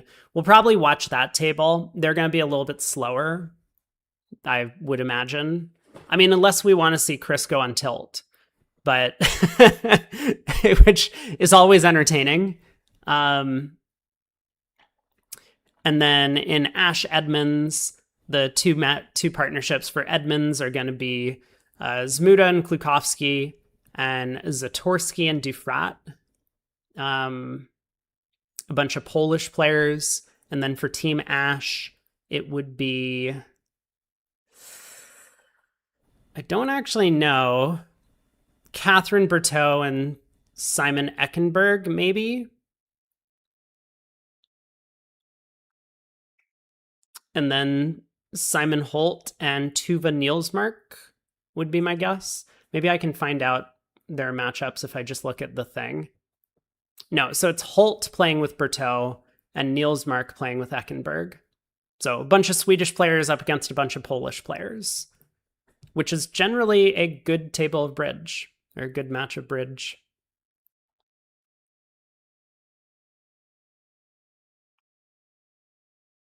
Hey, Babs, I got my haircut. I got my haircut yesterday. I mean, see, the thing is, well, today I woke up very late, unfortunately. So I woke up midway through the second segment of play. But yesterday I woke up to do like all 4 segments. But then I still had an entire full day ahead of me planned. Like we finished up the matches at like noon or something. Or well, I left to go do improv. Then I came back, I got my haircut. I had a Zoom call I needed to attend. Did I have class last night? I didn't have class last night. I have class tonight. So I have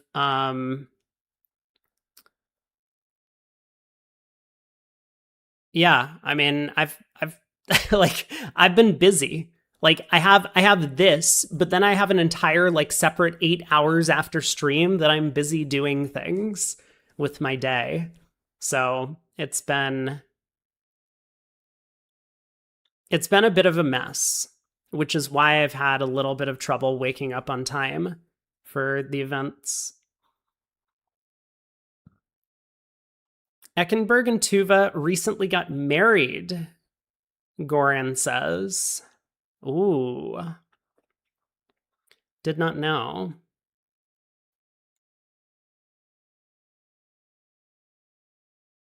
So there's a lot of husband-wife partnerships in this event, which I find surprising in general.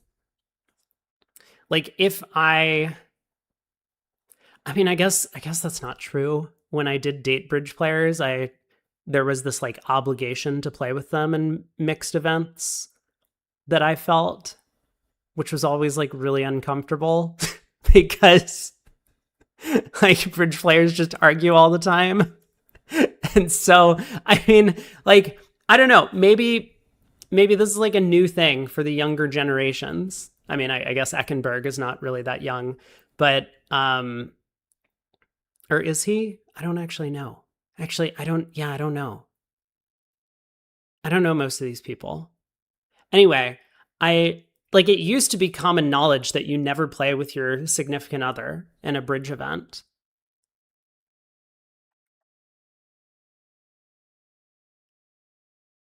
But maybe that's changed. Let's look at how Eckenberg made 7 diamonds on this hand. Simon's early 30s. Gotcha. Diamond to the ace, diamond to the 10, diamond to the king, heart, rough, queen of clubs. No! So Eckenberg also made a mistake in the play. So far, Zach Grossack is the only one who like came up with the, we'll call in quotations, right line of play. I mean, he didn't play the queen of clubs at trick 2, but it was, it's probably good enough. His plan. Okay, YouTube is exactly split on the poll. No one voted on YouTube. What about Twitch? Okay, it looks like we're watching Edmund's Ash. Got to get your votes in if you want to decide what we're checking out. So we'll be over on BBO, watch Edmund's Ash. Eric says everyone has a different attitude towards this. I mean, like back when I played, it was very common knowledge, do not play with your significant other. So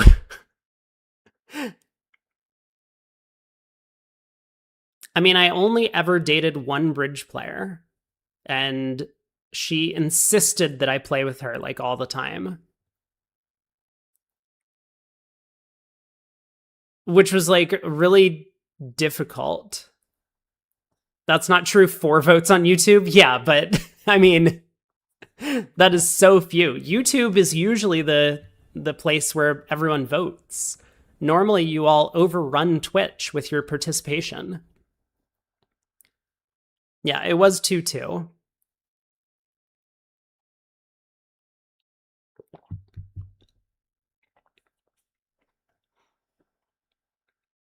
Yeah, so far, Zach Grossack is the only one who actually came up with a good line of play on this. Well, good in quotations. Like, everyone is going to play with the, for the squeeze and then possibly a club finesse at the end of the hand. So, actually, 7 diamonds down 1 is a very strange result. We can see what happened over here. So transfers over transfers got East to declare it. Heart opening lead. Diamond to the ace. Diamond to the king. Diamond to the queen. 3 rounds of hearts. King of spades. Oh no.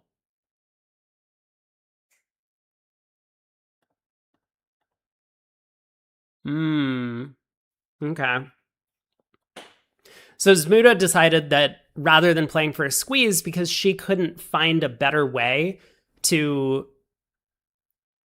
like play the hand other than to just play for a squeeze, which I would say oh, you can't see these hands. Oh, I'm so sorry. I'm over on Love Bridge. You're right. I just have too many windows open. Yeah, we'll be over on BBO. Let's step back. So this hand, heart opening lead, diamond to the ace, king of diamonds, diamond. And because Zmuda decided that she was just going to take the club finesse anyway, there was no reason to risk going down 2, playing for a squeeze when it wasn't going to affect her line of play.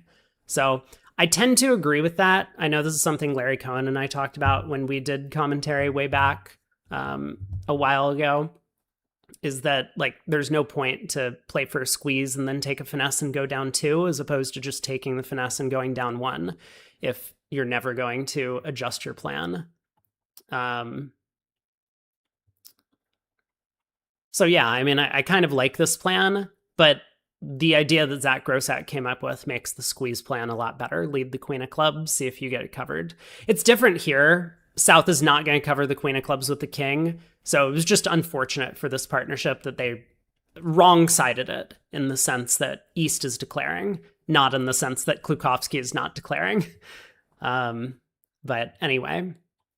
All right, let's head back to BBO.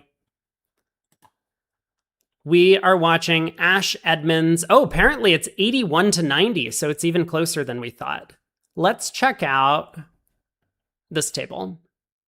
Bah, we have a full hand complete and already 11. Okay, it was 20 imps. Now it's only 9 because there was a slam swing on the first board of the set. Whoa. 1 heart, 3 spades pass, 4 spades by East. And yeah, there's just 12 tricks on a cross ruff. The other table, 4 hearts, 4 spades pass, 6 spades. Whoa. What an auction.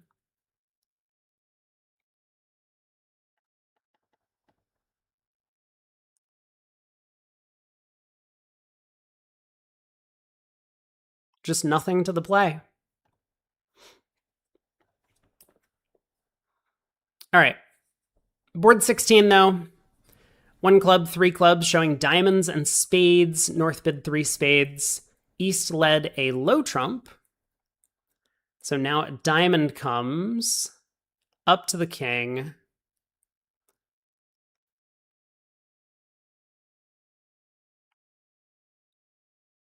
Four spades on a 6 count. I mean, hey, you're favorable, right?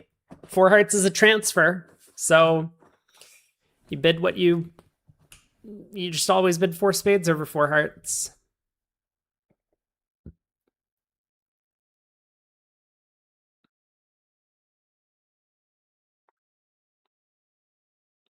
You don't like 4 spades because you have long hearts, Steph says. Yeah, you could always just pass and wait for partnered balance in with double.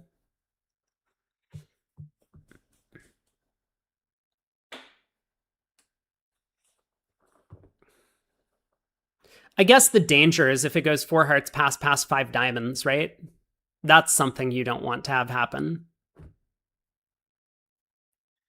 You would probably rather play four spades in a 7-2 fit than five diamonds in like a 7-0 fit or 6-0 fit, depending on what partner's hand looks like. Partner's like 2-1-6-4. What do you think they're going to do over four hearts, pass, pass? Partner can double with diamonds.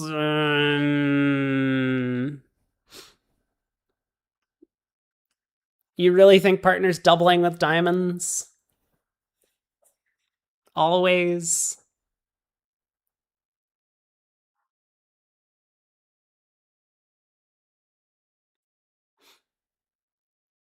Maybe it's okay.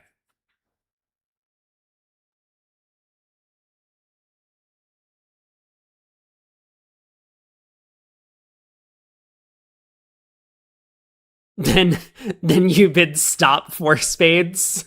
Yeah, sure.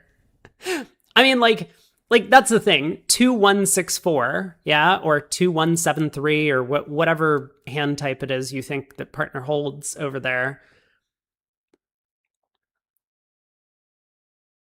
Fine, so they double, but then we bid four spades and then they bid five diamonds. So I don't think it solves the problem. I don't know if there is a solution to the problem, but maybe that's the reason to bid four spades instead of passing. You definitely can pass with heart shortness because it's not going to go all pass.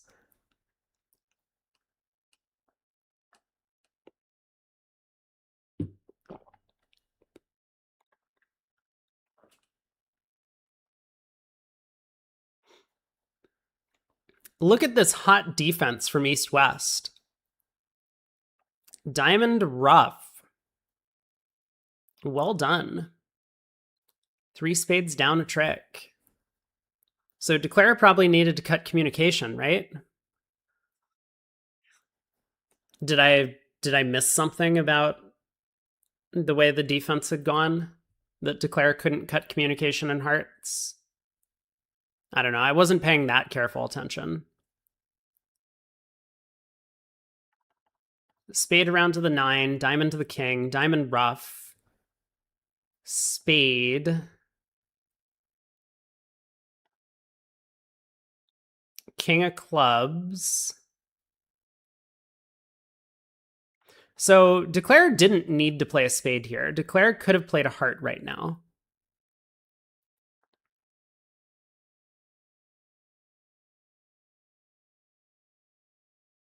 Because the defense is going to have to pull a trump. So you don't need to pull trumps yourself. You can just, yeah. So that seemed like a little bit of an error. Anyway.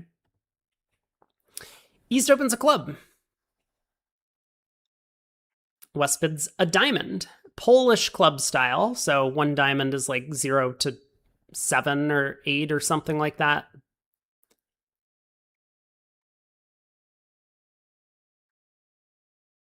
North comes in with a heart.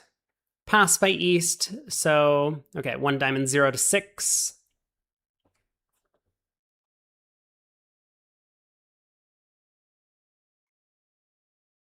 South can probably bid a no trump, I guess. Seems like a good bid.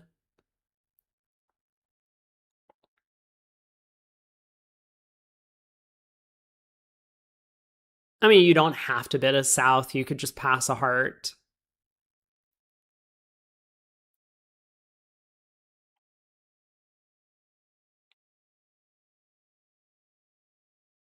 But 1-0 seems fine. Partner's a passed hand. We don't really want to try for game.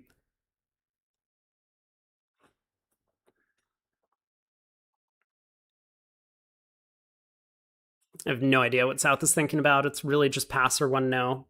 All right, 1-0. Klukowski comes in 2 spades. And this probably passes out.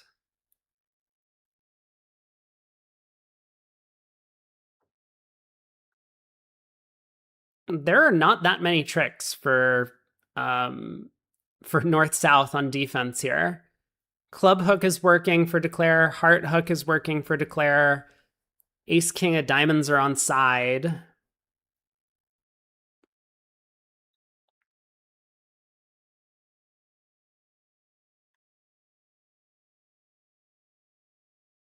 I mean, I guess they could have promoted the 10 of spades with the fourth round of diamonds. It would have been possible if they started with 3 rounds of diamonds and then on like ace of spades and a spade, south wins and plays a fourth diamond. That would have been their best trick taking potential.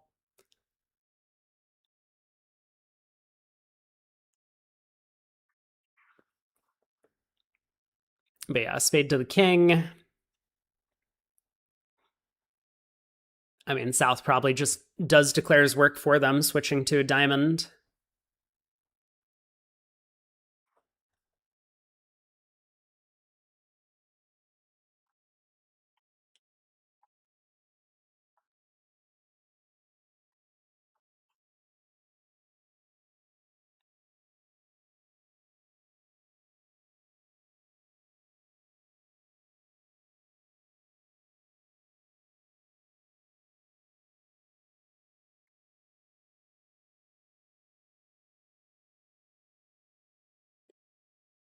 I mean, maybe south switches to the 10 of hearts, but declare can use the heart entry to just lead a diamond towards the queen.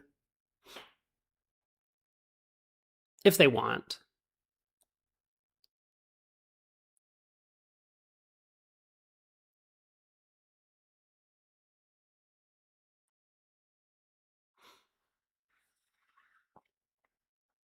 I mean, either way, this contract is not going to go down. It's just a question of whether or not that 10 of spades will score a trick.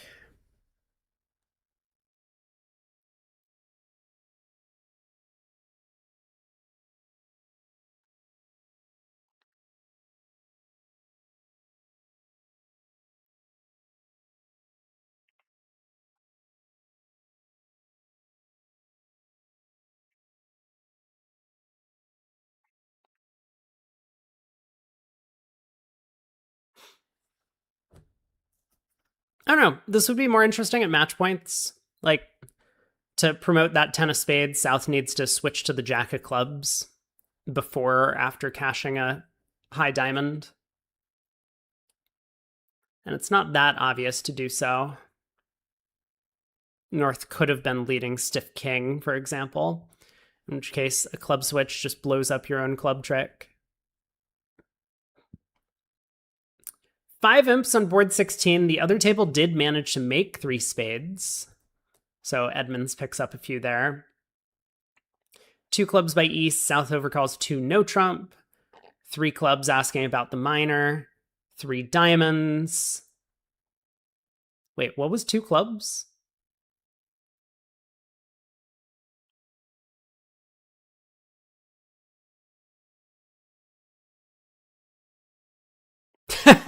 I just I just skipped over that. I guess 2 clubs is like 19 to 20 or something, or maybe 20 to 21. That type of no trump range could be.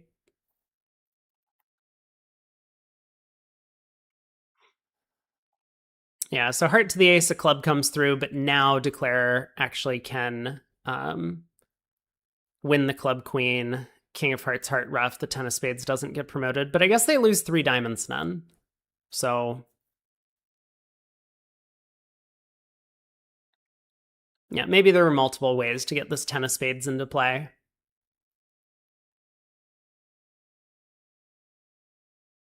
Yep, king of hearts, heart rough. And declare is going to lose 3 diamonds for plus 110.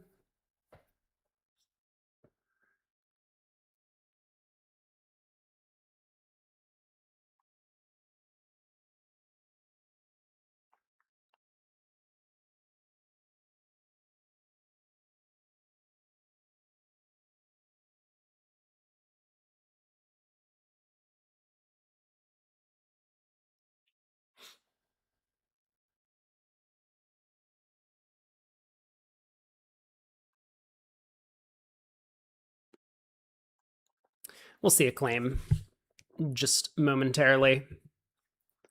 So how'd they make three spades? The 10 of clubs lead. Oh.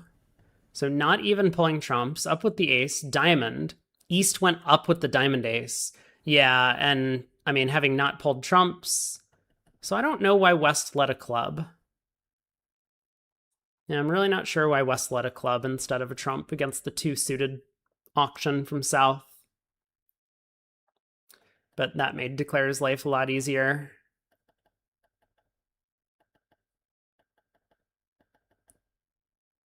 Declare just able to cross-ruff their way to 9 tricks from there.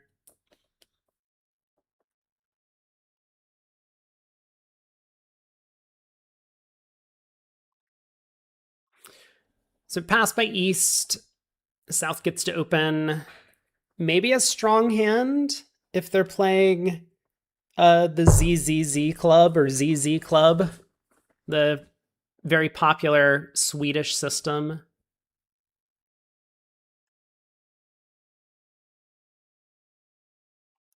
Nope, South just opens a spade. So a spade and no trump. And then Gazilli from South. Very likely 2 clubs. Showing either clubs or 16 plus.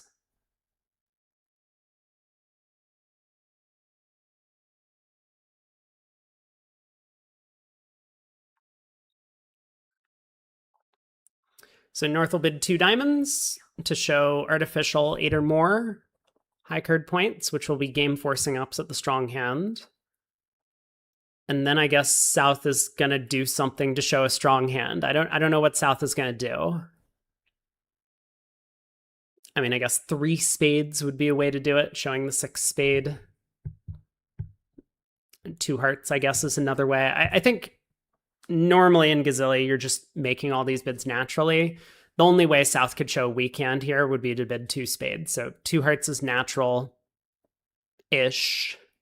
and forcing. And then 3 spades from South.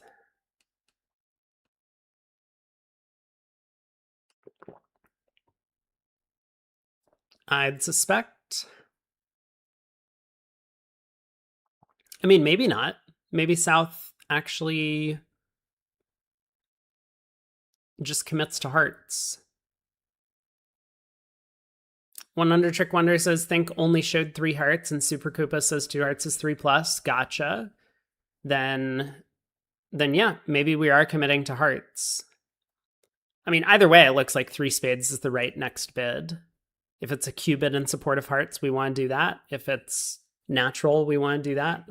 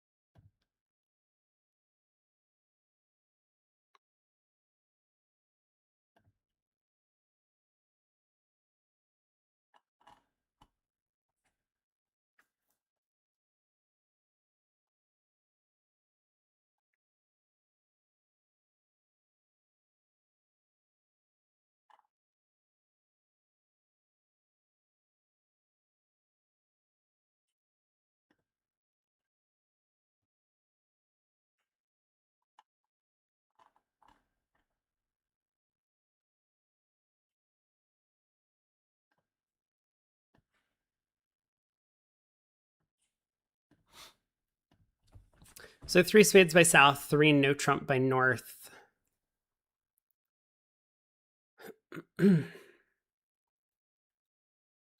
South bids 4 clubs, a Q bid. I don't know if 3 spades is non-serious or if 3 spades is a spade Q. I have no idea what 3 no trump is, but 3 no, 4 clubs, Q bid. North bids 4 hearts because North doesn't have a diamond control. Are they going to slam? It looks possible.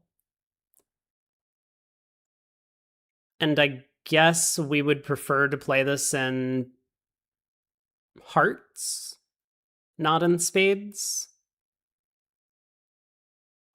Hey, Shift. Good morning.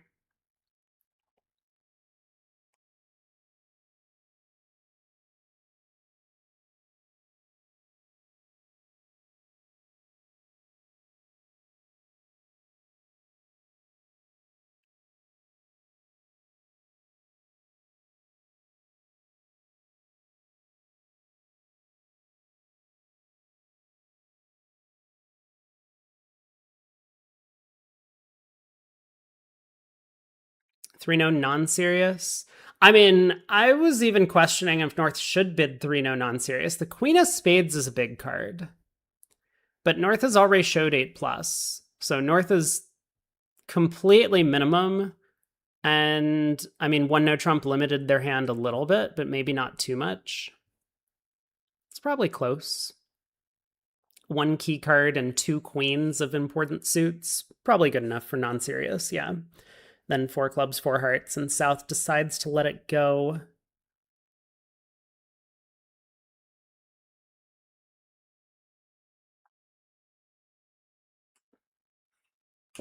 Diamond lead. Declare is going to have no trouble taking all of the tricks from here. Easy grand. It is when they miss the club lead. A diamond makes a lot of sense, given that South has cupid clubs and the opponents have failed to show a diamond control and failed to move past 4 hearts. I mean, I guess South's long tank over 4 hearts means that South does have a diamond control, but you probably still lead that suit as opposed to clubs.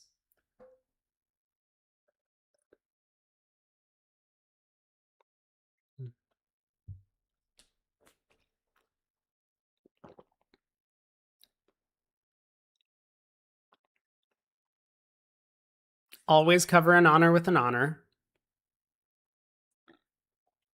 Queen of Hearts cashes. Pull last trump, test the spades, they split. All the clubs go away. 13 tricks. We'll see where they get in the other room.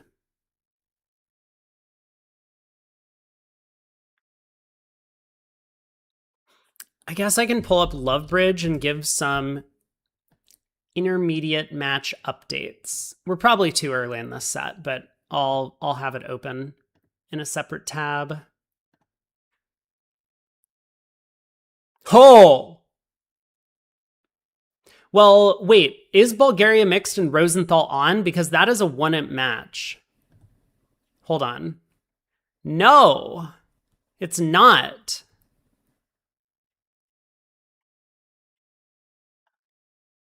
I mean, I would have expected them to show that one because that was the closest match going into this segment. So I guess they just don't have the ability. I'm looking around. Yeah, maybe they just don't have the ability to change the view graph tables in between sets. 13, no, I mean, this is a good match, but the other match is 1-imp right now. After back-to-back 7-imp pickups for Team Rosenthal to start the set.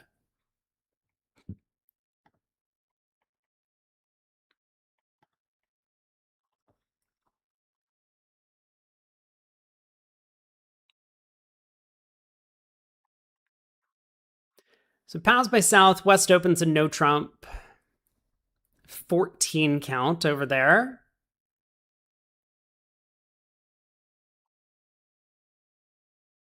1-no, 3-no. Just the classic decision Klukowski is playing, so put him in 3-no trump, see how he can do. Heart opening lead is going to guess the heart suit for declare, so 3 heart tricks, 3 club tricks with the suit splitting. A spade and a diamond. But it looks like the diamond suit is going to set up eventually.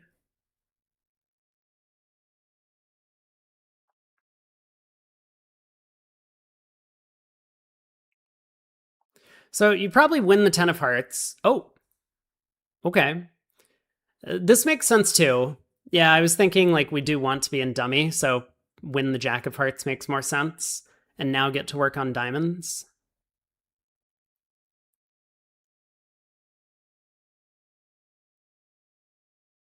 Yeah, Jack of Diamonds is not getting covered. So North can win the queen.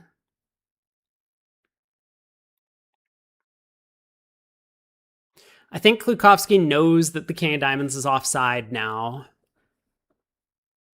Maybe not. I mean, I guess South might not cover if they had like King fourth.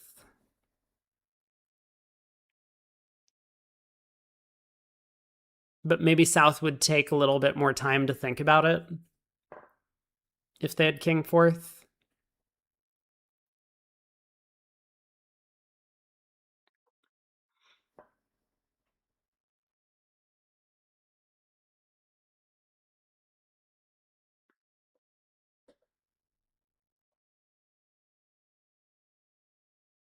Yeah, this is a little tricky because entries are becoming a bit of a problem.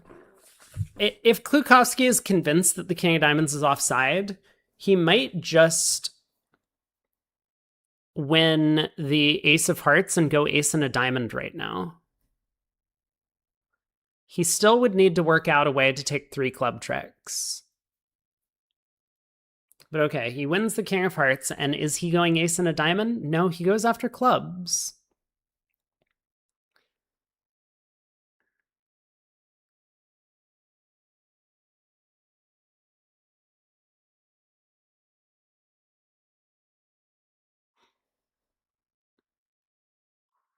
So Heart comes back.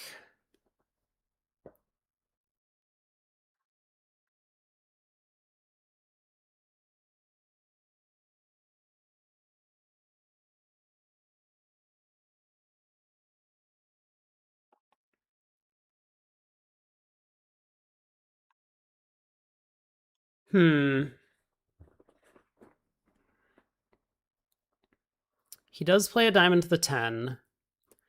So North wins, cashes a heart. Everyone throws spades. I mean, I guess South can pitch a diamond instead of a spade.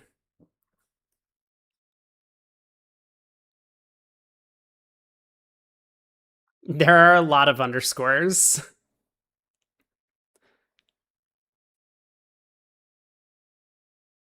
It's only because Berto's name ran out of room, since they limit you to 10 characters, that she doesn't get an underscore. Okay, Klukowski pitches the diamond ace.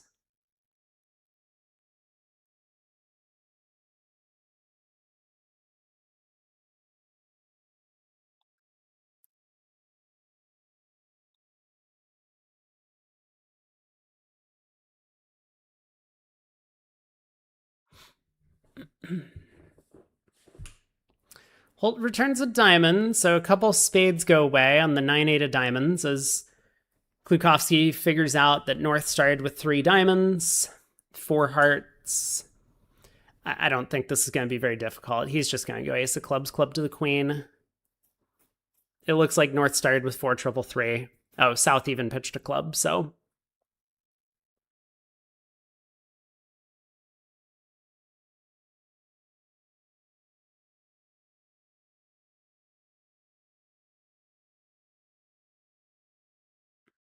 Holt missed something. Did he have a better defense? I don't think so. I mean, Declare just has enough tricks, right?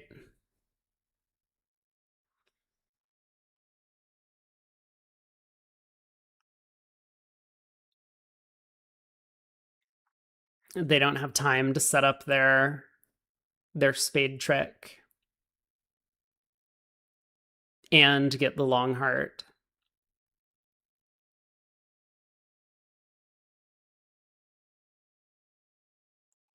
$22 to count for East, but North is going to open a spade in front of her. So a spade, double, pass, 2 hearts. I mean, I don't know what East is supposed to do over that. Is East just going to blast 3 no? Is East going to just double and bid 2 no?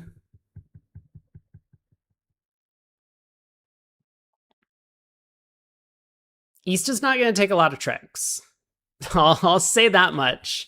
East has like 5 tricks in her hand, and that might be close to all she gets. I guess the diamond split.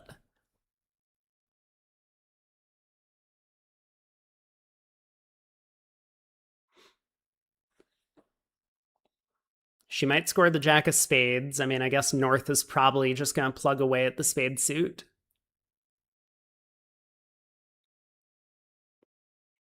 Doesn't work because North had the club 10. I think you're just miscounting how many tricks East-West have. East-West have 2 diamonds, 3 clubs, 3 hearts, and a spade.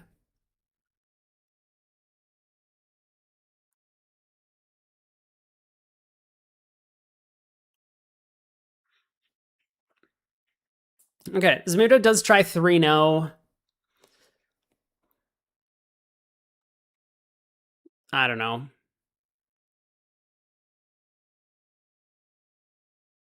It's fine. Like, you add up the points and it comes to 22, and you're just like, shrug. I'm supposed to double and bid more than 2 no.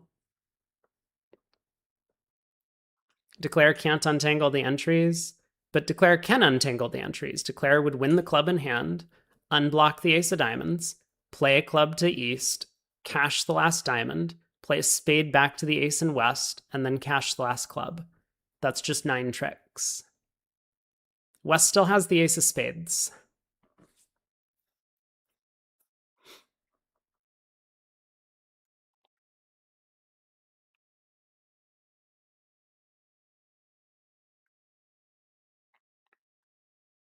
You always come in so hot shift. You're just like, I haven't had my coffee yet. I just woke up.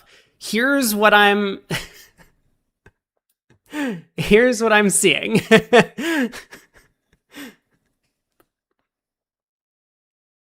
I do appreciate the enthusiasm, though. What's the plan here? I don't know. Claim down 3 and move on to the next hand. So spade to the queen. That holds. I think Holt is just going to continue spades. Like, I get it. Declare has the ace jack of spades and dummy's entry list, but yeah, we just continue. We're just gonna force out the spade suit. This is not a complicated hand. We're gonna get in with the ace of hearts and king of diamonds and beat the contract, and we're gonna be happy about it.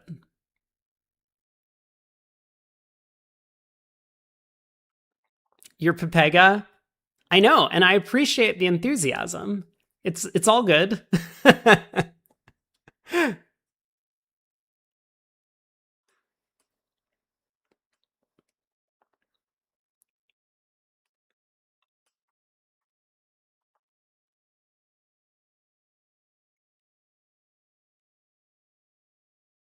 You're testing me today, chat?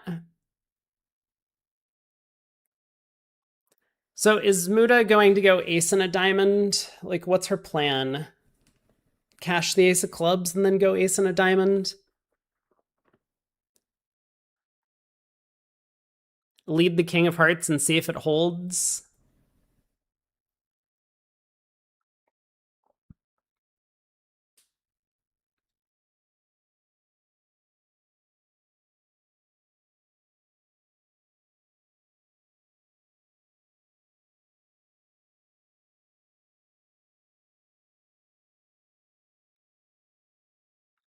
Leading the king of hearts is amusing. I mean, like, the thing is, it doesn't even help us if we lead the king of hearts and it holds. Because the opponents are going to see us abandon hearts after this, and then they're going to be like, oh, I guess we should take our heart tricks. So even if we get the king of hearts, which I guess is helpful to do so if we are able to steal a trick that way, it might come at the cost of us just getting the 4th round of diamonds.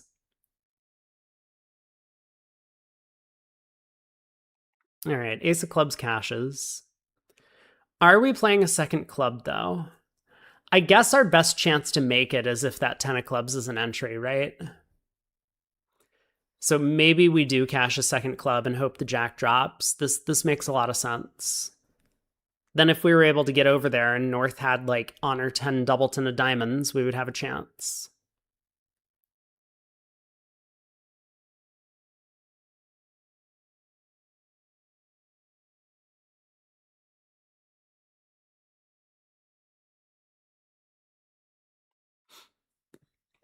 Okay, next plan.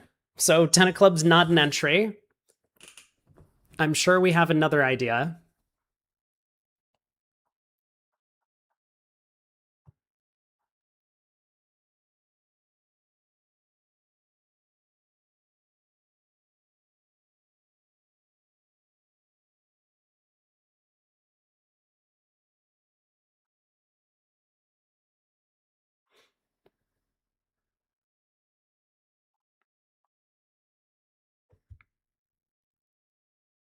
Yeah, if Declare plays on diamonds now, then it's very easy for the defense to figure out what Declare's shape is. All right, shift. Enjoy the lurk.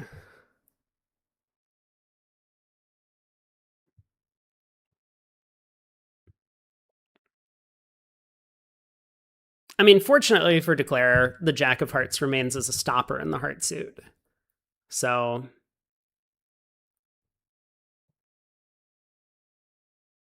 is this really the plan?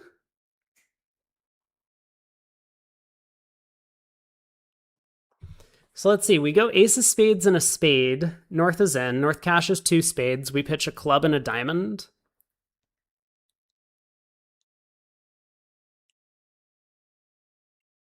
But even if North exits a diamond and they happen to have the honor 10, we run that around to South's honor, who then plays back a club, and we're stuck in our hand. I don't know. This doesn't seem like it helps us in any way. I mean, I guess leading a diamond doesn't help us in any way either, because North just wins and then goes another spade, and they're going to get their spade tricks in anyway.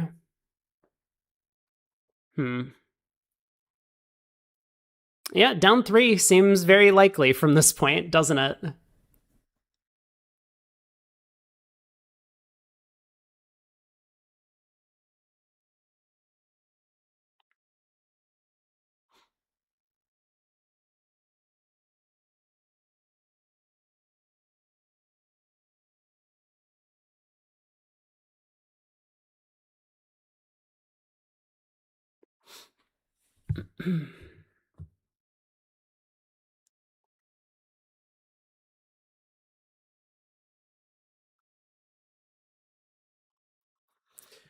So there's a heart discard. North doesn't need to take their spade now. Okay, yeah, this is a good play. They cash the ace of hearts because North knew what was going on. Now a spade. And so now South is going to pitch whatever East does. So now South doesn't need to hold on to these clubs anymore. South can pitch a club.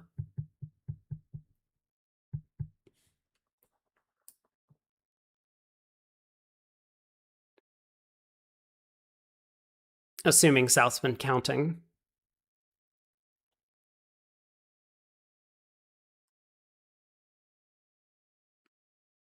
And so now just heart to the queen, exit the jack of clubs, and you get whatever diamond tricks you get.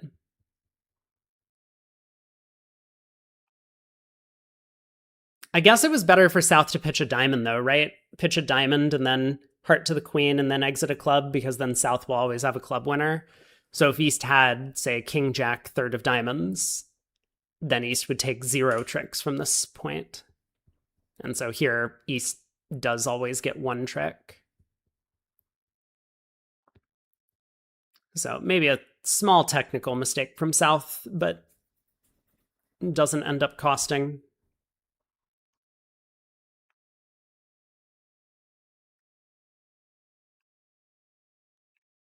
3-0, down 3. Whoa! Okay. Well, West might never bid in this auction. This is going to be quite the hand to see this auction as it gets to West. So one spade from North. East is gonna overcall two diamonds, I guess.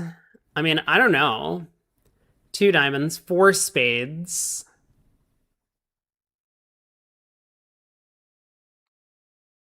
Five hearts? I guess.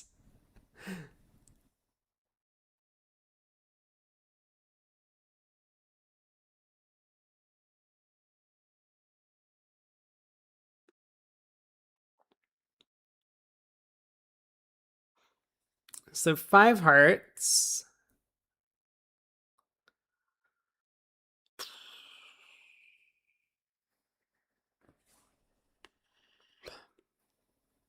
Double by North? Five spades by North? I don't know. What you do?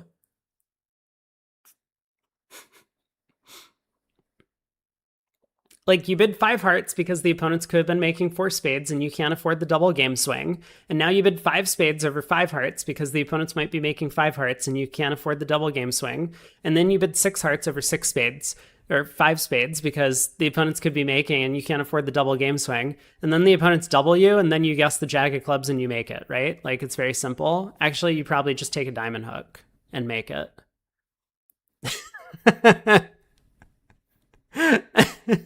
Like, is that how this auction's going to conclude? Five spades, double, pass, six hearts. East didn't double.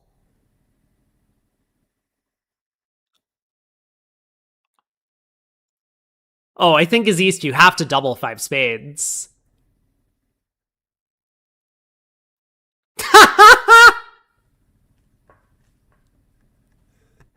See, imps is so easy. You have to keep bidding because the opponents might be making their contract. So you just always bid up to 7 no trump on every hand.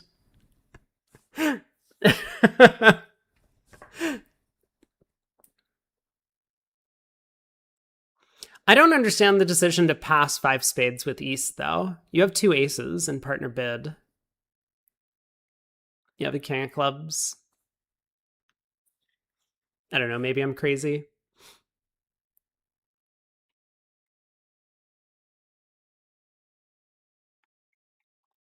Ace of clubs lead is going to make Declare's life very easy.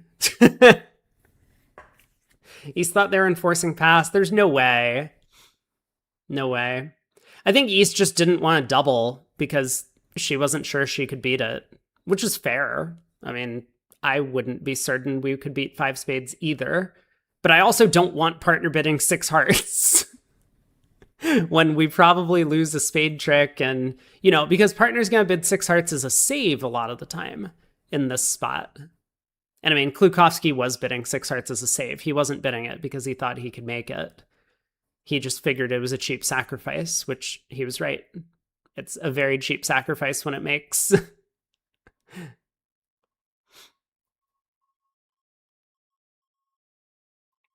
All right. Six hearts doubled making. 12-10. New suit at the 5 level must be forcing. No.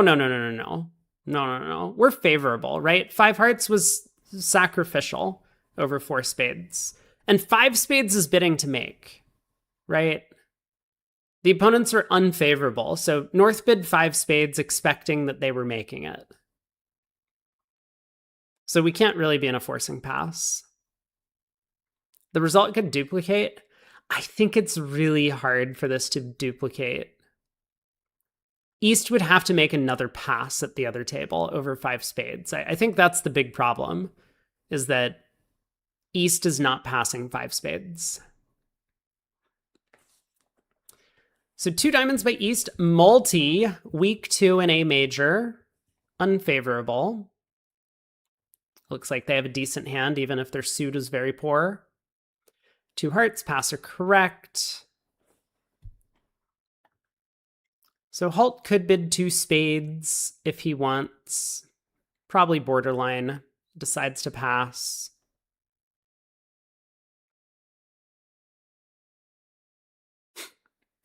I see table talk from the spectators saying that the other auction, they got to 6 hearts, but they got there in all of one bid.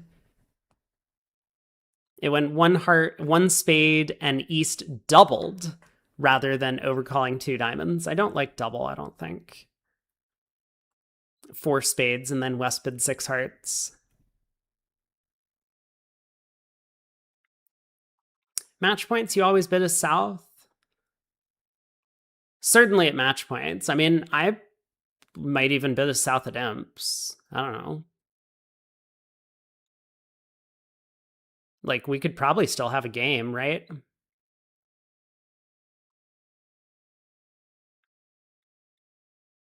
Maybe not. Maybe we don't want to bid a South because partner's expecting, or we're expecting our partner to bid 3 no, and we don't want to play 3 no.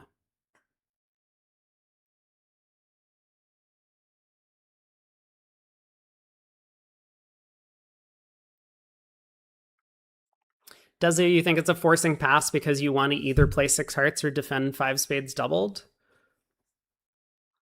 But what if the opponents are making 5 spades doubled, right? Like, 5 hearts doesn't have to have a hand where 6 hearts is a profitable save. From West's perspective, he probably thought that, which is why he bid 6 hearts over 5 spades. But East doesn't know that. East doesn't know that 6 hearts is a profitable save. So, because East doesn't know if that 6 hearts is a profitable save, you can't be in a forcing pass on this logic. I mean, I just don't think it's a forcing pass because the opponents are probably bidding 5 spades to make at these colors. They shouldn't be bidding 5 spades as a sacrifice at these colors.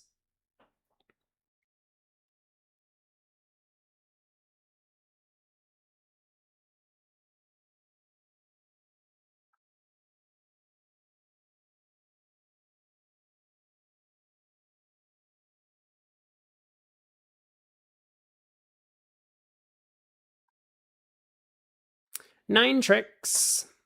2 hearts made 3. We're still waiting on the result on board 21.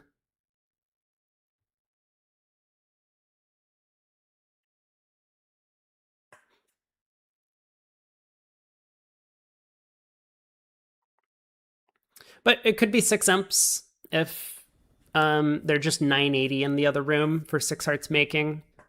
Then that'll be 6 imps going the way of Team Edmonds.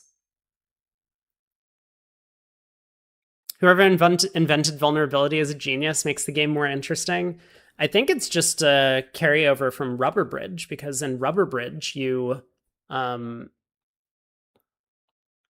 vulnerability determines kind of how the score works. But yeah, if we go all the way back to that, then even the vulnerability in Rubber Bridge made the game more interesting because you have to adjust your plans based on the vulnerability. Like when you're not vulnerable, you can be more aggressive. But if you are vulnerable, then you have to be a bit more conservative because otherwise you could get doubled. And people would double a lot at these money bridge games. What is the 7 of clubs lead? 1 club, 1 no trump.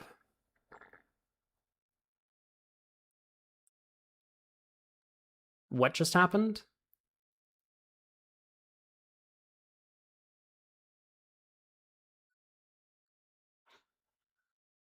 Okay, claim it, trick 1. Well played. Yeah, he counted his 8 tricks and said, you guys get however many clubs you want. The club suit blocked, but it didn't matter.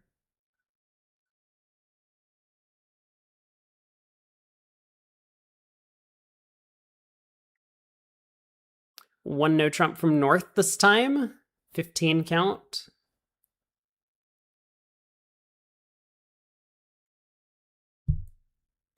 So 1 no all pass. East has an interesting opening lead decision. Jack 10 9 third of diamonds or the 5 card heart suit. Probably the heart suit.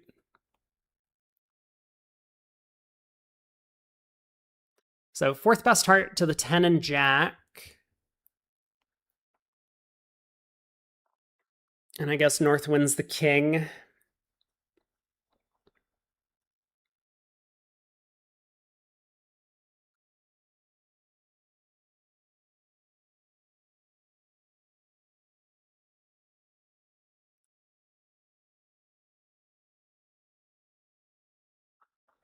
So it looks like the defense should be able to take quite a few tricks. I mean, 4 rounds of clubs if Declare wants to, but they lead a spade. Is East going to be brave enough to hop up with the ace? No, not yet.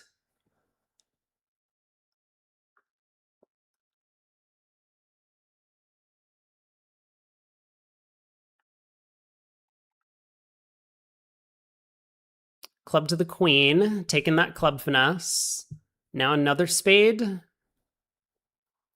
mean, you kind of have to. So East has to hop up. No!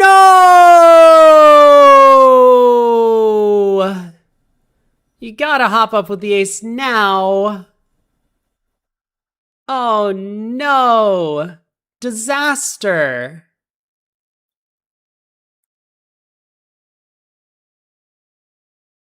I mean, it might have even been wrong to duck the first round of spades, because Declare could have had a 5-card club suit over there. But yeah, ducking this trick ends up costing big time. I mean, East-West had available to them 4 diamonds, 4 hearts, and the ace of spades. They could have made 9 tricks from there. Yeah, Declare didn't cash 4 clubs, so otherwise that would have given away North's whole hand.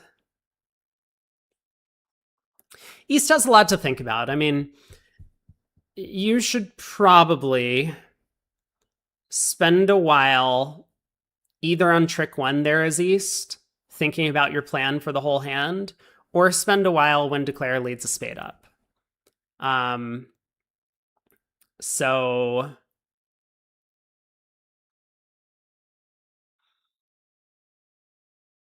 probably just need to take a little bit more time. Hey Zapsniff, did I purchase BBO Premium? No. No, why would I do that? Don't be silly. There's sorry, was that a serious question? No, I did not.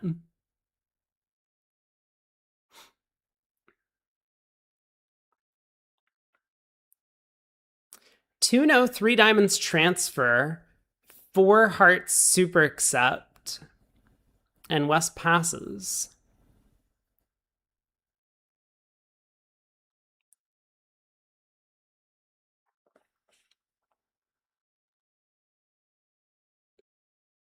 I don't know. Are we like leading ace in a club? Like, what's our plan to beat this thing? Is South?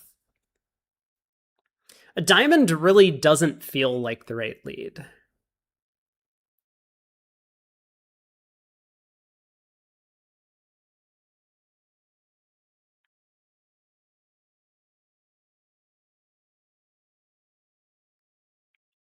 And I think Declare has an opportunity for a little bit of strong play on this hand.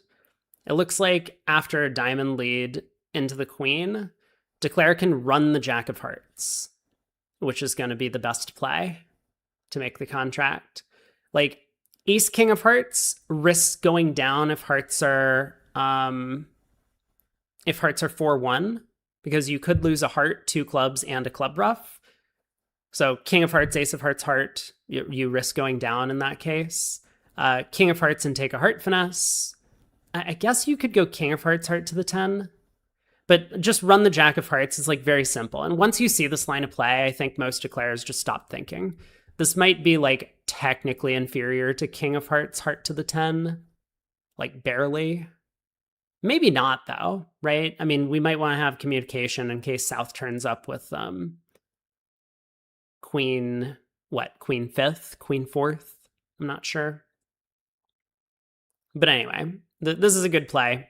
And now if it goes 3 rounds of clubs, we can just rough with the king on the 3rd round and then pull trumps with the ace 10 9 of hearts. So very well done by Zmuda, I find, in this plan. Always ask yourself what could go wrong. The other table was playing at a relatively quick pace until they got to the 6 hearts hand. I still don't know what happened over there. I mean, it must be the case that North led the spade ace, right? So what's going on is Declare is trying to weigh options between taking a diamond finesse or trying to rough out the diamonds or who to play for the jack of clubs or something like that.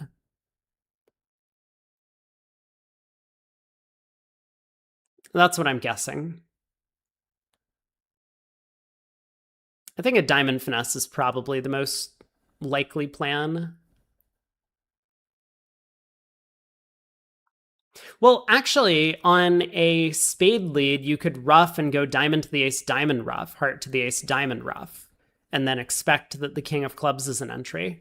So maybe on a spade lead, there's no trouble. So maybe it was a trump lead. A trump lead would give Declare something to think about in 6 hearts.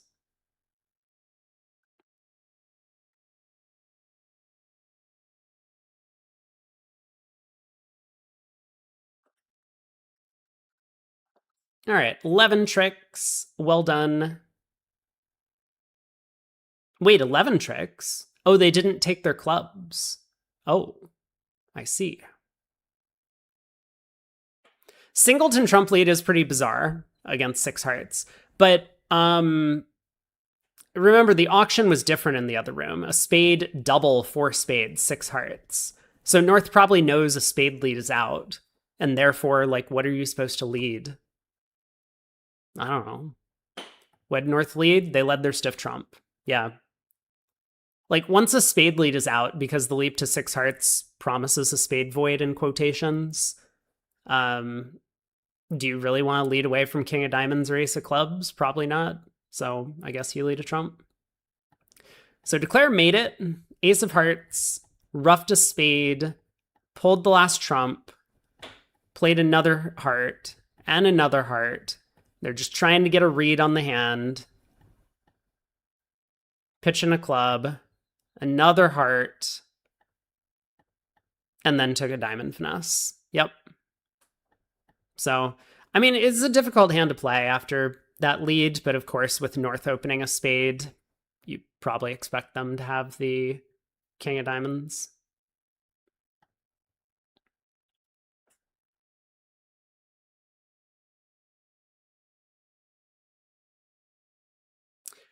South picks up a 20 count. So they get to open 2 clubs. And North is going to force to slam. So 2 clubs, either 20 to 21 balanced or some strong 2 club opener. North usually bids 2 diamonds here to ask. I would probably bid 2 diamonds to ask. Yeah, there's the alert, game forcing or 20 to 21 balanced. And so North asks, South bids 2 no. And now North can go through their stamen and show their club suit if they miss. Maybe. Actually, I don't know if they can do that. It depends on what their puppet stamen agreements are, or lack of puppet stamen. So 3 clubs, 3 spades, maybe a 5-card spade suit. And we'll see if North has the availability of 4 clubs natural.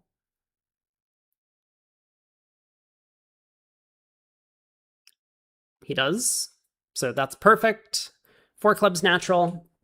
So I think as South, we confirm clubs as trumps. Now, I don't know how we do that, whether it's 5 clubs or if 4 of some red suit promises clubs. I guess actually 4 diamonds and 4 hearts should both be cubids in support of clubs in this sequence, right? That would make sense. 4 no trump is a reject. I don't know what 4 spades would be. I guess also a cubid in support of clubs. unless you're Zach Grossack, in which case you might have a 6-card spade suit. So 4 diamonds should be Cupid in support of clubs. I mean, maybe it's key card. I don't know how they would define it, but this has to be a good hand for clubs. And now they're off. They found their fit. They can bid key card. They can Cupid.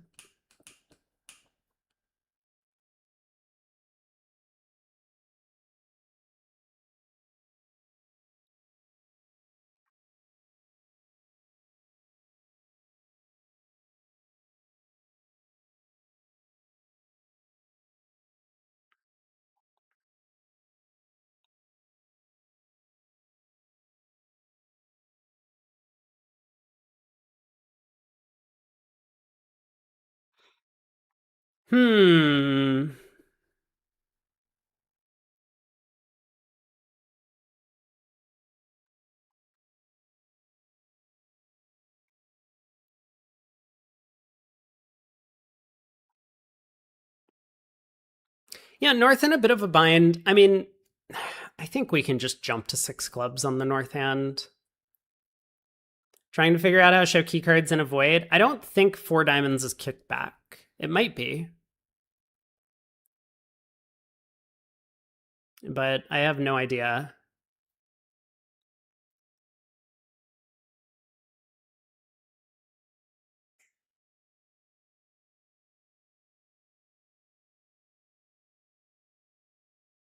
Six clubs down 1 seems possible.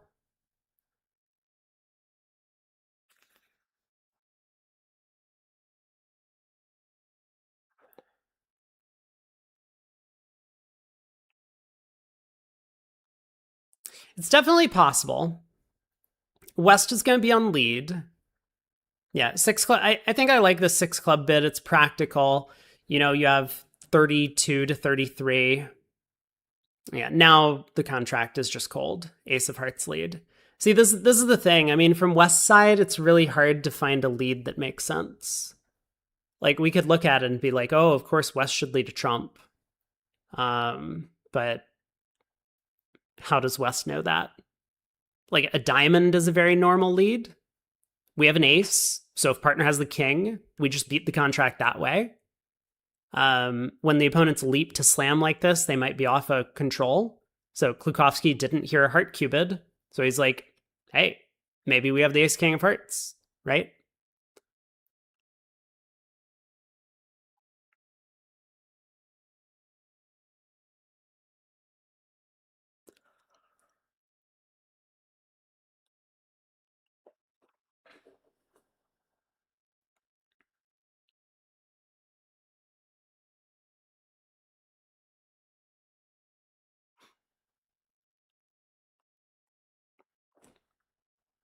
All right. Declares claiming 1370. That rates to be a push. Like, I think if North somehow is the one declaring the club contract and East leads their stiff diamond, Declare might work out not to rough a diamond. And so whether they decide to hook East for the Jack of Hearts or they decide to, well, I'm not sure what the alternative is. Play for squeeze in hearts and spades. Maybe that's not possible. But I think Declare would make it on a singleton diamond lead from East. Obviously, Declare will make it if West leads a diamond at trick 1. So I think it's somewhat likely that that's going to be a push.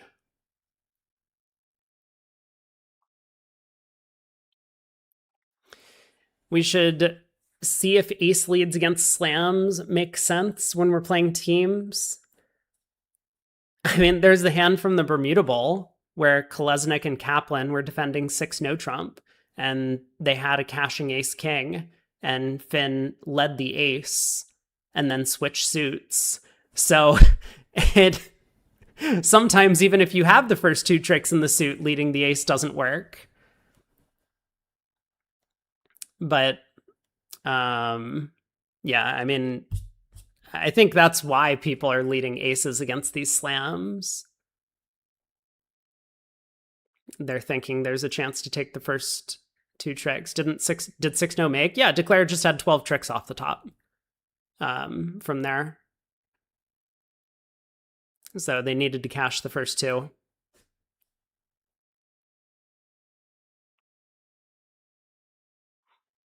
What was Kolesnik's plan? Well, I mean, this is going way back to the Bermuda Bowl. Is Kolesnik just washed? um, it he had counted it. So Declare opened a no trump with a 14 count, and that was it. Kolesnik looked at dummy, counted his high card points, and counted out that his partner couldn't have the king, even though he encouraged at trick one. So there was no reason to continue the suit when his partner couldn't have the king. That's just how it went.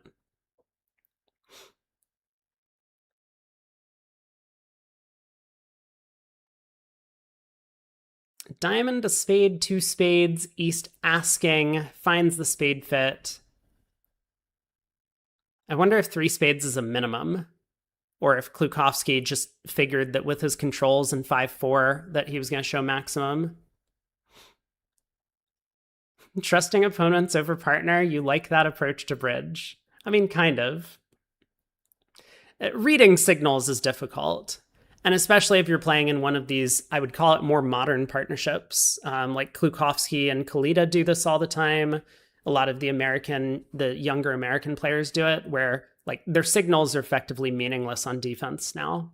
Like they don't give standard, they don't give their natural signal. They play these murky middle spot cards that are kind of unreadable. So you can't really trust your partner's signals in that way, which does make defense a little bit harder, but it makes Declare play a little bit harder for the opponents as well. Kalita, Klukowski give pretty accurate count. Most polls do. I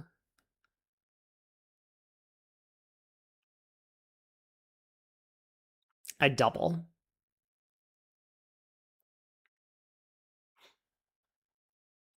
I mean, I've seen them make all of these like really strange signals. Ooh, big play from South here. South plays the 2 of spades instead of splitting her honors. So South didn't need to play the 2 of spades. South could have split. And would that have beaten the contract?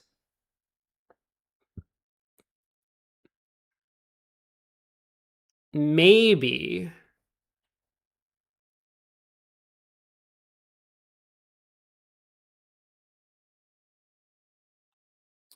Yeah, this was a big choice for South, and South thought about it ahead of time.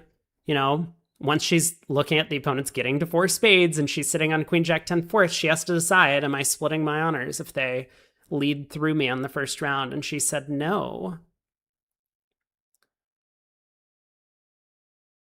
And was she right? I don't know.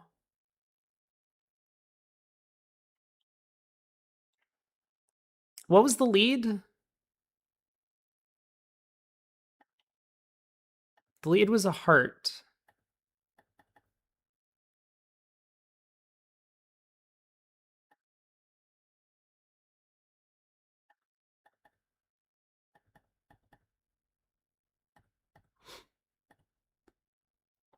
So if she splits, what's she worried about?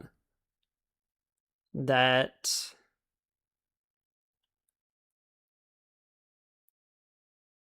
Declare wins the ace, doesn't continue the suit, and then goes ace of diamonds, diamond. North wins. She pitches something.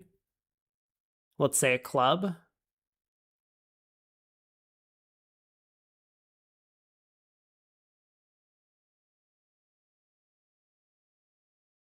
Or maybe Declare wins and goes king of clubs, club rough. King of hearts, ace of diamonds, diamond.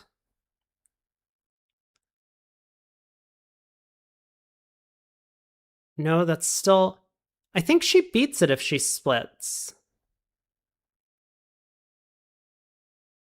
I'm pretty sure she beats it if she splits here. I don't know. I'm not gonna waste too much time. We'll just take a look at double dummy. Wait, apparently the 2 of spades also beats it. But fine. But yeah, I think she can work out that she beats this if she splits.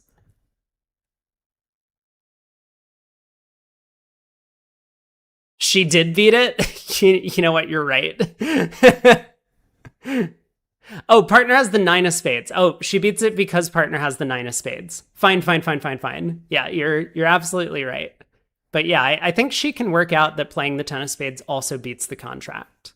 Then again, partner false carded the king of diamonds. So again, remember, like, we have to... She doesn't know that partner has a second diamond trick, so... Anyway. Last board, someone said slam.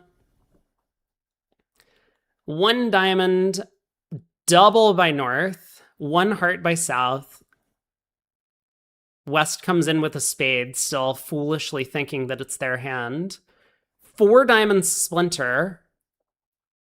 4 spades by east, taking away some bidding room from north-south. So I think as south, I would bid 5 clubs. I would absolutely bid 5 clubs as south.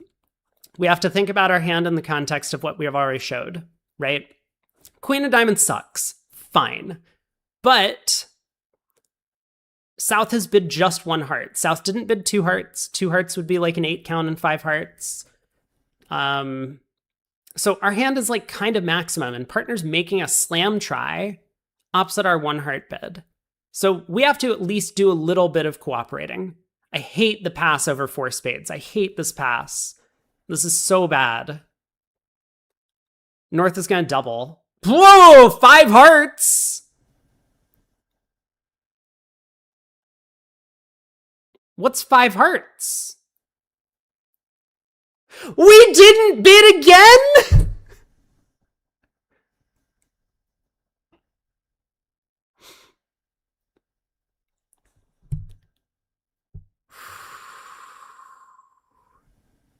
It's okay. North-South are trying to conserve energy for tomorrow's consolation event. They're not trying to win. They've already thrown in the towel. They're just like, good here. Yep. 5 hearts, no problem. Calm down, Mr. Streamer. How can I be calm? Look at what's happening on the screen in front of me. South is just like 1 heart. My hand sucks.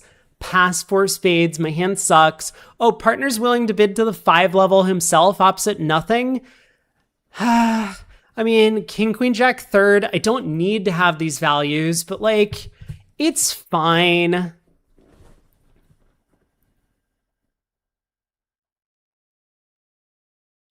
I'm going insane. I'm going insane.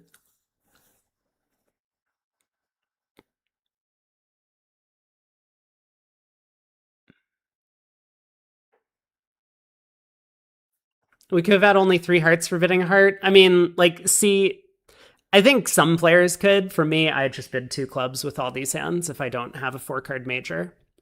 Because otherwise, I think it makes auctions like this very difficult. South could be forgiven for faking a 5 spade Q bid. Dude, we had a perfect way to Q bid over 4 spades. It was right here. Right here. We had the ability to bid 5 clubs and show our hand, show some slam interest and not get too high. And yet now we're passing. Partner bid 5 hearts anyway. Partner's like, I have 11 tricks in my hand opposite 4 small hearts, 4 triple, 3 and out. What do you have, partner? And we're like, I don't have anything. You know, like, I'm sure this king, queen of clubs is opposite another singleton. Partner's over there with the diamond void, the club singleton. Partner's got like 10 hearts and what, a doubleton spade. You know, like, we're going to lose the first, a spade trick and a club trick. There's nothing we can do about it. To be fair, North does not have 11 tricks opposite nothing. I know, which is why North should have doubled 4 spades. What's Klukowski thinking about? He might have been thinking about his opening lead because he's on lead. So sometimes if you're in the balancing seat and you're going to be on lead, before you decide whether or not you want to double or pass or sacrifice, you can think about your opening lead against the contract. Klukowski's thinking about Vegas. He's certainly been gifted some imps in this set. I mean, I think he's earned a couple. but he's definitely been gifted some.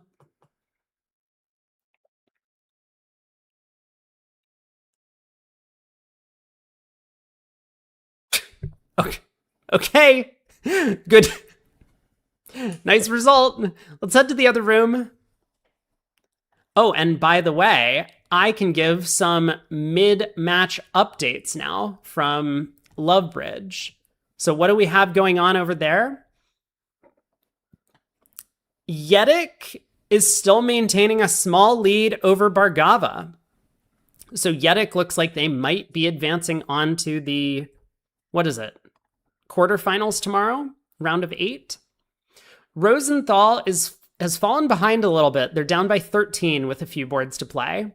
But we see that there's an exciting slam possible on the very last board. So that's a chance to pick up some imps. Civi B looks like they're going to win. Shen over Platinum. Geely Automobile looks like they're taking down the Latvian team, Dogava. China 2 probably moving on.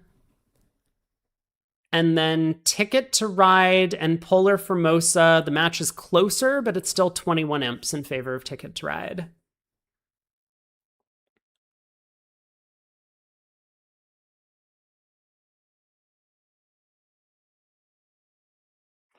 The one no that he claimed got 6 imps. Ah, yes, because at the other table, South opened 2 clubs. Is this like a Polish thing?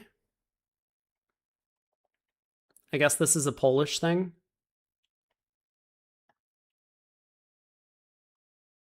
Five clubs and a 4-card major. It's like a relic of the old precision system that somehow they haven't been able to get out of the Polish club sequence.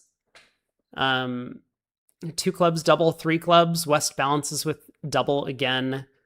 And East decides 3 diamonds is where they're at. Like American precision, but better, since 5-card minor, 4-card major is possible. Doesn't that make it worse, though? I'm pretty sure it's worse to have this 5-card club suit, 4-card major in the system. Like, it definitely seems worse to me than just always promising 6 clubs.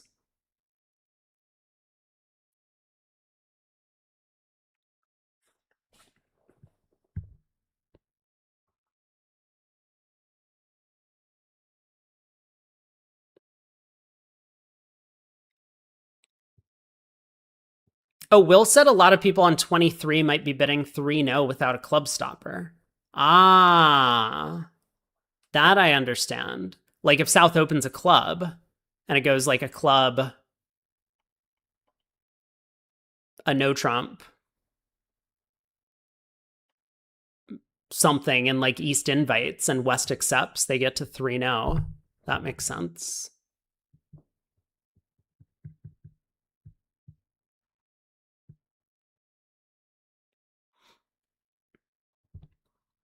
Two no by South, and we'll see how North-South navigate this auction. Now, this is another one where 6 clubs making, I expect to be a push, but it could easily be the case that North-South go down in a slam on this hand. And that would make the match very close going into the last few boards. But there's a big swing coming the way of Edmonds, we think, on the very last hand, where 6 hearts. I mean, not guaranteed. I don't think it's guaranteed they get to 6 hearts, but I think there's a decent chance. Is this Muppet Stamen? I don't know. I do not know. Oh, that reminds me. I need to look at our updated convention card tonight so that I can go through and ask questions. We know from my sponsor that all the Poles love playing this fancy Muppet Stamen. Well, so in our system, it would be 3 clubs, 3 spades shows 5 spades. And that's it. I mean, there's a bunch of different stuff from 3 diamonds, 3 hearts, 3 no. sort of responses. But yeah, 3 spades shows 5 spades.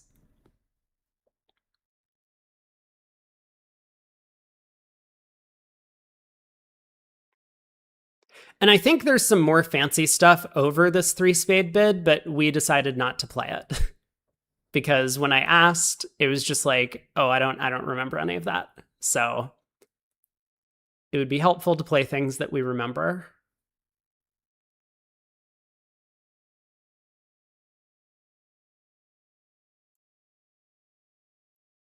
100 Trick Wonder pointing out that all of the female players are married to a lot of the male players, so their names are recognizable.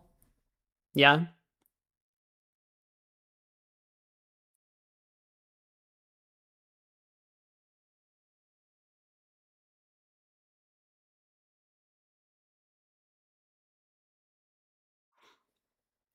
Oh, thank you, Matthew. So it's slightly different than what I'm doing. 3 hearts is no 4-card major in response to the Stamen ask, and 3 spades and 3 no trump are 5 spades and 5 hearts. Playing only things you remember is boring, but boring wins events. Like, the way that everyone loses events is because they have bidding misunderstandings and they just lose double-digit swings on like multiple boards. If you can avoid doing that, you're going to win so many more bridge events.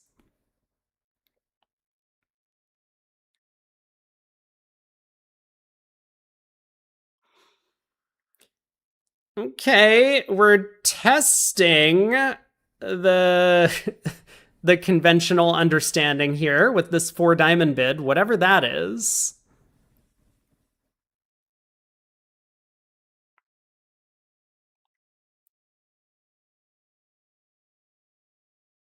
You want to play bridge while constantly yawning out of boredom? I do a lot of yawning because I'm so tired all the time. That's why I yawn.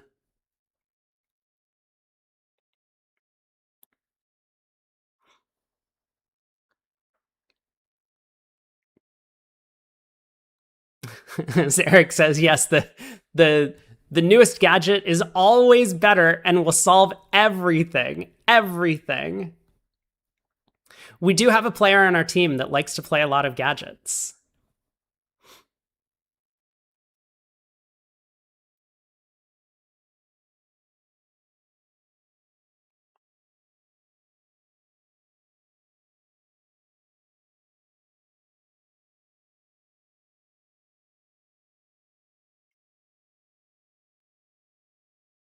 Well, I mean, oh boy. Okay. 5 clubs. We'll see if we're on the same page. I mean, they might dodge a bullet if they only play in 5 clubs here. Because there is this chance that 6 clubs could go down. Who's the gadget guy? Joe Grew? I won't be saying. But someone on our team likes to play a lot of gadgets.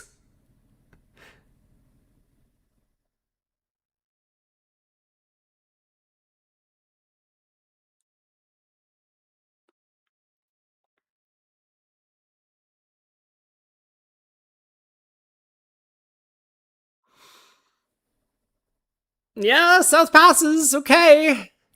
I mean, it looks like they kind of knew what they were doing.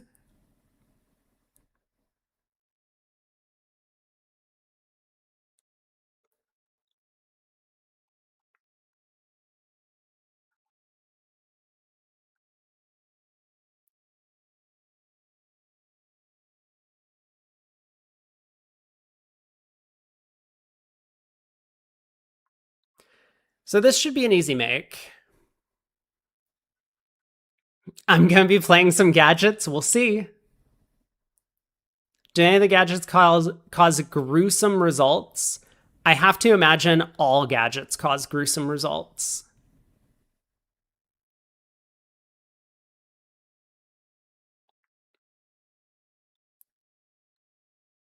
Yeah, so declaring 5 clubs doesn't have any decisions to make. Just pull trumps, Pitch a couple diamonds and a heart on the ace, king, queen of spades and try and guess the jack of hearts for an overtrick.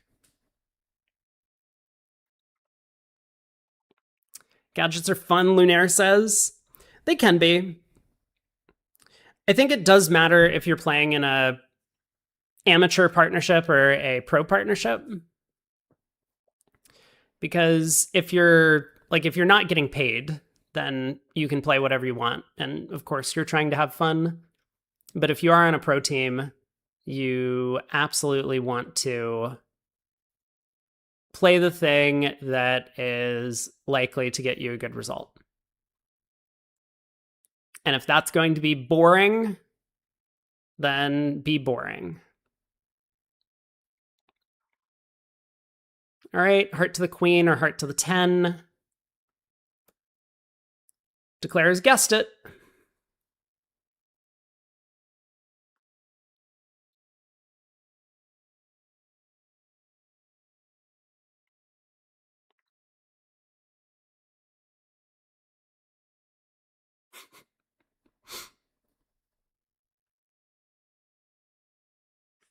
There's 13 imps to Ash. So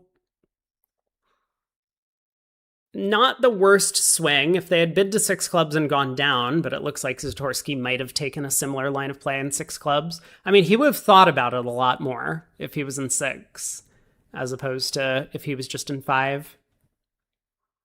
So they have a 10 imp cushion going into the last 2 boards, and I mean, it really looks like it's going to be difficult for Ash to make up the margin.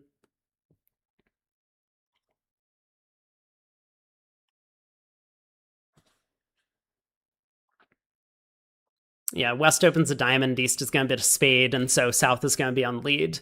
I mean, maybe if West was on lead, was declaring 4 spades, North could lead the king of diamonds and blow the contract, but I don't think that's going to happen here. We'll have to see if South splits the spade honors, if a spade gets led towards the ace-8. Oh, One Undertrick Wonder asked Joe Boo. That used to be his nickname. I don't think there's a big story behind it other than, like, he's scary to play against. Because he has a lot of tricks up his sleeve. So I think that was it. But I'm not 100% confident on that. I mean, that's the story that I heard.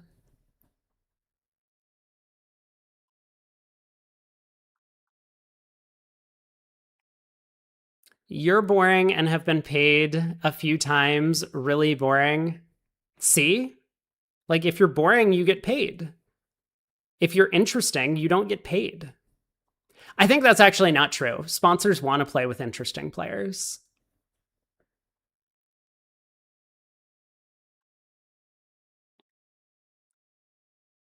It's a good series on Bridge Winners. Gotcha.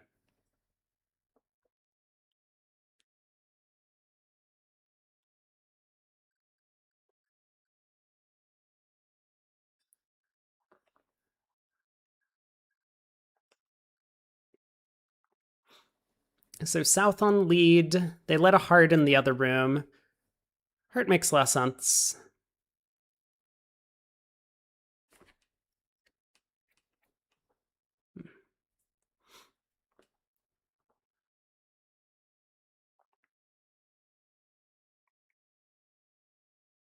Same heart lead.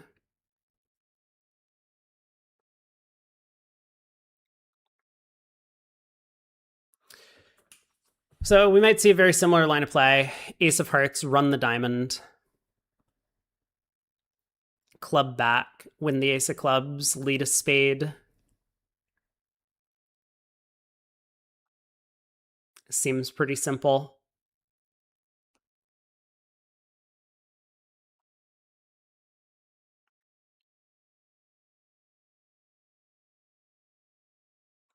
Yeah, so South basically needs to start thinking now, because she might not run into a situation where she has to decide whether to split her spade honors, but she should be thinking about that, because that's really the only decision she's going to have to make on this deal.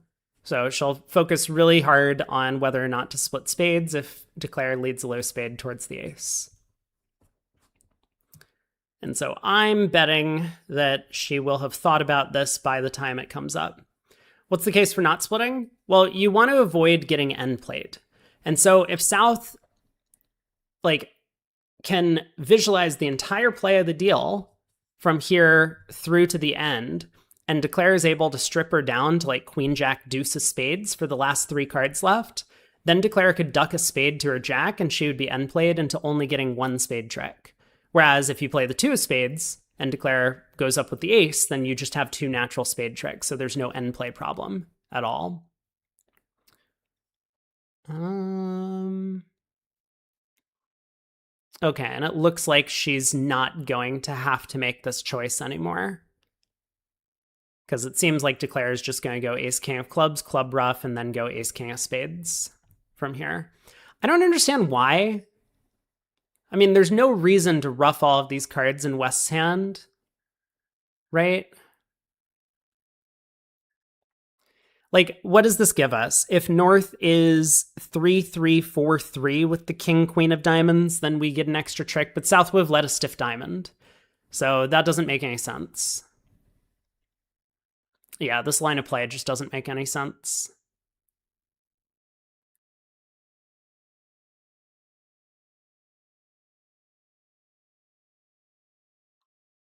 Club, ruff, over ruff, pull trumps, cash the queen of hearts. Down 1.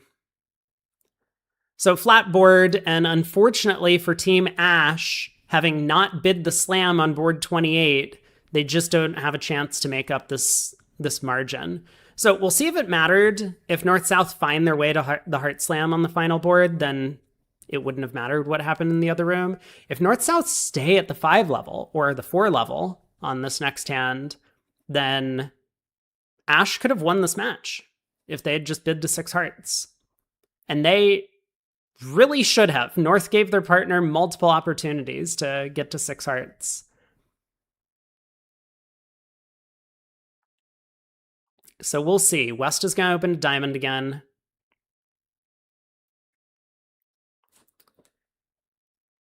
North very likely to double.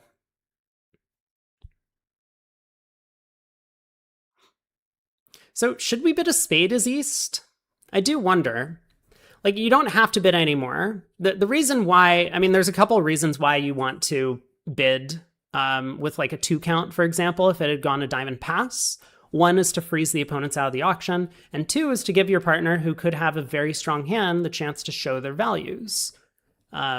Because we might have a game, you never know, especially if partner's not opening 2 clubs with these big 2 suitors that we've talked about. We could easily have a spade game. Partner could have 6 diamonds and 5 spades or something over there, or 6-4 and a bunch of values, and all they need is a spade fit to make game. But after the takeout double, we don't need to protect partner anymore. And the opponents have already gotten into the auction, so it's our preemptive bid is not as useful.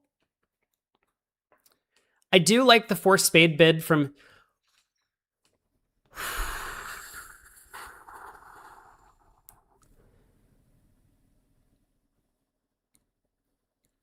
Don't do it now. Don't do it now.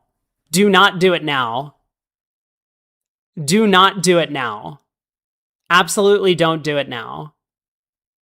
If you bid 4 spades now, you deserve to lose a slam swing.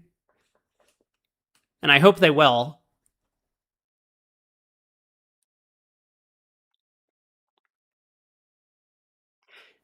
Okay. East was consistent. I like that. I like 4 spades better over 4 diamonds. Because, I mean, look, the opponents have forced to 4 hearts. Let's force them to make a 5-level decision immediately. This is an interesting deal. I mean, the thing to think about is that your hand always matters in the context of what you've showed already. So partners not bidding 4 diamonds just because they feel like splintering, right? They're not doing this to try and help you make a 5-level decision. They're doing this because they're interested in bidding a slam. So they're making a slam try opposite your range, which is like 0 to 8 or something like that in that context, right? Like 4 hearts and a 0 count up to 4 hearts and an 8 count. That's what we've got. Some hands with 5 hearts and like a 5 count or something like that. I don't know where the cutoff would be for having a 5-card heart suit, right? But that's what partner's inviting you for slam opposite. And you have a maximum. I mean, your hand's not great in terms of slam. You don't have a singleton anywhere. You don't have any aces. Like the queen of diamonds is wasted opposite partner's shortness. Fine. But you still have this king, queen, jack of clubs, which is a huge asset. So if you bid 5 clubs and partner signs off in 5 hearts, you're just like, okay, great. You know, like I made my try. We did our best. Partner needed a complete maximum from me. But you have such a good hand in the context of what you've bid already. And players will just have this idea that like, partner made a takeout double, my hand's bad. Partner bid again, my hand is still bad. My hand is bad because I decided it was bad from the start of the auction. But your hand evaluation evolves as the auction goes on. Sometimes a bad hand can turn into a good one because your partner's inviting opposite your 0 to question mark, and you have question mark. So I think we saw that twice now. Pretty big error by both Souths not to make some sort of forward-going noise. And I like 5 clubs, but neither one of them did. So looks like Edmonds moves on.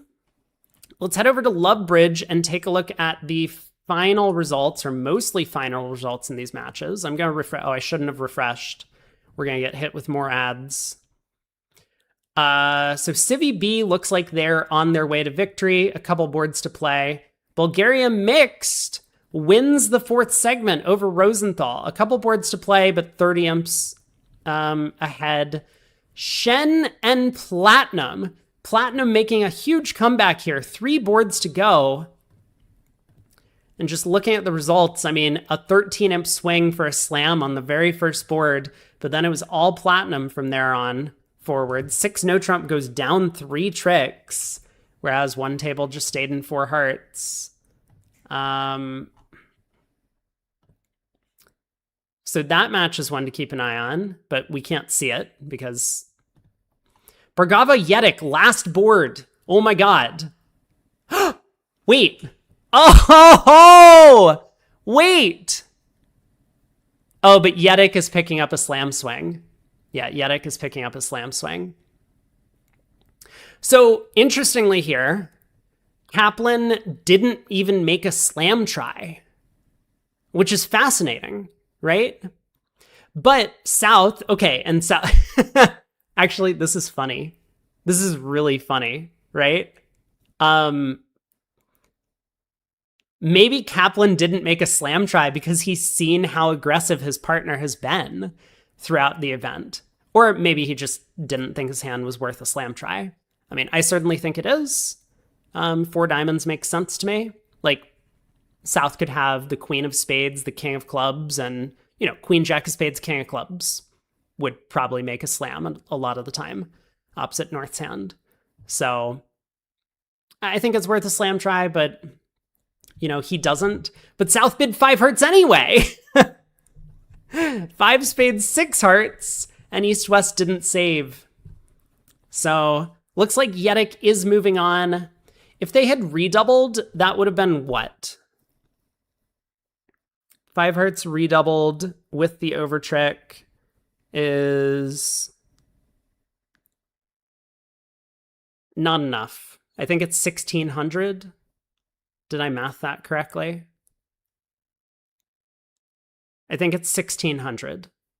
And so they would have won 5 imps on the board, but they're down by 7. So yeah, 9 imps to Yedic. What happened in the other room? A diamond, a heart pass.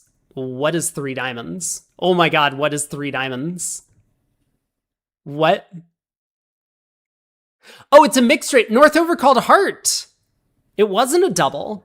So Lehrman didn't think his hand was good enough for a double in bid hearts. So he just overcalls.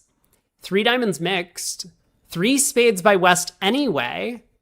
4 clubs by North. 4 spades. And South, having already showed the mixed raise, decided that she didn't want to move on over 4 spades. So pass, 5 hearts. Pass, double. And no one had anything else to say. Disappointing.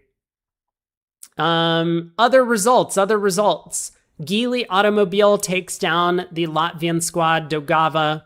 They win big in the final 2 sets. So maybe they had a sponsored pair in or something and ended up getting behind early. Or maybe they just figured out their opponents. China 2 over Qingdao Sailun.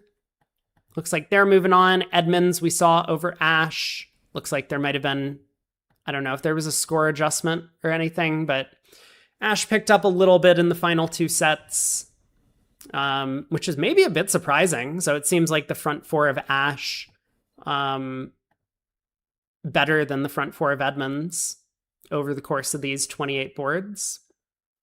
And then Ticket to Ride over Polar Formosa. Looks like they're moving on.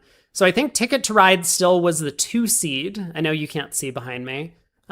Ticket to Ride was the 2 seed coming out of the Swiss. They're still moving. Civi B was the 1 seed coming out of the Swiss. They also win their match. So both the top and bottom, or first and second place seeds, are still in the event. But lots of good teams that they have to contest with, especially Edmonds, of course. Always going to be a bit of a challenge. Yedick looks like they're going to be a formidable opponent to play up against. Platinum makes the comeback against Shen. I mean, after a disastrous 3rd set, Platinum has picked up 17 imps, 14 imps on slam swings these past couple of boards. 6 no trump makes, but 6 clubs went down. Yuck. And so all they have to do is hold on for another couple of hands, and they will be moving on to the round of 8 for tomorrow. So, okay, I am basically done for the day. And tomorrow, I think tomorrow through the end of the event, which is either going to be for me August 30th or September 1st, depending on how much I want to do on the day that I have to travel, I'm going to be trying to do segments 1, 3, and 4 every day. So I now, from here on out until I leave for my tournament, am busy doing some team practice with my partner and one of our teammates who is not playing in this event. And we're going to be doing that during the second segment every day. So I will try and be back, as always, for the start of play tomorrow. Hopefully I can manage that. If not, we'll definitely be here for the 3rd and 4th sets. But yeah, so that's going to be the plan from here on out for the event. So thanks. I can get some new townhomes if I want. Thanks for tuning in, everyone. This was fun. We got to see me crash out at least 10 times, thanks to Christian Lehrman, who thankfully is going to be eliminated from the event. So we won't have to see that happen ever again, at least not until the open event later in the week. But hopefully you had a good time. Thanks for tuning in. Take care, and I will see you all next time.